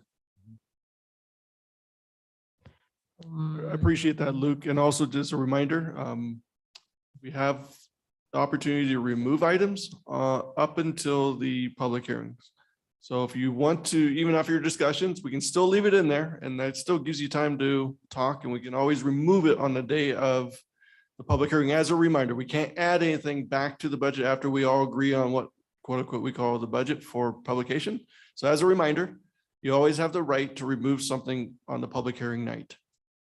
And then maybe either a question for you, Mayor, or Council President, or Finance. Replacements. Is there a part of our agenda where we're going to discuss replacement requests? And then is there a part of our agenda where if there are other items that council thinks should be discussed for inclusion in the budget, that there's a mechanism for that to happen?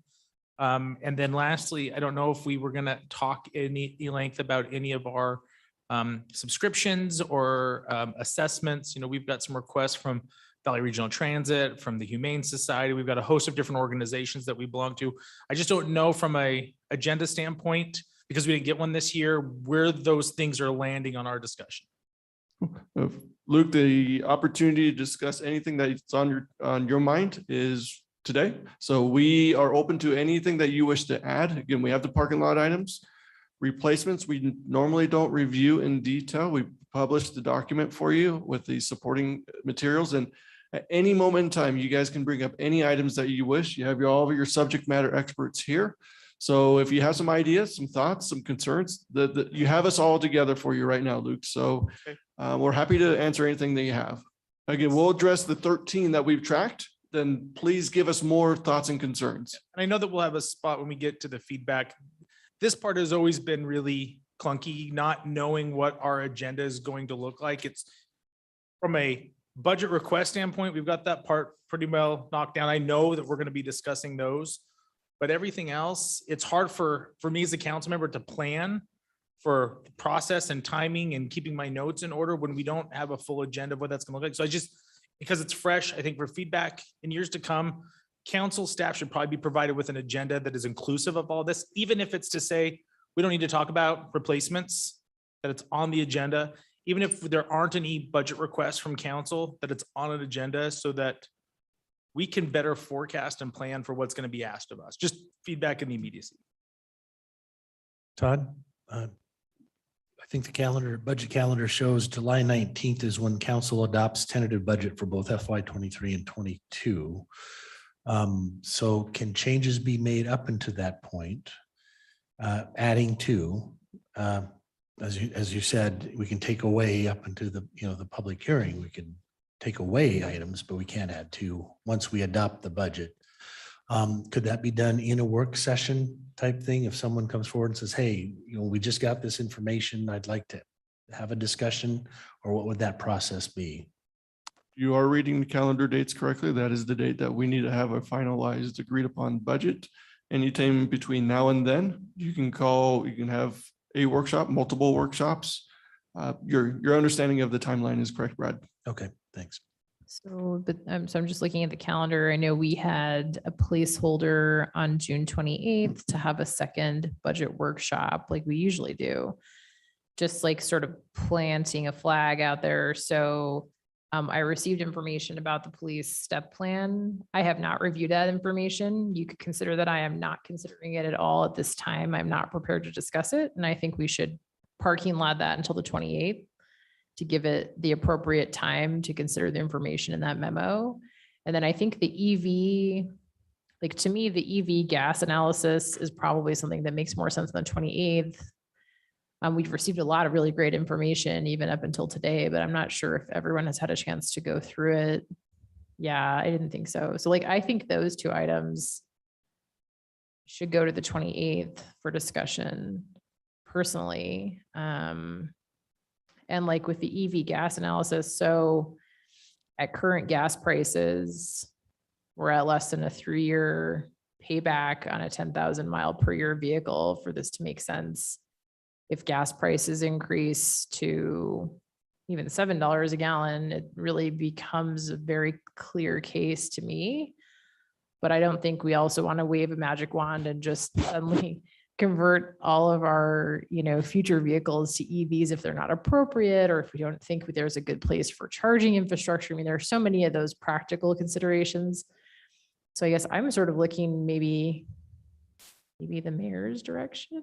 Maybe I'm looking somewhere if there is a direction that maybe staff could come up with by the 28th, more of a proposal for our consideration. Is there a place that we think makes the most sense to have some charging infrastructure? What vehicles do we think would make the most sense? Like some sort of a concrete, and I'm happy to work with anybody on that, but some kind of a concrete proposal for us of, we start looking at this sort of dimensioning, here's what that would look like.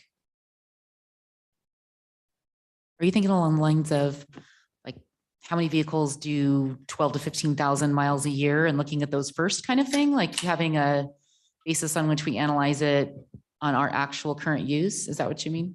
Well, so I'm sort of looking, just one example, we have over $650,000 of vehicle replacements that look like they're in the police department budget alone.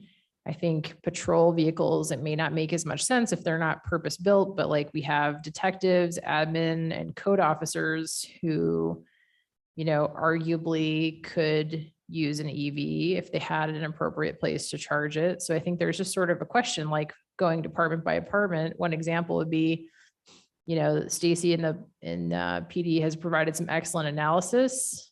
I think everyone's just getting that. So I guess like a question for, Chief Bastrachea would be, okay, now you've got this analysis from Stacy, you're building a new precinct. we're going to be, digging up some dirt over there. Is that a good place to put some charging infrastructure? How many of the future vehicles do you think would be a good candidate to start trying it out? So that's a kind of a question for you. Like a question for the Public Works Department might be, I think we've got one or two that might be a fit for that. We have big Idaho power connections, at least at the wharf. Does it make sense for you at this time? If you were to try it, what would that look like? That's just two examples of like, okay, there's two departments where it feels like there could be an opportunity. Yeah, so I don't know, just hoping that we can kind of have that dialogue over the next, 2 weeks and come up with something a little more concrete. But I thought that the analysis that Stacy put together was very compelling. Councilwoman Strader, are you looking for a replacement plan as well? Like if we replace 15 vehicles a year, this is what our, savings, is that what are you looking at, like a long-term, let's take all 240 vehicles? I did see her chart that showed how many vehicles we may add over time. I don't remember whether there's actual dollar figures on there about savings. So is that what are you wanting like a bigger picture, or are you wanting to just specifically talk about this year's new vehicles? My goal would be for this year would be to start something. I by no means, oh, hello. I would love it. Thank you. Mayor, Council, thank you. First of all, I wouldn't say I'm a subject matter expert on electric vehicles at all. In my 27 years with fleet and automobiles, I've never even driven one.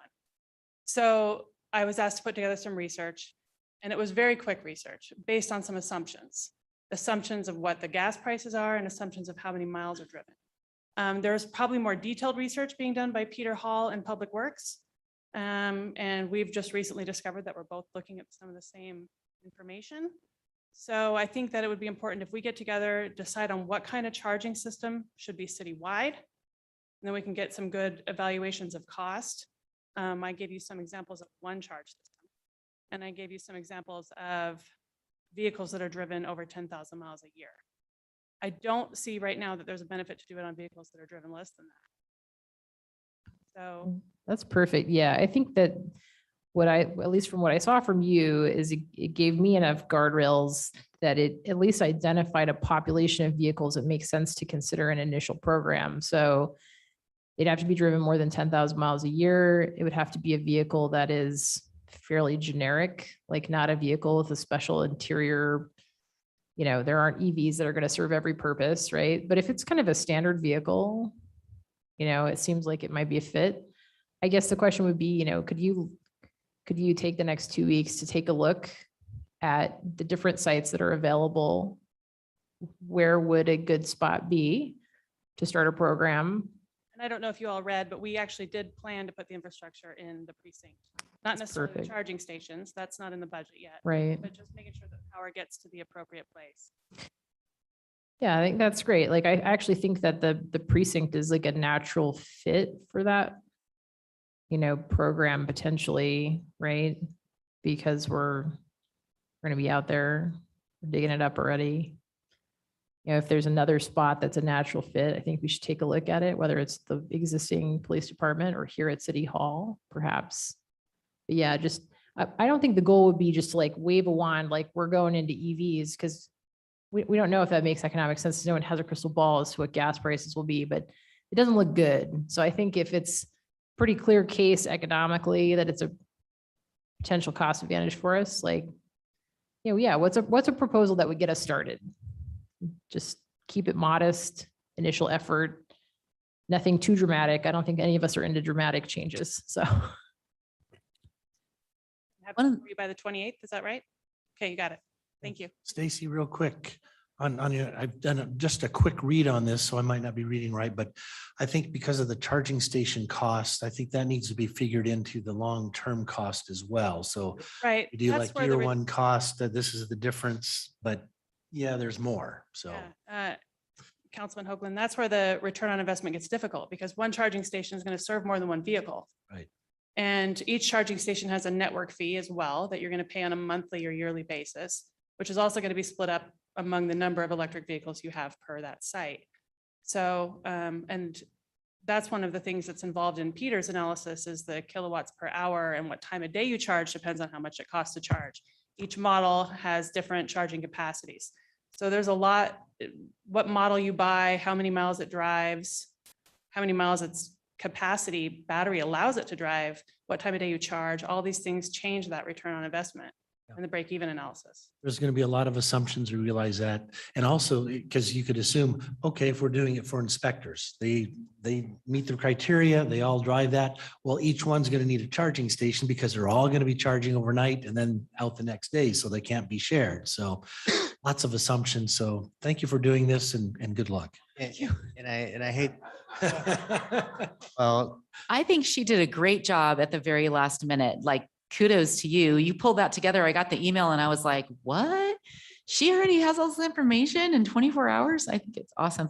The other thing I really like about it is, and the insurance companies collect this information, right? This is a big thing that they collect because electric vehicles and hybrids have braking systems that are fantastic and they're safer. And I think there's an element of that too that I really appreciate about the idea of it. They have like hybrids have dual braking systems, more expensive to repair. They're way safer. They stop faster. And I think that's a benefit in addition. and why I'm encouraged we can have a reasonable conversation on the 28th. Fact is, we have people that take our cars home. We have cars that are parked off sites at well sites. We've done a lot of things to try to limit our costs on providing parking and other things that these type of decisions, you may no longer allow a police officer, or you're asking someone to charge the vehicle at their house. Are we going to reimburse them at their house? Other new things that finance would love to get involved in, I'm sure. So there are ratchet down impacts for what may seem like a simple thing, but probably will take a lot longer before you want to flush them out entirely from that standpoint. But you could just increase the budget per vehicle because most of these are not going to impact the 3%. So it's not going to be part of that conversation just to do that and make this decision over the next year, because we don't go out and order these vehicles on October 1. There's generally time, and I don't even know if we can order the vehicles. To be honest with you, that's another element that we have. So a decision could delay our ability to even do replacements. I think maybe if where's a good place for initial charging infrastructure, I think is a big question. Like, where's a good place to have a start of a charging infrastructure? That might be a good place to appropriate. And then to your point, maybe it's creating that decision-making criteria to sort of happen naturally throughout the year. Because you're right, every single vehicle is going to be totally different. What I was kind of hoping is, hey, here's the population that we think it makes sense for to give it a good try. That's another way to do it though, too. Either way, I mean. Yeah, I think as we look at a downtown parking garage, that may be a place where we would put vehicles. That's an obvious place. But if we don't go that direction for any reason, then we need to be looking here or in other locations. So it's a great conversation to be had. It just has tentacles. I don't know that we can resolve by the 28th, but we can probably get some general feelings on the topic at that point in time about what direction makes sense. It was like on the 28th, like, here's a place where we think a charger could, our first charger that could charge 2 vehicles could go here. And here's 5 vehicles we think are really great candidates for that over the next year. And that'd be a great conversation on the 28th, I think. Yeah. Well, one lesson there, and they're all also with this last round of transportation. There's funding from my ID, I know Department of Transportation has funding for infrastructure. So there could be some opportunities to offset these costs. Just put some structure on this and kind of what we're doing next. So we've completed the presentation, enterprise fund, general fund, and we've heard and gone through all of the budget requests and all the information. There are 13, maybe 13 parking lot items. So how about we do this? We can have those 13, and perhaps those are the agenda on the 28th. And if there's more to add to it, let's talk about it now. We can go down by council and say, is there any other topic that remains unresolved? It doesn't mean the topic or the item is removed or included, but if you've got concern over a particular item, a shade structure, let's parking lot a shade structure. And then we can frame our discussion on the 28th under those unresolved items. If there's time today to knock a few off, we can. But let's create this sideboards to a focused June 28th discussion. Some of these topics will take longer than others. That'll also then let us see that agenda, send out some questions to staff in anticipation of 28th. Here's a couple things that would be helpful for us to discuss and then ultimately decide, at least tentatively on the 28th, for then making July 19th productive. Those sideboards would help a lot. That works for me. We have 14 things. Before we get into those, I think it might be helpful to go down the row. And if there's anything that any of us have thought of that you have particular concern over, not that it's in or out, you want to have a little more discussion on it, that's not already on the list, let's close the door on that. We go to Councilman Cavanagh first. I mean, if I'm hearing from Councilmember Borden's, that's about items that are currently included in the budget that we want to discuss. Sure. We captured those. At least I feel comfortable capturing those. There's some larger, more philosophical questions, I think, that don't pertain to what Councilmember Borden's talking about, but I think we would also likely touch. The 20. Okay. Do you have any replacements that you'd like to? I think that's where you brought up a couple of things. We didn't know if it'd be great to get those out if those are the items that we want to talk about specifically. And I want to be respectful of everybody's time. And so I was going through the budget. I do think there's a few vehicles that are proposed for replacement that I'd like to learn more about. But I also know that if we all feel comfortable with the replacement requests, that we're satisfied with them, I don't want to take the council down that path of having that conversation if there's not anyone else that came up with those same concerns. So here's to answer that. I think here's how I anticipate, again, forcing these sideboards on the discussion. So if, for example, you were to say, I've got concerns over vehicle replacements, 2 in parks, 1 in fire. I want to discuss those 3. Okay. An agenda item, vehicle replacements. In between now and then, you can either gather info or send it out. Here's kind of the background for it. That way you're not getting closed off from discussing it. You might have an idea that we all go, oh, that's a good idea. But it forces us to have some structure to it. I think that's important. For that process, I'm thinking for publication and different things, we have the meeting on 28th. It has to be done by the 21st to get you anything that there's concerns about, because the 22nd is Wednesday when we publish the agenda. So that I have to be in on the 21st, Chris? I think we have 2 weeks we have to publish ahead of time. So maybe bump that further. No. Not for the agenda. I think we just keep it a budget workshop again. A budget workshop. Very general. yes, You yes. bring what you Okay. bring, we'll bring what we bring. We don't need, nothing Okay. different. Okay. Mr. Mayor, But we Mr. still Hogan. want to make sure there's time to have you guys look it over, be prepared. So if that's on the 28th, is it Friday, the 24th early enough, or do you want it sooner? To have. I think we were going to start. I think Councilman Borden's suggestion was go down the line right now. If there's something in there, throw it on the list right now to do it. Doesn't preclude something else. if Well, something That's comes up. my point. There'll be something else we'll remember and go, oh, wait a minute, I forgot that. So that's what I want to pinpoint is what is the cutoff of making sure everything is there that we can discuss on the 28th and everyone has a chance to see it and go, oh, okay, we're ready for that. In my opinion, I think your cutoff would be the day of the 28th, because if something shows up on your mind that morning, I think we should still respect that. So again, the sooner you can get the questions to us, we'll be happy to answer them as fast as we can, like we did the last 2 weeks. But I don't think we want to create a cutoff, because if something pops up in that morning, let's definitely talk about it. As long as we don't have like 8 different pop-ups and you're gonna, I mean, Yeah. I think my words to council is if you think of them, get it to them as soon as possible. So yet if, something does occur that day, they'll answer it, but let's try to get as much as we can to them in advance. We'll plan Can on. we get a visual of the parking lot? Do we have a little list somewhere we could just throw up of what is on the parking lot so far? I can run you through those if you like. We Yeah. can Thank you. knock some of those out today.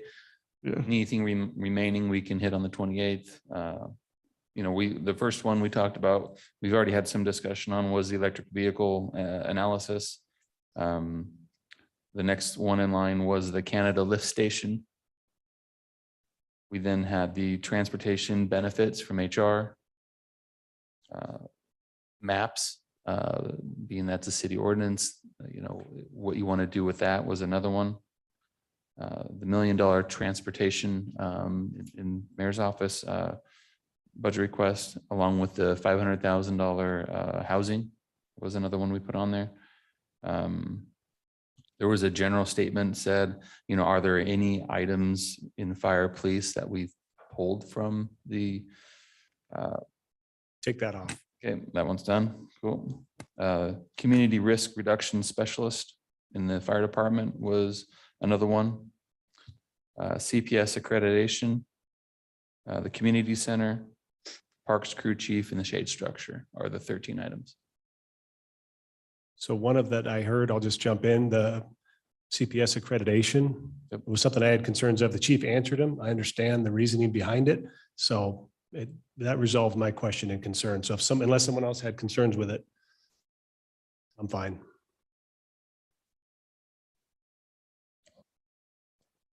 Okay, There you go. no, Check it that off. one's done. Okay. Let me add, you know, it was brought up, the police department step plan would be another one. I want to bring up maps real quick because I Yes. think we know that that is set It is. currently. And if we want to change it, if we want to lower the amount and go to population, current population to keep it at 50, but this is an ordinance change, or if we want to keep it at 50 cents per citizen and then it goes up to, my calculations were it's 130,000, it goes to 65,000, so we could do a budget amendment. So to me, as part of the budget, we could just go ahead and adopt that. And then if we make a change and it increases, we could do a budget amendment. Or if we decrease it and keep it at the same level, you know, say we're going to go to 38 cents and from after this fiscal year, that's what it's going to be based on population, then it would increase, but that would be in future budget years. So that was just my thought, but we can discuss it further, but it's going to take an action. It doesn't sound like there's a need that we're going to change, not fund it. It's just where that ends up. So do we keep it where it is and then fix it with modifications in the ordinance? So It may make sense. Mayor, you may recall, or Joe, you might recall, or Bill, what the rationalization was about doing the ordinance around it versus kind of funding it on an annual budget appropriation. I mean, there's advantages to both, but I think maybe a good refresher, because I don't remember what the intention was of the council at the time when we enacted the ordinance. I think Bill wanted to jump in on that. Mr. Mayor, Councilmember Kavner, I mean, my recollection of the conversation was to basically assure both future councils and future public that we had a commitment to that type of program. So I think the compromise was capping it, knowing, I think when we capped it, we were at 70 or 80,000 at least at that point. So I think the thought process, we were going to likely exceed that number. We wanted to make sure at least there was a commitment to a number. So certainly if the number, either the cents per population changes or the cap goes away or the cap goes up, certainly always a future discussion. And Robert, I recall the same thing, that it was discussed that we wanted to commit to arts and that we knew what the value was when we hit 1,000, because we knew that 50 grand was going to be the ceiling at some point. And at that time we felt comfortable with spending 50,000 annually, but nothing more than that. And those were the two compromises we made up, back in the day. So let's commit, but let's commit to a value no greater than X. And we knew that we were going to hit 100,000 eventually. So I'm with you, Bill. That's what I recall as well. Brad, was that the whole list? That was a whole list of 14 items. And for the maps, is it safe to say for the purpose of this budget that we plan on keeping it at the 50,000 and that any proposed ordinance change, we can come at a later date to work out any changes in the ordinance? Or did you want to move in a different direction? The only option, you can't not do it. The only option the council would have would be to pick a number to supplement it. Right. So technically we could add to it, but that's all you could do, that or keep it the same for now. And still have the discussion that Brad's talking about, whether the ordinance structure itself should change, but that's not a June 28th discussion. Right. Yeah, I think it makes sense to have a future discussion about changing the ordinance, lifting the cap. You know, I felt like maybe the amount per household could come down a little bit just based on the synergy of, you know, a bigger city, but I think a lot more people can touch the same amount of art. I was kind of going with, you know, maybe 100,000 would be more appropriate. I think that wouldn't, you know, that a little bit of supplemental funding to take it to that level might make sense. I would process wise just as comfortable with a budget amendment at the appropriate time after we've considered the ordinance itself. Might make more sense, to be honest, than changing the budget here. Like, I think we have to go in the right order. So I think we should consider the ordinance, then consider if additional funding is appropriate based on that change. I think that might be better than just saying now we're going to change the budget before we consider our ordinance. That just feels a little bit backward. Yeah. Well, and I guess I would recommend, you know, from my standpoint, I've not heard that they've asked for more money. I think they've built their plan around this money. To me, I think, at least from a practical standpoint, you could fund it this way this year and then look at changing it post-decision on what makes, however you want to fund it in the future. But I've not heard them say we don't have enough money to do the projects that we are trying to perform. It's not been, I'm sure that they would love more, but not something that's been brought to attention. So as a former Arts Commission liaison, they'll certainly make that ask. And the arts community will make that ask. So that'll be a good discussion for the future. So we got the list. Now, is there anything from the list that's been described that any of us up here think I'd like or need to add to it? We've got the replacement, vehicle replacement. Anything else that we haven't touched, or does that, it's not a final list, but does that seem to be a good framework? I think so. The only one I'm a little nervous about kicking to the 28th is the Canada lift station. I just think it's kind of depends on what information we get back, I think, in the next 2 weeks, but it might make sense to have like a different workshop based on that information. It was just sort of a question. And the question was, if we push this out, what are the ramifications of somewhat of a delay in our CFP, you know, in regards to that area? So I would think that the answer of what the implications of that would mean would probably need to come from a combination of like community development, public works. Well, So maybe that's a sidebar. and what I wasn't clear on is if you're asking for a delay because you felt there's more work that needs to be done in the Fields District, or you want to delay development in that area.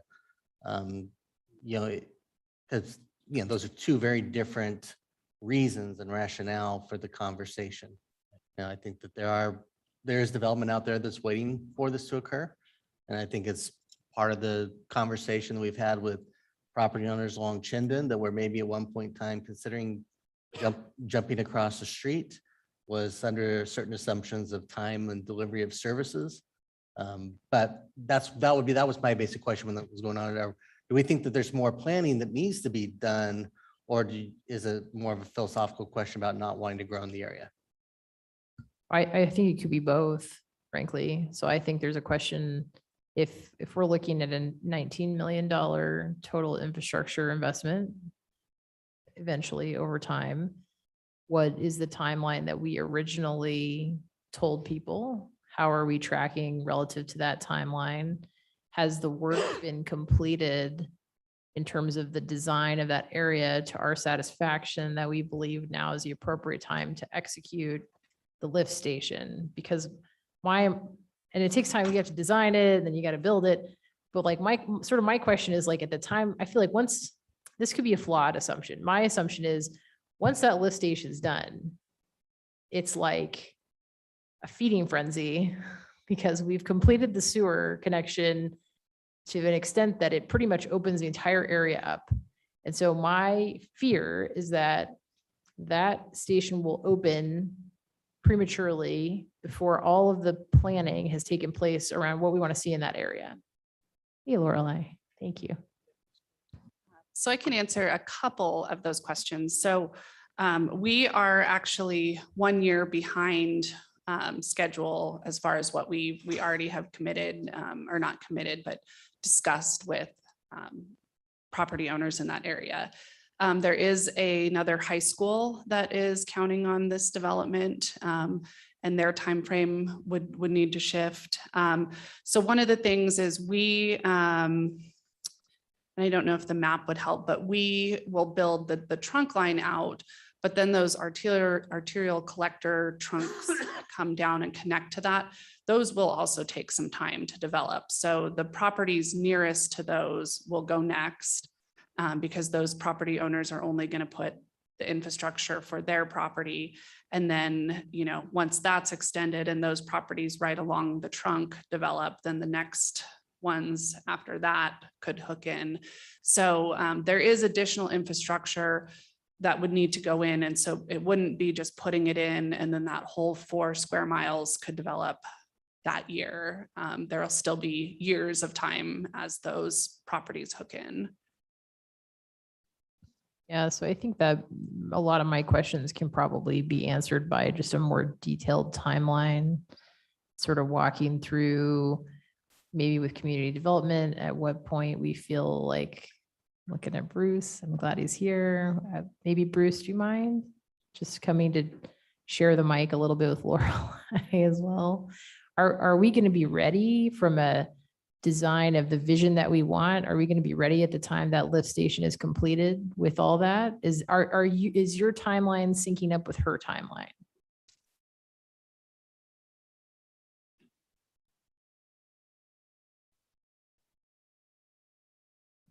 Mr. Mayor, while they're looking, I just want to, well, Councilwoman Strader, I was a little confused when you said both, because I had the same question when I heard it first time was, okay, is this related to slowing down growth, or is this something else?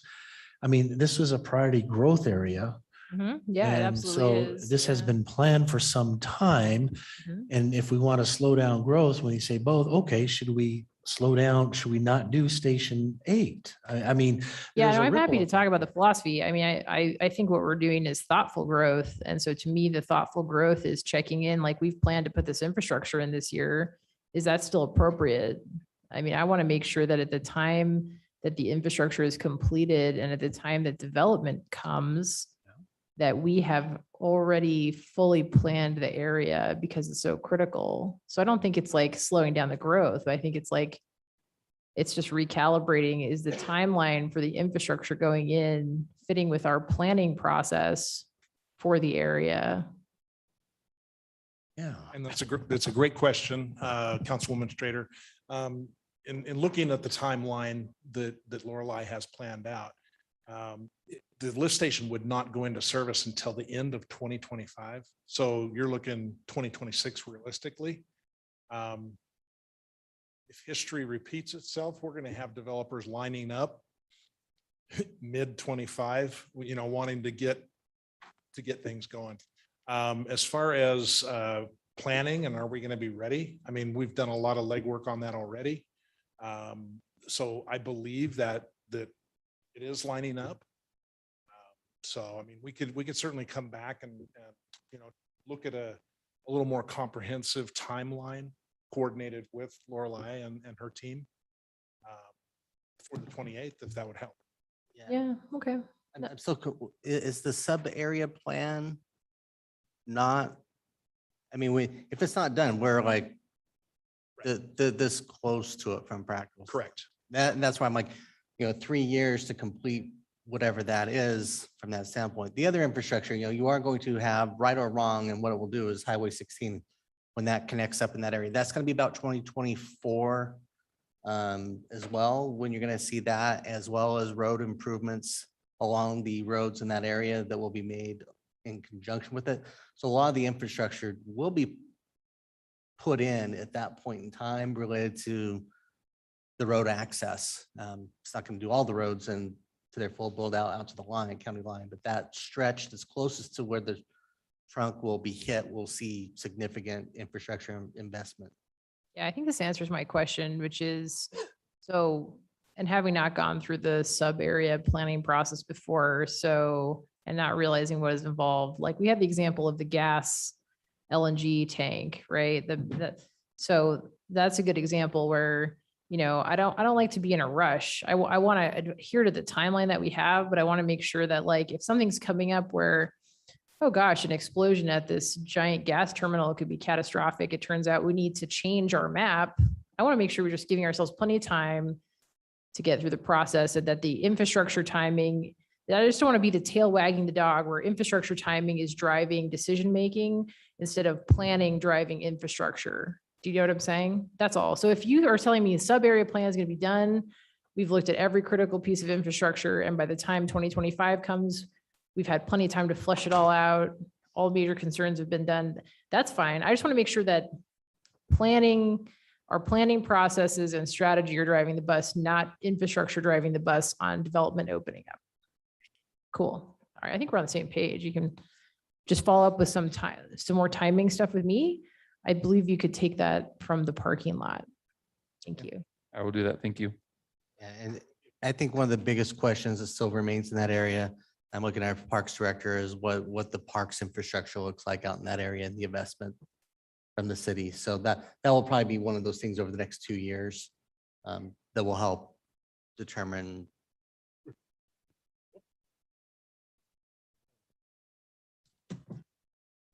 The short answer is we don't have park infrastructure anywhere in that area right now. There has been discussion per the Fields District plan to, do some type of a regional park out there. We have not, in the current impact fee study, we only had 5 eligible acres to even purchase, which is why I put 50 acres in the ARPA funds. But we're still not sure where the new impact fee study is going to land, but there will be more eligible acres for impact fees. And my thought is that would be the first place that we would look to acquire more land, would be up in that area, but it isn't currently in the CFP that way. We have no land purchases for that area in the 10-year CFP. Once we get the impact fee study updated, we would update the CFP accordingly. Can you refresh my memory? How much ARPA funding did you request for that park land acquisition? It was, let's see, $5 million. You think it will cost us $5 million just to get the land for a regional park? Yeah, without. Wow. Okay. It's a lot of money. Yeah. Yeah. Yeah, I think that was based on, what does that come out to, 200,000 an acre? Yeah. Which might be low, but. You feel like 50 acres is an appropriate size for that area? As a regional park, yeah. I mean, Settlers Park is just under 60, Kleiner Park is just under 60, Discovery Park is over 70. So it was 50 to 70 acres was kind of the range, and we took the low end of a regional park size for that. Yeah, and then I think one more piece of this discussion might also be like, we had talked about creating like a CID or there are a bunch of different like legal entities that we had talked about creating to fund improvements in that district. I'm looking at Bruce again. Remember, we had a whole presentation about that. So like, where does that, or maybe a follow-up for me would be like, where does that process fit into the timeline? Right? Okay. It's okay. Not for you, Steve, but thank you. Okay. Thank you, Steve. There are 2 items that we have not even looked at. We moved them immediately to the parking lot. We have the transportation and the housing. If you want to talk about those, I can bring up the PowerPoint slide. Because there's another. I've got one easy one. That's not either of those. But just to be super clear, and this was the police evidence van, which if nobody had any concern with that allowed a more cost-effective solution. Okay, so that issue is not an issue. As presented, there was going to be a new van, but if we were able to repurpose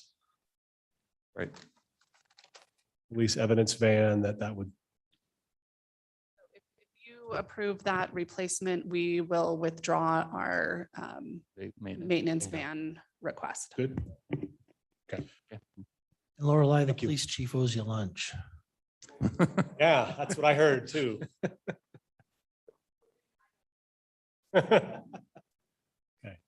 I will pull the maintenance van from the list or from the budget. So thank you. I appreciate that. I can bring up the presentation if we want to move on to transportation and the housing. Yes. Chris, can I share my screen? How does it- While he's doing that, council, ARPA funding, do we want to have that discussion on the 28th and try to come to a resolution on that? I think would be a good time to resolve that since it's part of the budget, because those numbers will impact the budget. So we'll do that as well. So Todd and Dave, if we can make sure that ARPA, we'll have that discussion on the 28th as well.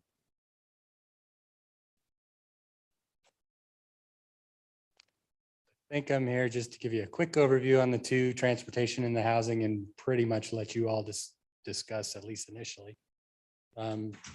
As Brad pulls up the slide for the transportation, the intent really is $1 million to the construction of Linder Road to attribute it to that. I know there's been discussions before. We're throwing around $2 million. I think right now with the $1 million request, what you're looking at is a request to fund the construction of Linder Road on the ACHD portions. If you look at the design currently is estimated through their consultant who's leading the effort to be roughly $1.6 million. You recall the city allocated $2.5 million to that process. In theory, that would leave about $900,000. You then tack on another $1 million, you're looking at close to $2 million for the construction of the project. That would be roughly 10% of ACHD's estimated costs at this point in time for their portion of construction. So leave that there and let you guys take it from there. Whether you want to talk about it now or move on. Well, and if I could just add, yesterday I went and spoke with the ITD board on the project, specifically their portion, the overpass. I have every belief that they are going to put that into the SIP and the TIP for this upcoming round of, not going to say what year. I mean, we've kind of said 2024 is when the design could be done. But they have some pretty big projects on their end, which, the Highway 16, it's like 120 million. There's also one up in Middleton area that's like 130 million. So there's some huge dollars where they would likely find the funding to put in for their portion of this, which could be around that time frame. We'll find out here in the next week or two whether or not they put it in the TIP or SIP, and if not, we'll get the public engaged. I think that will occur. But then it really will become about how do we help ACHD complete their portion or get them motivated to complete their portion. So between the hopefully $1 million that's not spent, if the costs come in under that and this, and as Mr. Miles stated, that hopefully that can help ACHD move this project forward, because they still are looking for funding to complete these projects.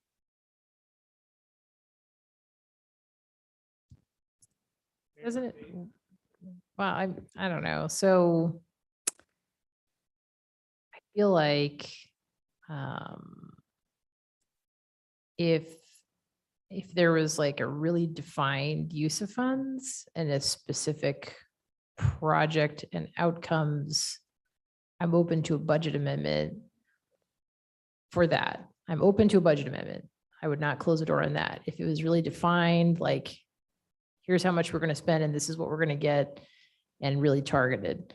We talked about this. I personally am a little worried about, I feel like we showed we're really serious. I feel like we've communicated over and over, this is our number one priority. I feel there's a diminishing return to earmarking transportation funds when I'm not convinced it will accelerate anything. Just to be really blunt about it. Like, that's my concern is, we're throwing money showed we're serious. I don't feel that throwing more money will get it done any faster unless you come to us with a specific, I need $535,000 because that will result in ACHD accelerating this portion. Like, if you had something really defined, totally into a budget amendment for it and want to communicate, I'm open to that, but I don't at this point support the earmarking of funds for it? I think it depends on how you look at it. I think all projects at our transportation agency look for local match. You know, you got to come to the table in order to accelerate their project. That's the typical way. If you want ITD to work there, they're not sitting there looking to accelerate. And at least in my conversations with ACHD, it has led to local involvement does help accelerate consideration of projects. So whether, you know, the dollar figure is, yes, I mean, it is a very specific, it's for Linda Road overpass. It's not for just any project. It would be $1 million plus whatever potentially is not allocated for the construction portion, saying that this is what our investment would be to help them continue to advance the construction of the project. So it is very specific.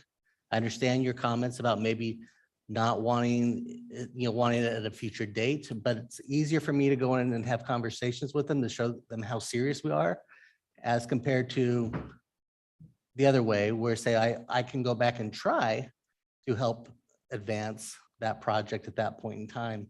So it is a philosophical difference, but I think it's going to come back from our city surveys. The number one issue for our residents, transportation. Again, I don't have any previews. We're only about halfway through the surveys at this point in time. And I think it's important to show that we're committed to this project, which frankly, and what I shared with ITD was the conversation the council had on Tuesday night about a project up along an interchange wasn't just about the interchange, but the impacts that we're seeing on 10 Mile and Meridian Road are going to impact our ability to see commercial development in our community because we are not going to have the ability to get transportation improvement. The TISs are going to come back saying that you can no longer build in those areas. And if we do not take steps to help offload 10 Mile Meridian Road as quickly as we can, I don't know what that's going to mean for future applications. Again, that one was not about the interchange, but people are being delayed on those two facilities. Do you feel like from and maybe this is just like an offline conversation, but I think a cool question I would have is, if your council provided you with feedback that, a certain number of us or however many are comfortable seeing a budget amendment up to $1 million with some defined reimbursement parameters or defined outcomes or whatever. I mean, do you feel like that puts you at a disadvantage in terms of having that conversation compared to having funding appropriated but not specific? Just wondering if there's a different way to get you to the same spot without earmarking, because I just don't really, I don't, it is a philosophical thing. I agree transportation is important, but it is. I mean, technically it's earmarked in the CFP, from a practical standpoint. But the difference is when you make it's I can put anything in the CFP. You guys don't take a vote on it. You don't modify it. I can put 10 million in the CFP and go tell people, look, what we're willing to do. It to me shows the commitment of the city council towards the project. Yeah, that's really what I'm not gonna say it's the same as maps, but maps we put it in our ordinance over the last 15 years. We are committed to $50,000 a year for art. To me, the question is, what is the council's dedication to this project? That's what it is. $2.5 million of dedication though, because we've shown dedication. I feel that money showed we were extremely serious as we did something extraordinarily different than our typical practice in paying for transportation. I guess my concern is when I push on members of ACHD and I'm like, if we give you money, how much faster is this going to happen? Like the answer, at least I've been hearing back, is that it's not going to accelerate anything and that they have legal concerns about us, fronting money for a project. I guess I'm just, if it was like specific, if it was like $350,000 moves the timeline up by 8 months and here's the agreement and the outcomes, and like I get my head around that. It's just It- I just wanted to have an open conversation. To me, it helps have the conversation when you do have that dedication. And agree, I agree. Council's done a great job in terms of the funding there. That, in my opinion, has gotten ITD's attention, the funding for the design. I don't know that the funding for the design has gotten ACHD's interest in doing this because I think it's the construction dollars. When it comes down to it, that's what they really are going to need the help on. And these dollars can help them use impact fees because what they're having, one of the troubles they're having is they don't have the other dollars that have to match their impact fees. That's part of the reasons why they've been having trouble building roads is lack of match for impact. So it changes the dialogue when money is brought to the table towards that. I'm not going to guarantee it's going to get built, but I'm also not going to guarantee that we'll even spend it. But that's where the interesting part of this conversation is. And it is a big ask, but to me, it's an important project for the ongoing needs of our community. And so that's why I'm here making the request to put it in so we can hopefully engage and push them. And it's a 1-year conversation moving forward. And we can bring it back next year at that point in time if necessary. But I think it helps advance the dialogue. So I'm trying to still wrap my head around the sense of urgency to some extent. And we've talked about the general concepts of it improving, obviously, traffic flow and productivity for business owners in the southern area. I have no doubt it will also increase the amount of land use applications we'll have on Southlander. There's a lot of agricultural ground that's down there.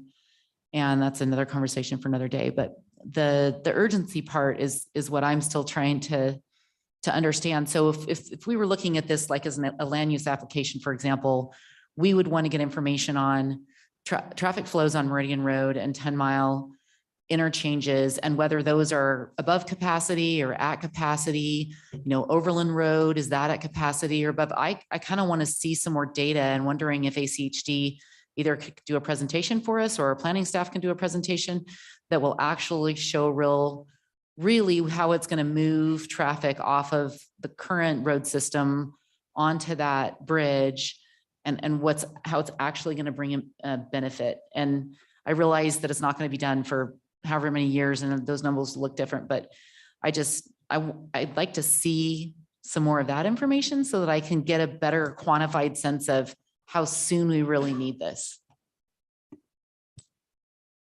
Just to weigh in to talk about one benefit, and because if we decide, no, we don't want to put this into what I see as a CFP fund for this overpass, then we better put it in the CFP for fire station number 9, because that is a major benefit that we will not have to build another fire station for much longer time because we've created a quicker access to that area of town. So you look at the dollars we spend for this to get that accomplished versus the dollars we'll have to spend. Granted, there'll be impact fees, but it may not be enough when that time comes, especially if it's sooner as opposed to later. To me, that overpass helps delay that expenditure of funds. So if we look at it strictly from a CFP standpoint, okay, if it's not going in this bucket, then we better put it in this bucket. So that's kind of how I view it. So my 2 cents is similar with Councilman Strader's. And it's not, I think the proper budgeting is just to have a pointed, focused, specific ask for a specific purpose. I think council's communicated support for that type of situation. I think you can communicate that if the situation arises, that it's very pointed. I don't think this budget item, quite frankly, was general transportation 30 days ago. And it's getting focused now, but it's still not really focused. And that doesn't mean that if there isn't a specific ask that comes in November 7th for a particular purpose for funds to accomplish X, you're probably going to have council supportive of it. But to budget as a general placeholder ask, I don't like that. I just don't. Questions I get asked are, what is the city willing to invest? I can't answer those questions unless I have something from council that identifies that. And if the answer is zero, I want to hear from council that you're not interested in doing more dollars, but those are the questions I get asked. What is the city willing to do to make this a priority? And in response to that, if it's a priority, what do we get? I mean, if that's the way the transportation game is played, that transportation agency with its own funding source, with its own obligation to do that specific task, needs someone else to help them accomplish what they're supposed to do, then the ask is going to go back to them. Well, what are you looking for? Is it going to move it up 12 months, 2 years, 6 months, this intercept? So it's a two-way street, but I don't think anyone on council has ever said the answer is zero, period, philosophically. I think it's not zero, but the $1 million to me is as arbitrary as 2 or 3 or 500,000. It's a number, and it feels improper, even though the goal is worthy. It just feels like bad fiscal management when you can get to the same clear result at a future time with a budget amendment. Maybe while it would not provide the absolute certainty and every budget amendment will be considered on its own merits, like I'm sure happy to say today, like if you had a budget amendment for up to $1 million for Linda Road overpass, if it was pretty defined in terms of what we would get out of that, I would vote for that. So I'm happy to tell you that right here on the record. So you have the certainty that I am committed to that. If you came with a budget amendment that had the parameters there, I'd absolutely vote for it. I don't think there's a member of council that is going to say that Linder Road overpass isn't a priority. It's been a priority for us for years. And so if you had an organization like ITD or ACHD that said, hey, you know, we're now to the phase of construction, you know, we're starting the discussion what that looks like. And the expectation from the city of Meridian to get this going is $1.5 million. You bring that back to council and said, hey, I just spoke with ITD or ACHD. They're wanting $1.5 million to guarantee that this project happens immediately. I think that you would get $1.5 million immediately. But for me to be able to approve that would have to come with a commitment from that organization as well. Correct. And that's what we're trying to get to, is we're trying to find that place. And typically it's 10%. 10% is that, so Mr. Miles mentioned, 10% is your general level of engagement when you're looking at transportation projects, whether it's IT. I'm not going to say it's the same for ACHD. ACHD doesn't have a threshold. But as I mentioned before, other cities are bringing dollars to the table, just like we already are. You know, we are helping with the design of the road for ACHD's expense. You know, so there is some of that that's there. It's again, it just, I hear what council's saying, don't get me wrong, and I appreciate it, but it does change your ability to engage and negotiate when you have dollars at the table. And then otherwise I go back to the chicken, it will be a chicken and the egg conversation with ACHD. Well, let us know when you get the money. Well, how much do you need? Well, how much can you get? This allows me to go in and say, I've got a commitment from my council to do this. What are you willing to do? I'm just hoping maybe we can get you like 95% of the way there. So I just talked for myself, like I'm comfortable with up to $1 million budget amendment for this. I think Treg just said the exact same thing. I mean, I think Joe did. So I think if each one of us commits to, we're committed that if a budget amendment makes sense along these parameters, we're going to vote for it. At least, even if you don't end up with a full appropriation today, you've received a lot of buy-in, you know, from your council on a budgetary item. I mean, I don't know. I'm just asking if that's worthwhile to you. I think all of us are like real ownership people. I wouldn't mind hearing from everybody on that. If I were you, then you'd have a lot more certainty. I mean, if that's where council is, if they felt like they're authorized me to say that they would spend up to $1 million more on a project, pending the advancement or timeframe, and they will build this eventually. The question is, will this help them build it faster? That's the end result. And to the mayor's point to that comment, just to add, I think, as you all know, construction projects on bridges and roads take a long time. So it just keeps the conversation moving rather than to the point saying, we'll have the conversation when and if it comes.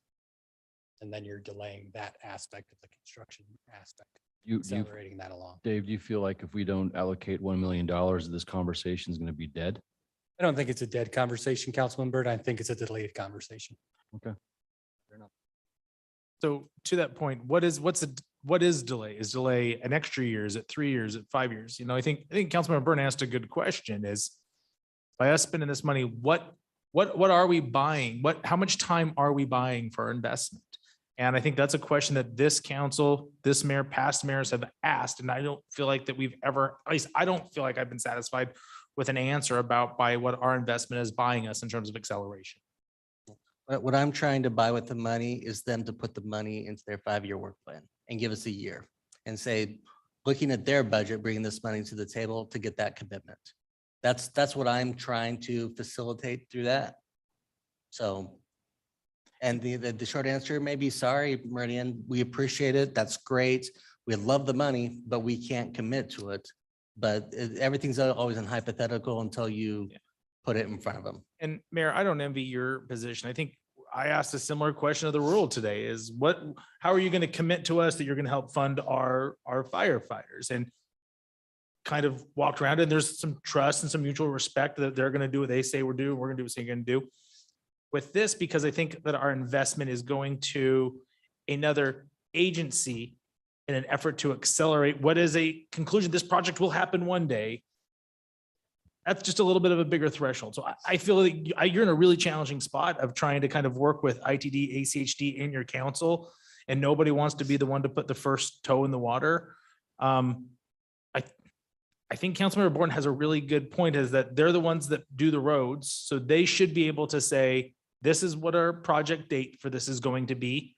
Should the city be willing to contribute X amount of dollars? It gets us there. And I want to support this project, but I do think that there are some real limitations that make it challenging for me today to support the budget request. To Councilmember Strader's point, a budget amendment at a later point in time, yes. I mean, probably yes. The money will come from the same place. I mean, we all understand that. I'm not trying to pretend like it's going to be, it's not going to be spent through putting in the budget. And it's not going to go away by coming back later with the budget amendments. It's, it is that comfort level. And, like I say, if each member of the council says they feel like but I understand. I'm not trying, I can't, one person may not be here by the time this conversation comes up again. So I can't predict who's going to be on the council or ACHD or anything in that time. So I get it. So and Mayor too, I think I want to commend you because you have done, I think, a really good job as mayor as not committing the council to other entities without us taking a formal action. I know that makes your job 10 times harder. It's a lot easier to say council's on board and then come back and sell us on it. You're doing it the hard way, which is the right way. And I appreciate that. Not trying to punish you because you're doing the right thing. I want to acknowledge that I appreciate the efforts that you're making to try and do this in the appropriate manner. One last point, and I don't want to belabor this conversation because I agree with Councilman Cavanagh 100%. And the elephant in the room right now is, you look at gas prices, you look at inflation and what happens, 6 months, 9 months, a year from now, and we may need this $1 million for something else. I think that for me, I will always tend to err on the side of caution, and keeping this money in the general fund probably makes the most sense right now, knowing that you have our complete support 100%. If these funds make sense in the future to expedite construction. So I don't know what else more to say. So what I'm hearing is you won't put in today, but you will consider and maybe support $1 million budget amendment if it advanced construction to a date specific. The council felt like it was an advancement, not just a partnership. That's what I want. I want an advancement. I don't want Yeah, it's in there for 2030. Mayor, if you get a commitment from ACHD that, and they say, you write a check for 1 million, $1.5 million, and we'll start the construction of this at whatever time that is, I don't know if you're going to get a lot of argument for that. I'll take that for today. That helps get us further, but it's gonna be, I think ITDs, if they put it in the SIP and the tip, that's gonna generate the year and the discussion. But this can help ACHD meet that obligation if that's what they're having any trouble doing, but yeah. You can remove it. Cool, I will remove it. Thank you. Next item was the Treasure Valley Interagency Housing for 500,000. So this slide's pretty brief. This is based on council discussions in the past, emails on suggestion of ideas, and the current housing affordability conversation that's flying around. So it's a budget request for $500,000 for the opportunity to improve and advance opportunities, partnerships, and housing solutions, whether that be circuit breaker programs that the state recently passed, whether that's direct funding of projects like you heard from the housing group, matching funds in the Idaho Workforce Housing Trust. I did send you all last night an email as an update to the conversation on the Workforce Housing Trust. You had some questions when the Woodrose Apartments were here last week talking with you. So I provided that to you all. Mike's still not working. There we go. So it's really up to you guys on how you want to move forward and what discussions you'd like to have. I do have some information that I can share with you all if you want to kick around for a couple weeks on the circuit breaker. We did some numbers analysis, validated them with finance based on what we got from the assessor's office on the circuit breaker program specifically. And at a worst case scenario, if you were to look at all eligible properties as of 2021 and fund them completely in their property tax rebate, that would be roughly $350,000 cost for that element. So we can share those numbers with you and pass them around. And this was in request to a council request to have something in the budget. Again, I think it goes back to all the same conversations. There's nothing concrete at this point in time. It is one-time money, so you could do a budget amendment in the future, but at least brought it into the conversation for today for your consideration.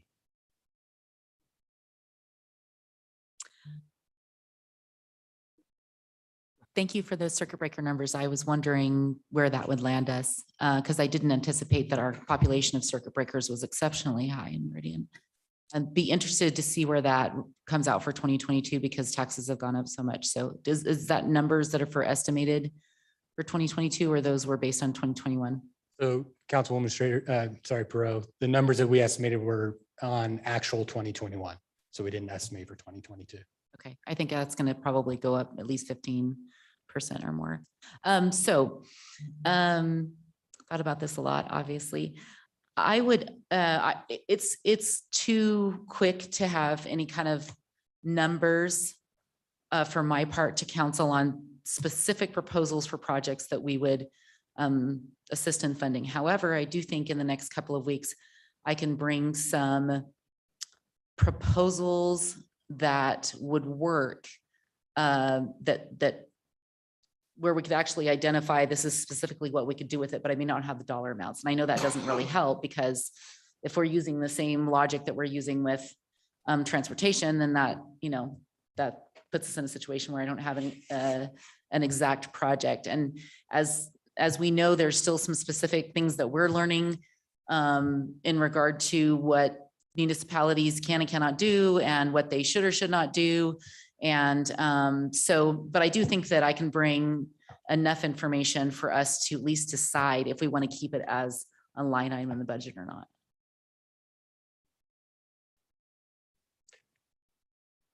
Mayor, I thought this fits that same concern, that philosophical concern on budgeting. I think we can get behind doing something, but I don't know if it's necessarily appropriate to even allocate a one-time line item like this without having some specifics on what it would be for. Otherwise, we'll create a funding source and then we'll fill it with something and might be more accurate and effective to have it a budget amendment when we all get our heads around what that solution might be, rather than funded here. So similar concerns, just like transportation or what was the other one that we talked about earlier this morning? Seems a long time ago. Well, you did mention 750,000 for Jesse Tree. Would you like to put that in or 750,000 for circuit breaker? Those were your two Sure. Yeah, specific recommendations. exactly. So I was specific on those two being exactly what would be funded, but I don't know if the council as a whole is definitely not there as to those specific solutions.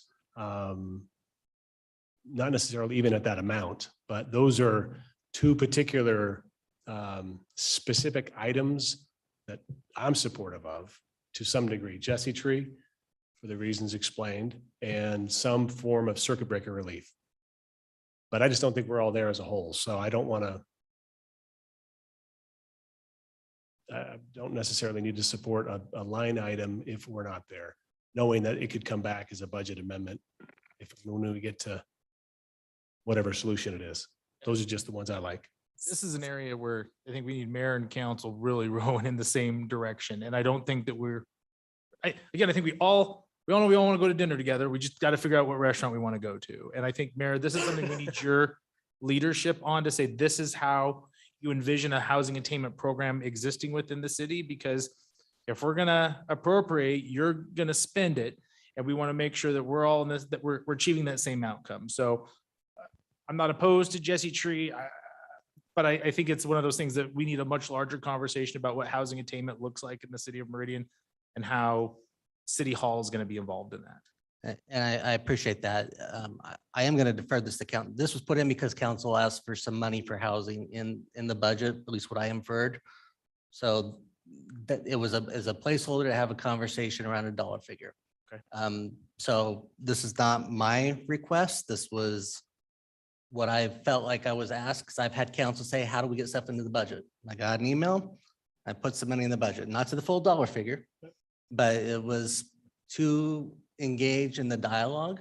So I'm going to take my lead from Councilman Perot on what's there, or Councilman Borton on there, and we'll tell you what it costs, because I know Todd's going to come back and say, I need another person to administer a program for the property tax circuit breaker program. That's not included in here, but that's going to be an outcome of that conversation. So I'm just giving you a heads up, warning that it's conversational, brought from council. I assumed it was not going to be approved, from that So standpoint. I don't know where the figure exactly came from. And, I knew it would be something that would be a moving target. But I never looked at this as a one-time thing. I looked at this as like, is the city of Meridian going to have a policy and going to have an ongoing budget allotment for housing, or aren't we? I didn't see this as like, we're doing this one time this year for these one specific things. I never thought about it that way. So maybe I'm not on the same page as my fellow council members.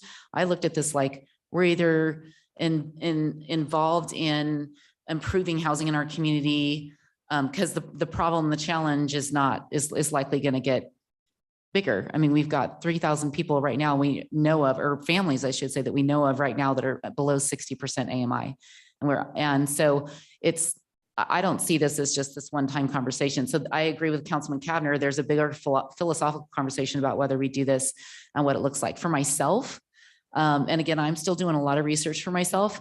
I don't anticipate the city running a housing program. My hope is that we can allot funds to organizations that are already doing this. This is what they do full time. This is what they already have the staffing for. This is what they already have the knowledge of. And so I really do want to have that conversation with everybody about, we've got to decide kind of how this is going to look, because there's a whole variety of ways in which we can invest in this. We try to do it ourselves. I think that is, that's not the first route I want to consider, but if that's something that is a consideration, I'm happy to have that discussion as well. But And if council decides to do an ongoing program, well, we'll put it into our ongoing expenses. But if we were to do that now, we'd go take out 3 to 4 positions. I'm not gonna say you couldn't find that, if you want to prioritize that, but from a budgetary standpoint, didn't have, and especially not at 1.5 million. We did not have 1.5 million in ongoing expenses to put into a base budget in this year from that standpoint. So it was trying to find something for a conversation. And then to your point, council will have to make a decision if whatever they do, if it's one time, ongoing, or otherwise. So, Mayor, I appreciate you putting this back in or having it in here for this exact discussion, because we talked about it and the ask that I made, and this was in lieu of a transportation line item, part of it that I had shared, I think back in May. But the idea is, and it can be thumbed up or down for a June 28th discussion, is a figure, and I think I'd said 750, but even if it's 500, that, and it can be half and half, but the idea of one-time funds allocate towards circuit breaker, property tax relief for those in need, and the Jesse Tree housing assistance, which also is a one-time contribution. And the general principle behind that was their focus on Meridian residents being able to retain their existing home, which is a more narrow focused piece of the pie than affordable housing. But it tries to assist those, bridge a gap, who are already in Meridian, who already have housing, but are in a difficult circumstance, and provide some skills and training that allow them to retain what they have and then be on better fiscal footing. So again, very narrow. There's lots of other ways that you can provide housing assistance, but that was the reasoning. At least I'd sent that out for a one time. Two different ways to help two different vulnerable segments of our existing population. And on the Jesse Tree, Councilman Borton, one thing I liked, you mentioned, it is a holistic approach. And when I went through their memo they sent back, it sounded like 250,000 that would meet the needs that they see in Meridian. They said if at 100,000, they would have to drop some people out, but and of course they want funding for 3 years, which we would have to allocate every year. So I mean, that to me is a legitimate and doable solution for a problem that where people have a need and help them move forward with their life. So it makes sense to me to do something like that. So. And the idea isn't in lieu of the work that Jessica's talking about. I think it's perhaps parallel. That's a bigger, perhaps more long-term sustainable solution-focused inquiry. But this is a one-time, more immediate, measurable way to provide some assistance in two different ways. So I think it would be great to, like, I'd be okay with parking lot-ing the potential for Jesse Tree funding, but I'd like to hear from them, I think, before the 28th or on the 28th. My concerns could probably be alleviated by just having those direct discussions, but I recall from the work on CBDG funding 2 years ago, they were not able to spend their full allocation, and that was less than $50,000. So I know they've changed a lot, they've staffed a lot, I know their processes have improved. I just want to make sure that if we were to allocate a big number like that, like $200,000, that they'd actually be able to execute and use that money. So that's my biggest concern. I do like the approach of finding organizations that are trying to help Meridian holistically. So that's like one piece of it. Circuit breaker, the biggest concern I have on circuit breaker is it would be a one-time, but I think the real challenge is that if that one-time didn't continue, people would be trued up to a property tax level that maybe then they weren't prepared for. So, that's kind of what I worry about. That is, it's like, it's one time, but then if that program ever expires, the gap between what somebody could jump up to is so high. it's that one is harder to me, and I'm not against it. I just think that one requires kind of I'm more of an all or none on that one, in the sense that I really like to see at least an indication that people are interested in a multi-year commitment if we go down that road. Otherwise, I feel like we're setting people up for failure a little bit. So I don't know. So maybe to be discussed somewhere on the circuit breaker. I don't think it's a bad thing to do at all, but I think how we execute on that would be really important. The other piece is, I think we owe it to Aaron to have a discussion at some point about the Woodrose apartments, what we want to do with that. It came up, there was a direct request. I don't believe that we should spend $1.3 million. I don't think we're getting enough housing out of that project to make it worthwhile.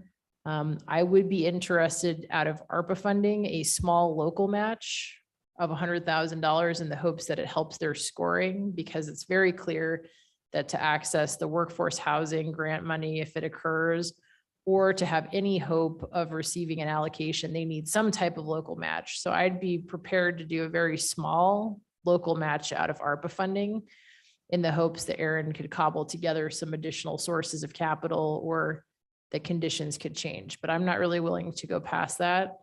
But I just wanted to sort of throw that one out there. I think it's tough to do anything beyond that on a project scope of that nature, just with the small amount of housing we get out of it is an opportunity in front of us. I'm willing to put some funding toward it out of one-time ARPA funding. But I do think I'd love to hear from Councilwoman Perot in a couple of weeks, what she's recommending after all the research and everything she's been doing. Councilwoman Strader, to your point, what I passed around was just an analysis and some hypotheticals on the circuit breaker, so you can take a look at it. There are many ways, to your point, to slice that onion, so to speak. So those aren't the only options that are out there, but if you got questions on them, let me know. And at least from Boise's gonna do a program, but they're gonna develop it over 2 years. Mayor, my understanding is they are going to do a program. They don't yet have the details defined. I think that's what I've understood. For circuit breakers, that Yeah, was thumbs up for a circuit breaker, correct? Yeah, so one idea is to watch them and see how they do it and the impacts. And I'm not gonna say we do everything the way Boise would do it, but at least see what their experience is. I agree with Councilwoman Strader. I really would like to hear from Jesse Tree. The nonprofits traditionally have had a hard time staffing as quickly as they receive funds, which is not necessarily a bad problem to have, right? To get enough donations, but they've had a hard time because nonprofit salaries tend to be low. And Jesse Tree's had that challenge for many years. They've actually been able to raise money more than they've been able to administer their programs. And so I do have some concern at that quantity of, that dollar figure, that they would actually be able to hire the staff and keep them. Did I hear you say, Councilman Hoagland, that they're looking at a 3-year plan, not just this 1 year? They'd need to do that, because there'd be no point in hiring and training new staff to administer these funds, for 1 year. And if they are doing like remodeling and safety type of things for homes, then they're not going to be huge dollar figures that they're doing for each individual house. So $250,000 may stretch quite a ways, which means it's going to be even more staff and administration that's necessary. So I do want to hear from them about how they would utilize those funds, kind of what they would anticipate. I know that's asking them to put together a proposal and may or may not even get the funding, but if they can come share something with us, that would be wonderful. They certainly can. And part of this is because there's a federal grant that they had received that's going away.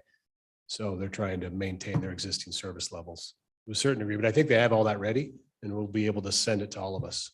That's really good to know. Thank you. And Mayor Jessica, to help you out, the city has worked with Jesse Tree for a number of years through CDBG. We can give you an update on our experience with them, just to help you know how our relationship's been for the last number of years. Just an idea, but we do have a relationship with them. Right. I've talked with Crystal numerous times. When I was community development liaison, I was on the scoring committee I'm very familiar with their involvement with the city, and the Real Estate Association has worked with Jesse Tree for a number of years too. Our foundation gives to them. So I'm pretty familiar with them. And as you probably know, their director is a state representative. So she has a lot of relationships in the community, but I just want to hear that's a pretty significant donation and how they would actually administer it. And Mr. Mayor, just a thought, if we're going to open this, just my thought, if we're going to open this up to, nonprofits like Jesse Tree, I'm sure there might be others that would be interested as well. I think we don't compare to other organizations to submit a plan and to submit, what they'd be willing to do and how they would handle the situation as well. So we're going to go down this road. I think that just, focusing on Jesse Tree probably, my opinion, wouldn't be the right direction. I think that we would need to involve other folks as well, just because the amount of money that we're talking about is a lot. So I want to make sure that nothing against Jesse Tree. I just think it's a matter of fairness toward other organizations. Are you thinking it needs to be focused on housing or just anybody, any nonprofit for any social service or Housing affordability. housing affordability? I mean, Jesse Tree, don't they specialize in rental assistance? And so, Hatch, Jesse Tree. And they're just one. There's many fantastic organizations in the Treasure Valley that are doing the same thing. NeighborWorks has a long history here. They're fantastic. And they have federal programs with local matching too. So this conversation could go on for a while, which is a big part of the research I'm doing. So I am not making a separate proposal than Councilman Borton by any means. But I agree with Councilman Byrne. I just want to know that this is the right place to contribute to everything in mind. Fair, and going in lots of different directions because I think we're all well intended about what we want to accomplish. I do think that maybe hearing from groups in the next 2 weeks may be a little even rushed. I'm supportive of maybe allocating a portion of this to circuit breaker. And then over the next few months, we hear from different organizations while we flush out what that looks like. Is it focused on finding apartments for people to rent? Is it focused on keeping people in their homes that they own? Is it a combination thereof? Is it one organization? Is it 2 or 3 that we want to allocate dollars to? Ultimately, we need, I think, some direction from finance or the mayor's office about this is what we want that program to look like. This is the department that's going to own it, whether it's the mayor's office or finance. And if I'm not hearing that there is a desire on finance, mayor's office, community development to own this, then I think that's important for council to know, is that it's either we're going to decide to give some money to an organization and call it a day, and we're going to miss out on those opportunities to have them vetted and weighed against each other and brought with a recommendation, or not. But until this, again, I come back to where my last comments, we've got to be rolling in the same direction on this. You're not, the executive branch is not asking for funding for these affordable housing projects. We did some research based upon what we were asked and presented with from city council, but I'm not here asking for money for affordable housing projects or agencies or other things. One thing that's really important to me is that some of these organizations pool their funds and they administer them valley-wide, and you may or may not be able to track them directly to the city of Meridian. That's something that's important, I think, in this entire process. Is we need to know that those funds are staying in Meridian, and that for me will be a criteria, whatever we consider. So I think part of a future discussion that would be really helpful would be if we could have a resource allocation discussion along with it, right? So I think understood how it got here. That makes we know how it got here. That makes sense. If we decide we want to allocate some funding toward agencies that are preventing people from becoming homeless, maybe part of the discussion is, does Crystal and her group have capacity to administer that, considering that is a similar work stream and evaluation to CBDG? is the answer back from, Crystal and team. I have 0% capacity to help with that. If we have to have a resource allocated, it's a separate appropriation. So I think that's a piece of it, is just with circuit breaker. I think we're getting the vibe from finance, like, ooh, we would need personnel. Like, I think we need to flush that out. So the circuit breaker piece, I have more questions about, but I appreciate the analysis and we'll have a separate discussion. But I think having that resourcing discussion would be a part of it. Do we want to keep this for the purpose of the next agenda, keep this line item in it, or is it getting pulled out because it's too big? I think we should keep it in just for the purpose of, we have a request from the housing company, and I think that we need to make a decision on that. I know the information provided about the governor's funding through housing and finance. There's still that question. It sounds like there's a local participation. And is it something like impact fees? Is that what we want to do? And again, I look at this as a one-off till we have a housing deal, but that's something I think we just need to come to a decision on. So I'd keep it open just for that reason. So what I'm hearing is pull it out potentially and come back as a budget amendment, or, in 2 weeks, can we have a further discussion on the 28th and put it as a part? Leave it in for Yeah. the 28th. 28th. Parking lot. I think Okay. it's in the parking lot. Okay, we'll leave it there. Gotta say, I'm so excited we're having this conversation. This is exciting to me. I know this is something that it's tough conversation to take on. The city of Meridian has been amazing with their budget for decades, and it's tough to have a conversation about bringing something on this significant and the expectations it creates from our residents. And I imagine this isn't the first time these conversations have been had, but I'm just really happy we're having them. I really appreciate it.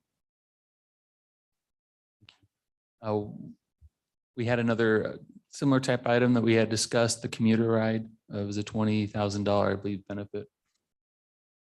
With HR, did we want to discuss that one further? Are we good with that one? There might have been some consensus to remove it. To remove it. Remove it. The question I have is, if mayor's office, are you going to move forward, try to develop a program and then say, okay, it's going to cost X, and then we look at a budget amendment? I guess I would look back to council, kind of look same as the transportation conversation. If we bring back a program, are you interested in potentially funding it? And if so, do you have any parameters that will assist us in a dollar figure towards that, or not necessarily at this time? That will just help us determine what would be enough, what questions to ask the employees, because we do need to offer to everybody, knowing that not everyone's going to participate, but here's how I would answer it by not answering it. fair enough. I would say the council's always interested in any innovative opportunities to provide benefits to the employees through compensation, through other benefits, unique or not unique. And if this is one of the tools that the council should consider because the comp committee or the executive branch says there's a great reason behind it, I'm not being flippant, but I just think that's really the principle that we're interested in providing valuable benefits to our employees, some of which we've never thought of. And if you think that might be one of them. The difference with this one is this does require a survey of all, it doesn't require, but that's what they recommend, a survey of all of our employees. I didn't want to put something out with false expectations without at least having, if council's like, yeah, we're just not really go there, then we're going to hold off. If you're willing to entertain it, then we can explore that and come back. And it may even be FY24 before we come back. Yeah. I don't want to put something out to the employees and get their hopes up if it's not something. If there's only 5, we could research with only 5 people and bring something back, and you can up or down, but this does require going out to 500 employees with the city asking It's questions. worthwhile. I think it's worthwhile to have that. I don't think anyone is saying that we shouldn't do that. I think it's totally worthwhile. Do the survey, please. From my perspective, do the survey, find out what people need. I think that that what's changed, like to me, what's different is the macroeconomic environment's really changed since we looked at this. And so the price of gas is making it so that this could be more used. This could be really critical to people making, meeting their budget. I mean, we're giving everybody a COLA, but this is far, gas prices could far exceed the overall rate of inflation on the energy front. You should absolutely evaluate this. I think it's great. Please evaluate it. I don't even want to put a dollar amount. I more just think if we do it, I think it should be a robust program. It should be something that's used by a good portion of the city. Like, I think it should be something that's meaningful. If it helps to meet a facility or a behavioral goal in terms of parking, wellness, avoiding making a parking garage, whatever that is, like, I'm super interested in that thought process as well. It's not just a benefit for the employees. It could be a benefit for us. Like, if we're like trying to get people to bike to work because we don't want to have to keep making new parking lots like that, I'm all for hearing about that. So I think there's twofold here, and I think we need to make sure we're clear on this, because what I heard from HR was that Commuter Ride could conduct a survey of our employees about would they want to use Commuter Ride, and that's good. What I think is great is pulling our employees about what benefits are important to them, and if it comes up, Commuter Ride is, man, a huge benefit that they really want to do. Great. Then let's let Commuter Ride do this survey, and we can determine how much we spend. But that's only if we're looking at this from a employee benefit standpoint. I think last time I remember a cost for a parking space in a parking garage is like $50,000 a space or something like that, just ridiculous. So for the cost of half of that, we could offer that. If the goal of this program is to divert or to create an incentive for employees to use Commuter Ride as opposed to driving to City Hall, well, that's a different conversation, because that is saving the taxpayers dollars in terms of, rather than building more spots, we've created another alternative. So there may be two reasons why it's worth doing this, but I just think it's important, if we're saying, go do the survey, if the survey, we're talking about survey, we only mean from Commuter Ride, I think we're falling short. Yeah, probably, I don't think that's quite enough, right? Like, I'm kind of with that, what you're just saying, I just want to reflect that back. Like, I agree with that. I don't think it's just Commuter Ride conversation. I think that's fine. It's a good conversation, but I think might be really interesting to start with. This would be kind of a more painful prodding way to go about it, but maybe it starts with a couple of departmental listening or brainstorming sessions with the innovation department, helping to drive some, ideation, like some ideas and stuff, then kind of get a good base of ideas and then go about your story. I don't want to tell you guys how to go about it, but it does feel a little bit more involved, like more of like along the lines of what we do with a cost recovery study or something like that. It seems like a lot more like that. Like, you kind of need to start with brainstorming, getting some ideas, then survey everybody about those. It could really be creative. I wouldn't want to close the door on anything. It could also be like, if you've been employed with the city for, a decade, maybe we want to help you obtain an electric bike because we figured out that it's a fraction of what a future parking space would cost. Like, I don't want to limit people in terms of how they're like looking at this. I just think going about it in a way where we get really good, comprehensive feedback and something that people would really like and saves us on facilities. I'll just share for staff's minute. Sorry if I was stepping on your toes. For my day job, our organization polled our employees about, it was kind of an either or, and it was this survey that we sent out to all employees, and it was really beneficial for leadership for us to see, wow, our staff really value X, and X wasn't on anybody's radar. And so I appreciate, I think where you're coming from, Councilmember Strader. I just think let's ask our staff. I don't think that we hurt ourselves in asking them what are the things that are important to them. And that may likely drive future budget recommendations or budget requests to respond to some of the things that our employees are saying that are important to them. Yeah. Oh, one more thing that I would add is, if like in a future budget request, if the future request included building a parking garage or included a new parking lot, I'd probably turn that challenge around. Like, have we explored a way to modify the behavior of our employee base to avoid that cost? Because I can sort of see that coming down the road. So I feel like this isn't just an employee benefit, it's an alternative to a huge capital cost. So that's just the piece of it that I would like us to somehow put into the thought process. Public. It's more, parking would be far greater than just employees. So I don't have an issue with leaving the budget allocation and the $20,000 budget allocation. And I don't have an issue. I don't think we necessarily need to remove it until we get to a certain place. However, what I would like, if there is going to be a survey done, what I would like to hear from the survey is, here's what a variety, provide the information. If you just ask the question, would would it benefit you to use a public transportation source? And you don't say, listen, these are the 4 or 5 ways that you could commute. There's these programs that already exist, A, B, C, D, E. Which of these programs would you use? Or maybe not even which, but would you use one or more of these programs? How often would you use it? I want that level of detail to really make, because I think if you just say, do you support a benefit that helps with cost of transportation? That doesn't do anything for me. It's like, well, of course, everybody's going to say yes, right? And with Christina saying that 3 to 4% participation is what commuter ride says that happens, that's not very high. So I guess I'd like to see more specifics, like what are our options? Our options are, Valley Transit, another mode of personal transportation, ride share, commuter ride. Would you use one or more of these? How often would you use it?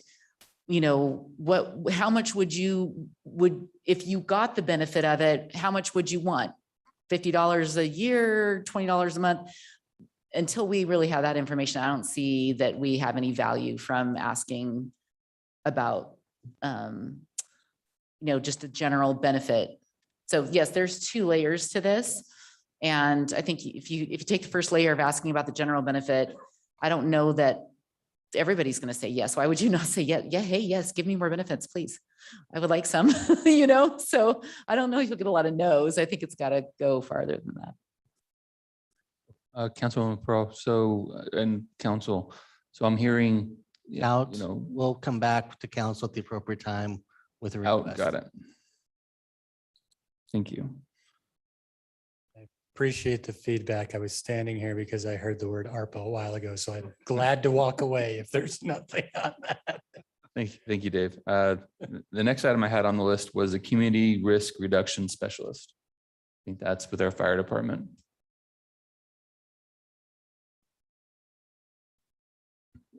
Yeah, the community. So the Let me pull community that risk reduction,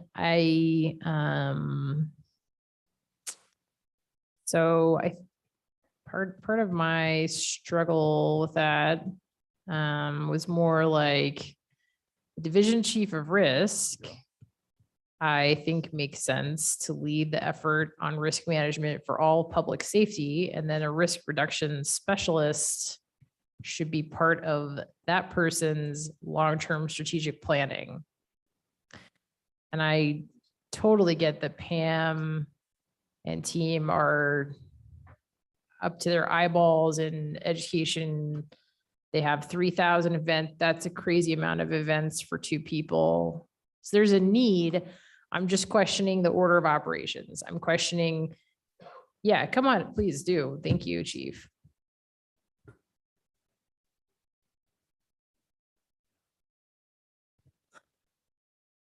I'm sorry. Oh, well, just to get the ball rolling. So just to be really blunt, if we approve the division risk manager, that person's a risk manager for all of public safety. That's great. We can leverage that across multiple departments. Can we hold off on this for a year for that person to make their plan and figure out how this folds into that? And really, it's not just if they could fold into that, but you're going to get one other headcount. And is your other headcount, are you going to find through the process of that risk manager leadership position, oh, what we really need is a data analyst, or what we really need is something a little different. Councilwoman Schrader, yeah, I think I apologize that there was some confusion that we imparted into the discussion about the risk reduction specialist. I think as a part of public education, and this person is as far as in the food chain or in the command structure, very much at a task level position. And the way that it is intended to be integrated into our structure is that our operations personnel will respond to calls. They're going to respond to fall injuries. They're going to respond to food on the stove calls. They're going to respond to any number of accidents. They're going to recognize, oh, there's a lot of accidents that happen at Franklin and Eagle. And what happens is as the crews input that information into the INFRS reporting system, this community risk reduction specialist at the task level starts to identify trends of, hey, there's this event that's going on in the community, and how do we intervene? How do we utilize what we have through the prevention channels and public education? How do we go out and create public safety messaging? How do we create a classroom dialogue or an education dialogue? What mechanism can we go and intervene at the very, very fundamental base level to affect a change and reduce the community's risk? I think what I'm struggling with is a couple of things. So the task of public education is almost unlimited. There's a huge need for public education. There's a huge amount of risk in the community.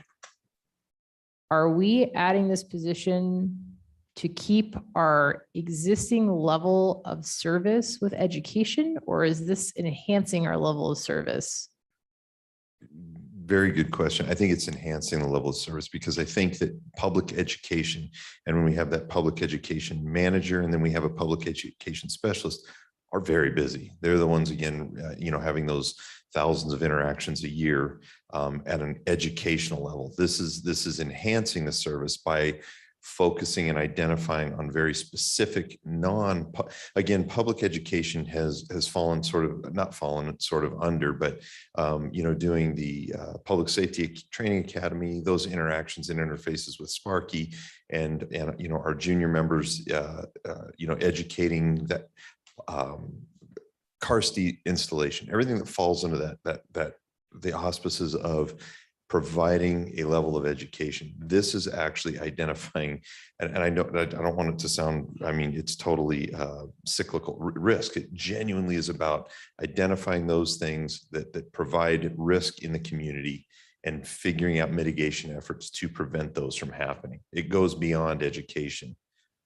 Right. And so that's why I'm kind of pushing on it, because I feel like if there's a data analysis component to identifying trends and figuring out how to meet those, why would we not wait, hire the public safety division for whatever this is, risk manager position? That person will figure out what they need. And then maybe this gets tucked in under public education, maybe not. Maybe in fact, this is a data analyst that supports public education, supports more risk management practices across the city in terms of public safety. That's just what I'm trying to, I'm kind of worried that we're enhancing level of service without having a roadmap as to community risk reduction as a whole and how we're managing risk within the city as well. Like, to me, this should all be centralized. There's a synergy. It's cross-functional. So I don't know. I kind of want to tell you, come back with a budget amendment for some headcount to support your division risk manager. That's what I'm thinking. But no, I'm not into this right now, but just at this time though. Fair Chief, enough. Do you have has HR created a job description for this position yet, or is it waiting until it's? Yes, they have. So Yep. I think a couple of things that would be helpful as we kind of plan to the 28th is to maybe get a copy of that sent to us so that council's got a good understanding as to maybe the totality of the duties. I appreciate where Councilmember Schrader is coming from a little bit about getting the risk chief kind of hired and get that plan in place and then bring this person on, and instead of trying to kind of bring them in parallel. But the other piece that frankly surprised me was when I heard this 3,000 interactions in a year. Like, that raises eyebrows. That's like over 8 a day.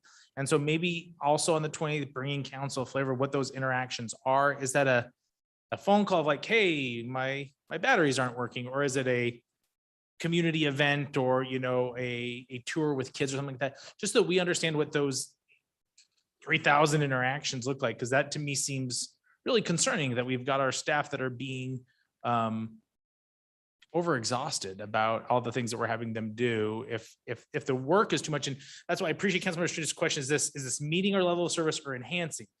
You say it's enhancing, and that's good to know. But then I worry, does that 3,000 turn into 5,000 interactions? And are we creating an expectation amongst our citizens that we're not going to be able to meet long term? And I just think that it's important for us to have that information, because that may actually result in some much larger conversations about what community education, what community risk looks like within the confines of the fire department.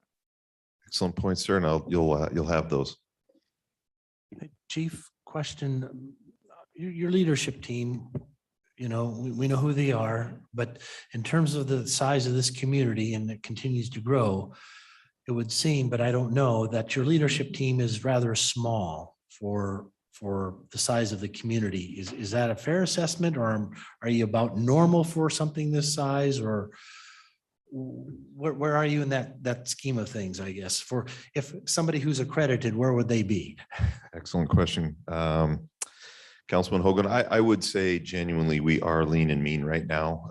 And again, I'm challenged with that, because again, I think it's been said over and over that we do have staff that is willing to go the extra mile, but we are approaching a breaking point in the sense that I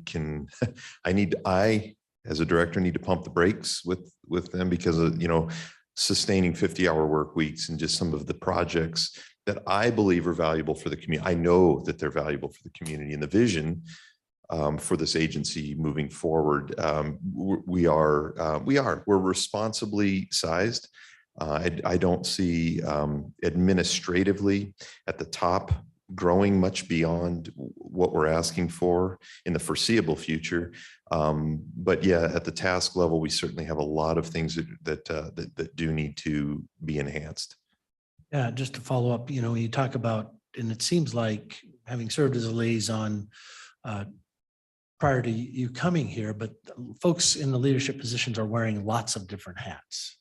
And yeah, they can do that, but after a period of time, and I don't know what that time is, it depends on individuals, there is a burnout stage. There is a point where you're going, you know, enough is enough. And we don't want to see that, or they continue on, but it's at a level that, you know, it's just not healthy. So having a division chief of risk management, if that means they can take off those hats and not have to share responsibilities, I think is a good thing.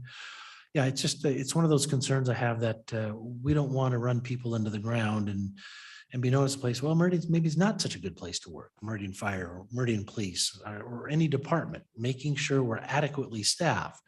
I like your term, responsibly staffed, which means lean and mean, but still at a point where people can have a life and enjoy their life, and yet still be very productive at work as well. So that's something that I just don't want to say, yeah, we can just put this off, if that means people are going to be pushing themselves a little too far. So maybe we could parking lot this. I know I said I want to take it off. Maybe we just parking lot this until the 28th.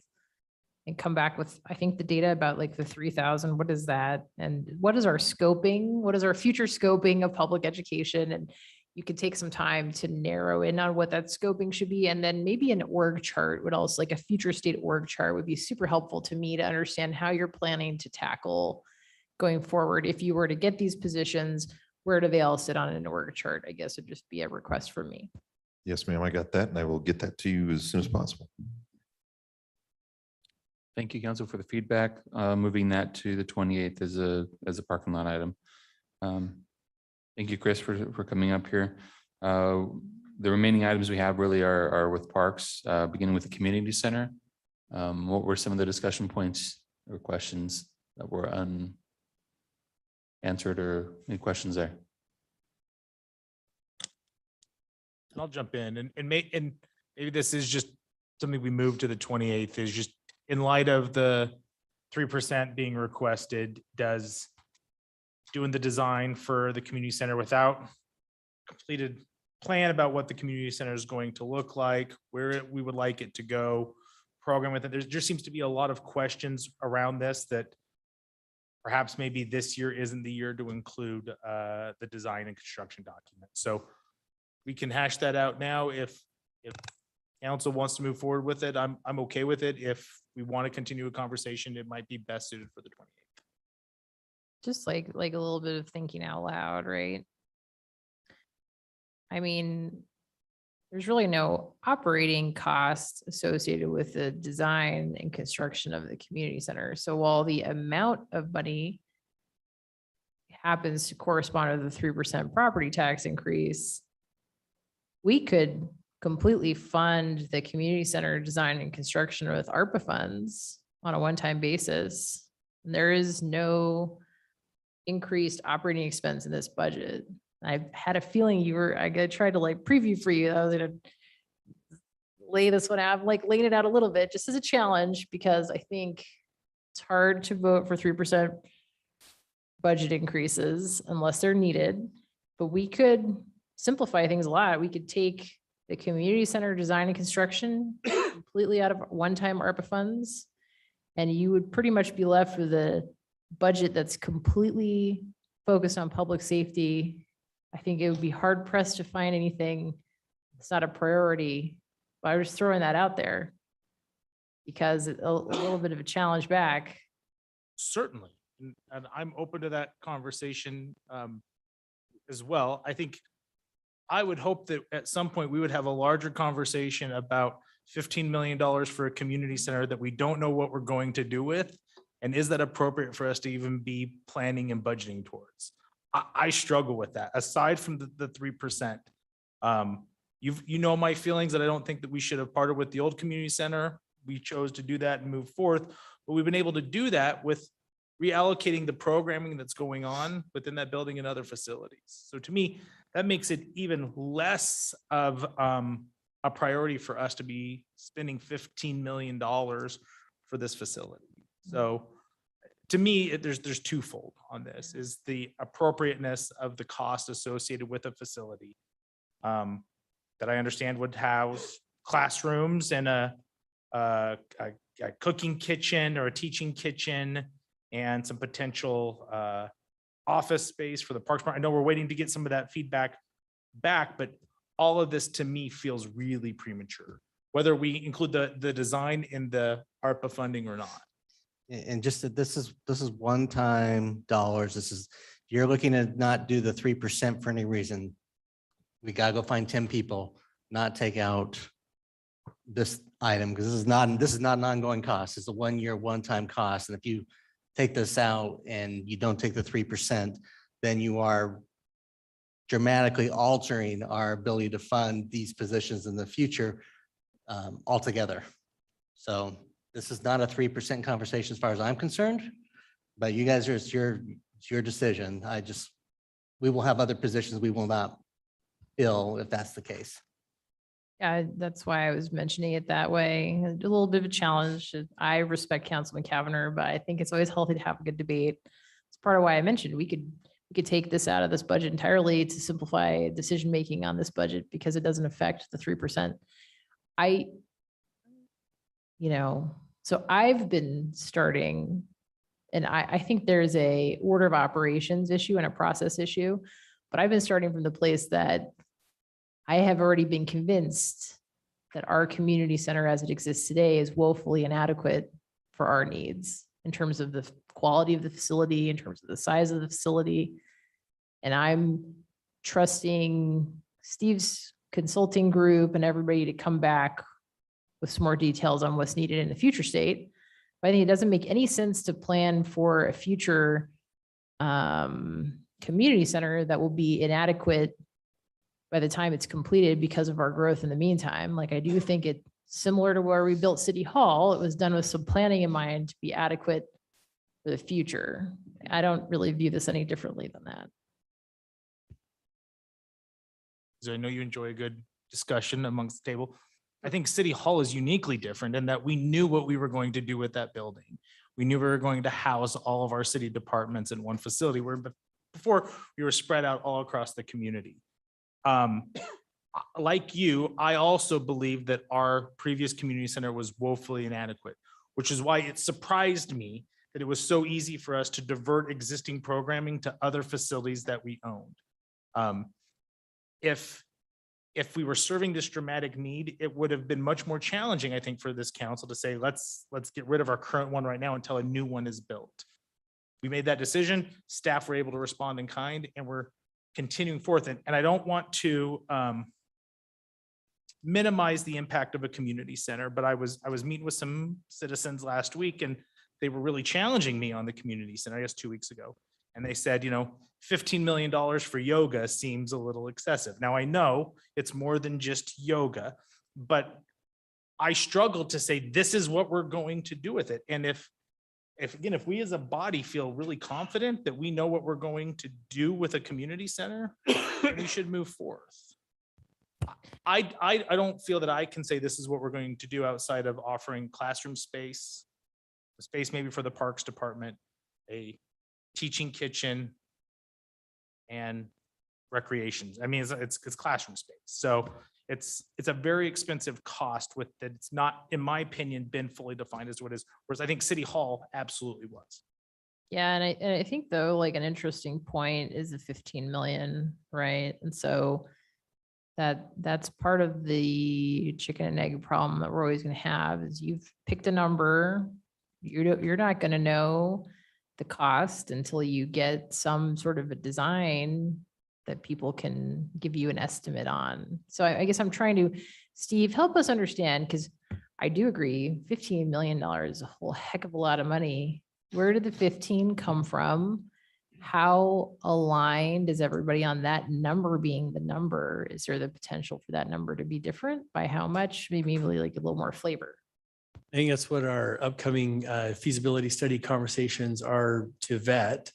But we have a spreadsheet and a program that number is based on. You've seen it, and maybe it's on me that I haven't defined well enough what it is we're doing there, but it is community education classes, it's fitness classes, it's the instructional kitchen type classes. It's got the flex space for a variety of things, including our own events. But we've discussed not being an event center for the community.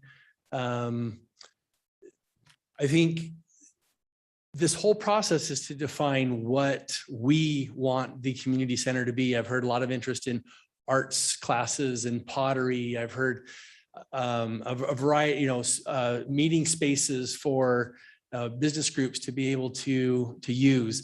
I mean, all these ideas are out there. I would say that we still haven't, well, there's still a handful of classes that we still haven't found a place for. That's because we have, 2 rooms over there. There's way more demand to add more classes than we can add with the space we have. So it's not just that we're trying to relocate a few classes because that's all the demand that there is, and it's, woefully small. There's demand for more. We just don't have a place to do it. So I think these conversations are good in that we need to define together, what do we want this to be? And that's what, these conversations have helped us flesh out, because we had assumed some things a year ago that we thought we would want to be in there, that we got very clear feedback that we didn't want to be in there. So we've been adjusting all along. This whole process is about defining that. And I think we're, the coming month or two will help us a lot. But like I say, I'm hoping to at least set the table to be able to roll into the next phase. Once we agree, if we define at the end of the feasibility study that it's something smaller, then, you know, I come back and say of the $1.5 million that we budgeted, this is the amount that the contract's going to be. But, you know, and if you want to wait and have that be a budget amendment, we can have that conversation. But I didn't want to bring you a $1.5 million budget amendment. I wanted to have that conversation in the context of the budget. So I appreciate it. Yeah. Oh, sorry. Go ahead, Jessica. So I'm struggling with seeing how, I guess, understanding how we're still at a place of trying to figure out the value of the community center. I mean, you all know how much of a stickler I am about using the same type of criteria to make decisions consistently. And so we weren't having these, do we need a pool or do we need a golf course conversations? We rolled with it because I guess the need was, everybody just assumed that they understood there was a benefit. Personally, I'd much rather have a community center than a pool. But there was this assumption that we had this opportunity and we took it. And there wasn't really these high level, do we need it conversations. And yet I feel like we've been crippled with this, do we need a community center conversation for 2 years? And frankly, I'm frustrated with it because we had a study, we had a floor plan done. We talked about what was going to happen in each room. That's been presented. Costs have been presented. I'm not understanding how there's any confusion about what this would accomplish or what its purpose is.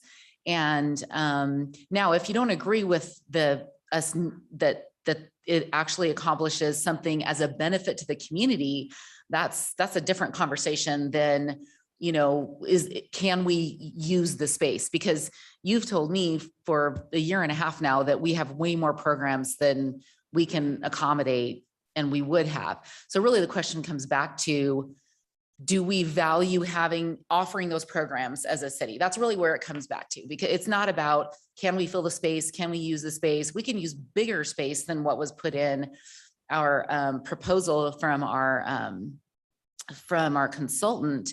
So I don't know, that's where I'm at with it. I'm not proposing that we approve $15 million budget in this coming year. That's not what I'm saying. I'm just saying, I don't understand how there can be any confusion left about what we would use it for. If we should have one, yeah, let's have that conversation. Should we have one at all? Or if we are going to have one, but I don't understand the point of pushing this decision out a year unless there truly is confusion about the information that the consultant has brought to us or disagreement about the information the consultant has brought to us. as a department, we're certainly not feeling confused on the need. We did put it out to the community in our survey over the winter. We heard back from the community that a community center was their #1 indoor facility request. Pathways were the #1 outdoor facility request, but it does rank high for the community. We defined the spaces in that survey, and we are responding in our concept plans to that feedback. And we're taking it back to the public next week. I appreciate that. I feel like, so we've got designing and the feasibility of a future community center for the city that's sized to meet our future needs and appropriate for the size of the city that we are and will be. And then I think there's a different question, an important question. Like, for example, if the amount that is going to cost is 15 million, then I think we have a conversation about the path and the timing to pay for that. Because I do feel like those are different things. So I feel like we can design it, we can figure out the feasibility, what do we need, but we've always been a save before you spend type of shop, right? And maybe we look at it and it's like 15 million and biting off even like $5 million chunks a year is just too much. You're trying to figure out how many impact fees you can come up with for this. Maybe the answer will be that it's going to be a painful couple of years while we save up and make progress toward getting our community center.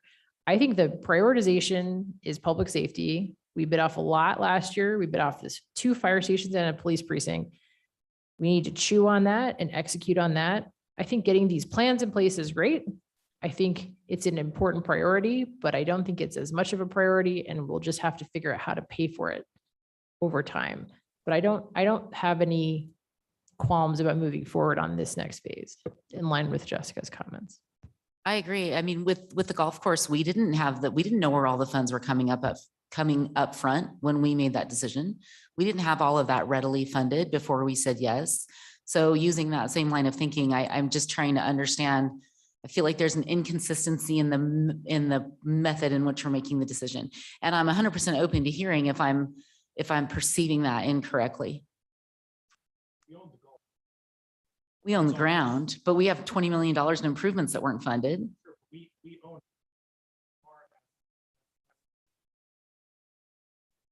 Hey, Luke, your mic, your viewers. Thanks. I just was saying, we own the golf course. We owned it. It's ours. As Well, get we in- own some city property, but that doesn't mean we have to go build a community center on it. So I mean, like, I'm just saying, let's be consistent with the method in which we're making these decisions for the Parks Department. I don't want to get too focused on the $15 million number too soon. I mean, that we have to have something to base this on. So, and that is the best number that I have for you today. It's obviously going to change as we get into design. There are things we can do to affect that number based on the quality of materials and the type of materials and the level of detail is put into it. And if it goes in front of City Hall, I think it needs to be more cost per square foot than if it were going, say, next to the home court, you know? There's a lot of factors that go into those details that will be determined during the design process. That being said, I think you talked about this, but I don't remember. Is part of the design, excuse me, is part of the design process going to be looking at sitting that on different locations? And I mean, because you did a presentation for us on, all right, if it was here, it'd be approximately this perimeter. And it would be 2 stories, it would be. We have a 2-story option in front of City Hall, a 1-story option in front of the park shop. There are benefits and constraints to either one. And then we have a generic one that's very much like the park shop site that could be relocated to any, future location that we come up with. Is there anything we can do to sort of help that decision without needing to pay a consultant to get us there? Or do we, I mean, we've been talking about this location for a while. I think the process is fine. It's already built in for us to look at them, and it's, I think let the process go through, and then it's, sometime soon, we're gonna have to settle on a location.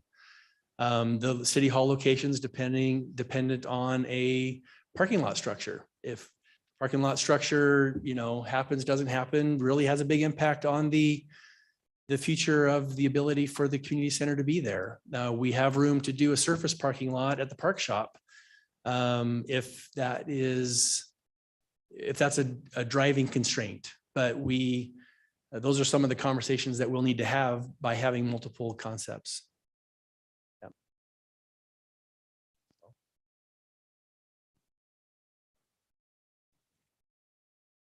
Council, maybe one thing, just so we can have a realistic conversation, maybe between now and the next 2 weeks, if we want to still parking lot this item for any reason, even the dollar figure. I think that's, my question is, what's in the CFP for this project?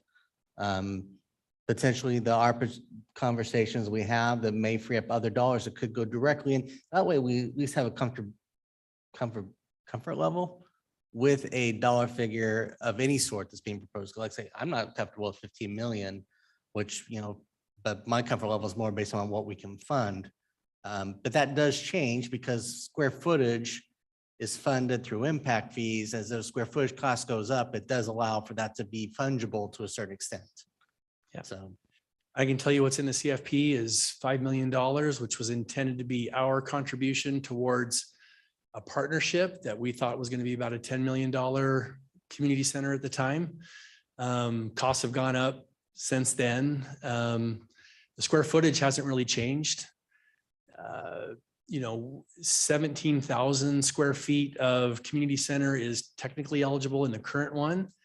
The very rough draft one suggests that more square footage may be eligible in the future, but we won't have collected those funds on this timeline. So what's the appropriate split between impact fees and general fund is a conversation we need to have. I'm wondering, if we can do 50-50, so we're not, but those are all, I don't mean to get into the weeds on that here, but those are the conversations that we're going to need to have when we get to funding the full construction portion of this. Yeah. Thank you, Mayor and Council. So if I'm understanding correctly, leaving it in at the moment, parking lot item for the 28th. Is that correct? Okay. That leaves us on the next item, the Parks Crew Chief. Questions? Okay, so yeah, this was kind of.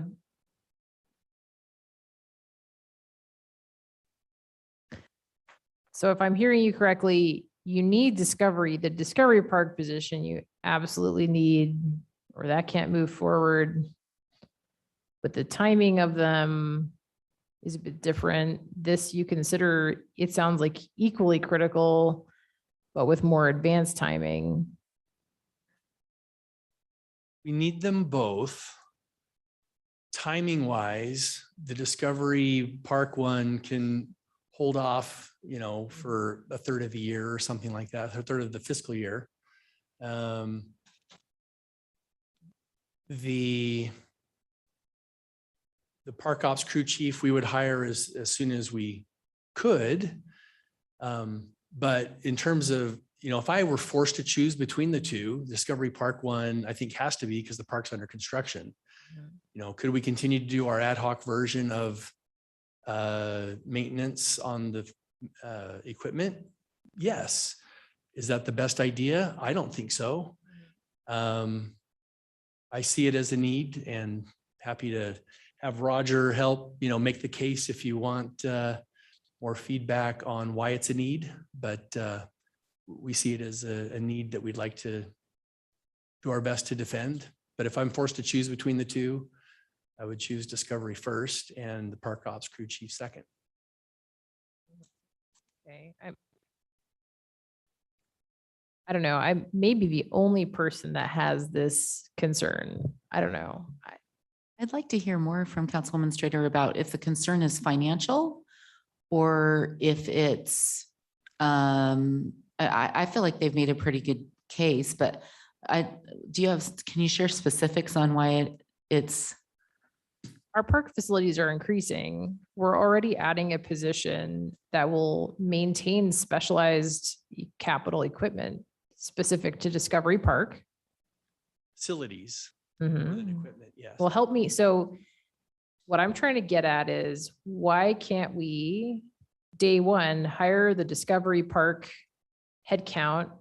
Why could that individual not cover a part of these duties until Discovery Park is open?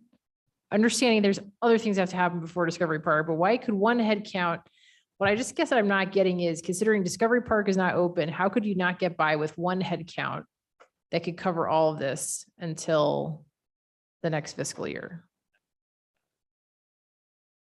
Roger, do you want to come up? I would actually I'll give my first two bits and then let Roger add to it. And if Mike wants to, he can do so also, but different skill sets is part of it. I mean, we're looking for some specialized maintenance on a facility with the Discovery Park, someone who can regrade bicycle jumps. Okay, on a dirt track that's for BMX jumps at the bike park. Or this position needs to understand equipment maintenance and inventory. With that, I'm going to turn it over to Roger. Okay. Hey, Roger. Thank you very much. Councilman Strader, Councilman Berg. Bert, I wanted to start with, I gave you the short answer first on the technician or discovery and the truck. And that was the short one we needed. The long answer, when I got here, we had about 7 trucks and 4 mowers and some tractors and things. And we've just grown and grown and grown and grown. We worked out of the back of pickups and that was okay. But then we got more specialized. We've got sprinkler guys. We've got building maintenance guys. We've got guys that primarily work on playgrounds and stuff. And each one of those trucks has its own unique set of tools in it, and they're not interchangeable.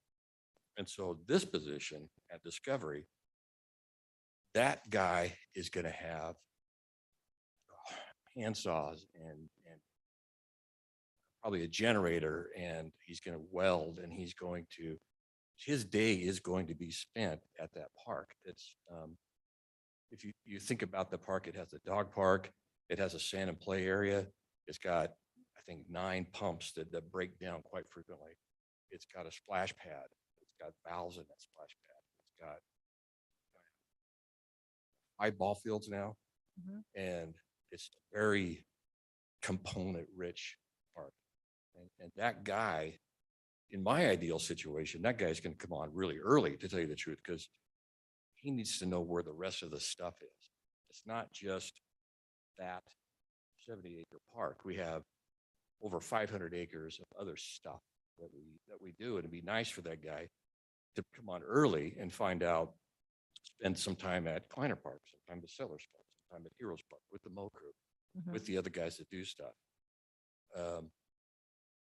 Segue that now into this Parks Ops crew chief. We talked about the amount of trucks that we had. We had the 4 or 5 mowers. We now have 30 mowers. We have these Ventrac machines. We have tractors. We have almost $2 million worth of equipment now. We're about to buy 2 more big mowers. Yesterday,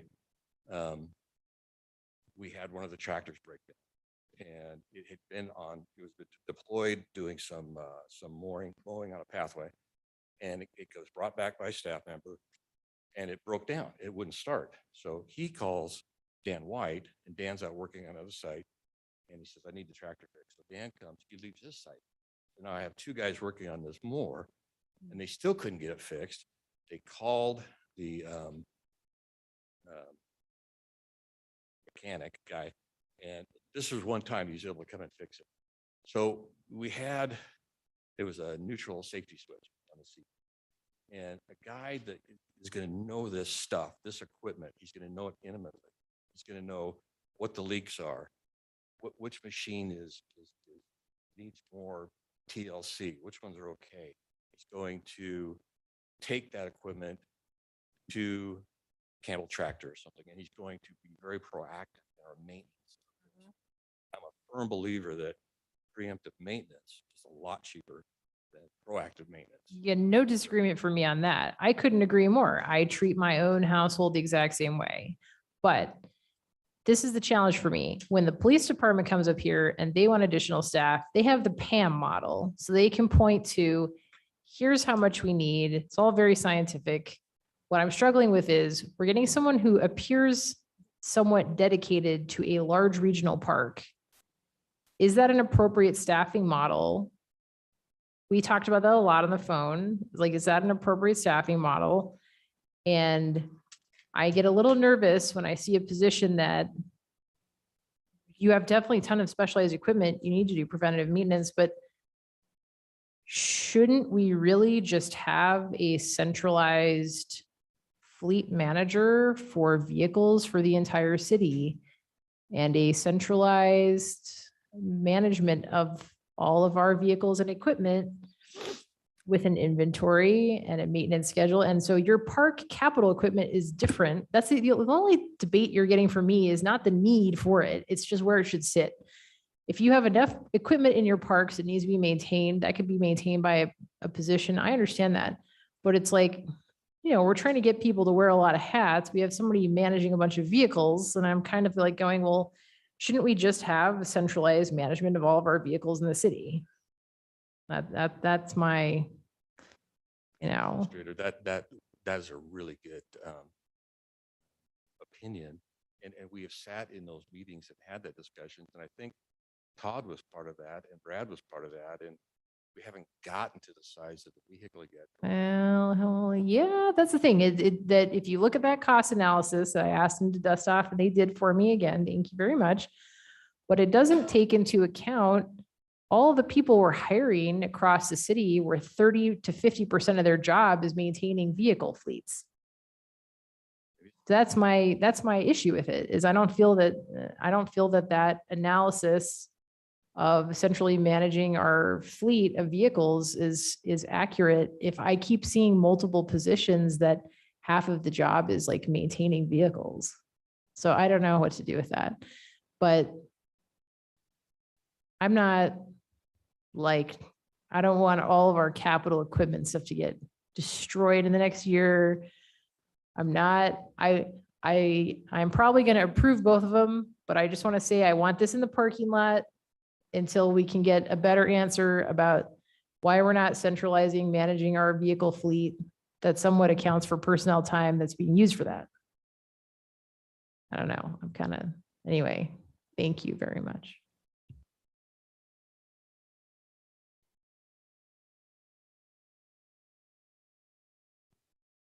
And I'll just say, I agree with the centralization aspect. I mean, this is centralizing it for our department.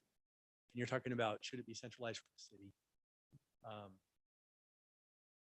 don't know what to do with that or how to respond, but we do need additional attention in one. Well, so maybe a question would be, every director, if you could just have a think about this, do you need the same headcount request this year if you had a centralized management of all of your vehicles citywide? Maybe that's a question. If you feel you could do without one of these people, please let the finance department know. I'm sure you're going to say that you need them both anyway, but I guess I just want to challenge people. Like, Let me do take you that really question and we'll park Yeah. about it and or even just look at the CFP. If we centralize all the vehicles in the CFP, can you defer hiring in future budget years? Yeah. Because that's the hard thing, is that piece isn't getting into the analysis. That's what's hard. Thank you. Okay. Is there one more for me? Is that it? There is one more, but for finality, other councilors, are we putting this in the parking lot for the 28th? Yes? Okay. The last item then was the next item is the shade structure. Oh, I have some information. I mean, I do think that the shade is definitely cleaner than the trees, but I'm also not against the tree idea. Has some merit. Mike made a phone call during the interim. We can get 4-inch caliper trees that are 15 to 20 inches tall for about $1,100. So if you wanted to give us a $7,000 to $10,000 budget for trees, we could plant 5 to 8 trees depending on spacing and what's underground, and where we still need to do some of that, but we can go the tree route if that's preferred. I think it's just, what's the preference of council, shade structure or trees? I'm on team tree. I'm on team tree. I want to see these beautiful trees. You said, how much do you need to do the tree plan? $10,000? $10,000. I would give you $12,000. You could get an extra fancy tree, get another caliper inch on those trees. I'm just saying, I'm kidding around. I know. I would much prefer to spend the fraction of the money requested for the shade structure on trees. We'll roll with it either way, whatever the preference of council is. Can we discuss this on the 28th? Yeah. If you're not ready to make a Sorry, decision right and now. I hate to defer, but it's been a long day and I feel like we started a little rummy and we're starting to spin a little bit. So rather than make a bad decision today to allow us to contemplate ponder over the it. next I'll just couple of add that weeks. information to and the. discuss. to the I mix. appreciate it. It's good to know. If you could send the information about what specific species of tree would work and whether it creates stickiness or weird propellers or like, I know that question will come, so. Retree has its own. I wouldn't mind seeing a proposed layout of them. That's just kind of a tight space there to put a lot of trees because you got the I haven't. you got looked the at it yet. pathway and then you got the pond on the other side and then you got like I want to see where they would go What at the their full trees- growth. What I can just picturing in my mind what the trees won't be able to do is really affect that western sun in the real heat of the day because it is up against the sidewalk in the parking lot. So we could surround it and see how far it could branch over eventually, but it's not going to be a perfect solution for shade because the west side will be exposed for sure. Yep. Okay, thanks. Thank you, Steve, Council, Mayor. Before that is the list of parking lot items that I had, but I do want to open it up. Luke, did you have any specific replacement items that you wanted brought up or anything like that? Or does any other council member have any other items that we need to discuss, add to, bring up? So I guess that it's just a question for the council. If that's something we want to discuss. If we do, I would ask that we move that to the 28th as well. And then I think maybe just for additional sideboards, if council has other budgetary requests that we circulate that amongst the council between now and the 28th, and those can be discussed if needed on the 28th. And then the only other piece that I have that was kind of lingering is I don't know when we're going to hear about neighborhood grants and what the plan is for that. I also don't have a good sense. Is neighborhood grants continuing into future years? It is in the budget. Okay, I had missed Staying it. at the same level. Amount. So if there's a desire by council to, after you do that, to make that different, that would be a conversation point. But I think knowing where we are on the awards for this year's grants, because there may be some, I thought there were some projects that were in there that I thought deserve some merit for even city consideration. So knowing what's funded through neighborhood grants versus what if we want to make any other budget request. And then I just don't know if the council wants to discuss the request from the Humane Society or from VRT, if any of that rises up that we need to discuss. If we're good with it, I'm good with it. I wanted to make sure that we were at least mindful of closing the loop on those conversations. Mayor, I think the VRT is a worthy one on the 28th, just because I think it's 200 and some odd thousand more than the year prior. So even if it's just brief context of justifying that. So. And maybe flagging for Kelly and company, maybe to have folks from VRT here in case we've got any questions. Oh. But they're just across the street. Seems like a good opportunity. Wonderful. Thank you. Appreciate that feedback. Any other items from any other council members? Mayor, I'm going to you still. Let's have it. If on the 28th, if it's not today, if there's going to be some discussion, and maybe it's not, but if there's any discussion about the 3% not taking it or taking something less, be prepared to articulate specific labor costs that will be removed to cover that loss of recurring revenue. It would be incumbent upon us, if that were to come up. Sure.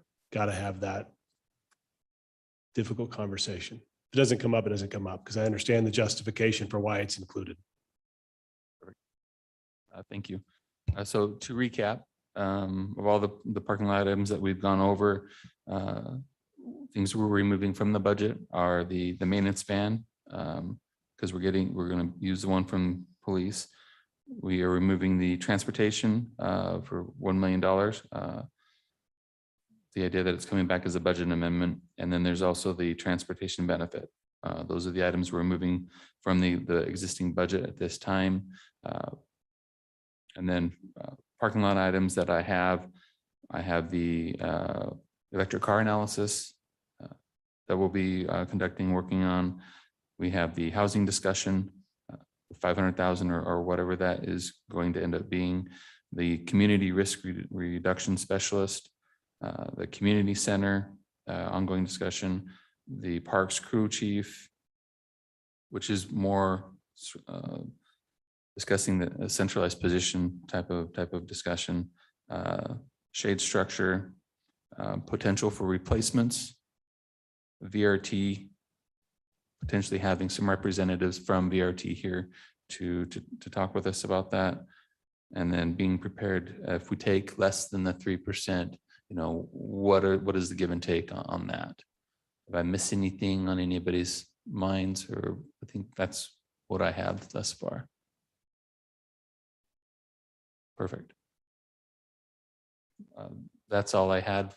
Mayor, Todd, if anybody else has anything, that's all I had. Councilor Hunley? Mr. Mayor, I move that we adjourn this council work session. Have a motion to adjourn. All in favor, signify by saying aye. Aye. Opposed, nay. The ayes have it. We are adjourned.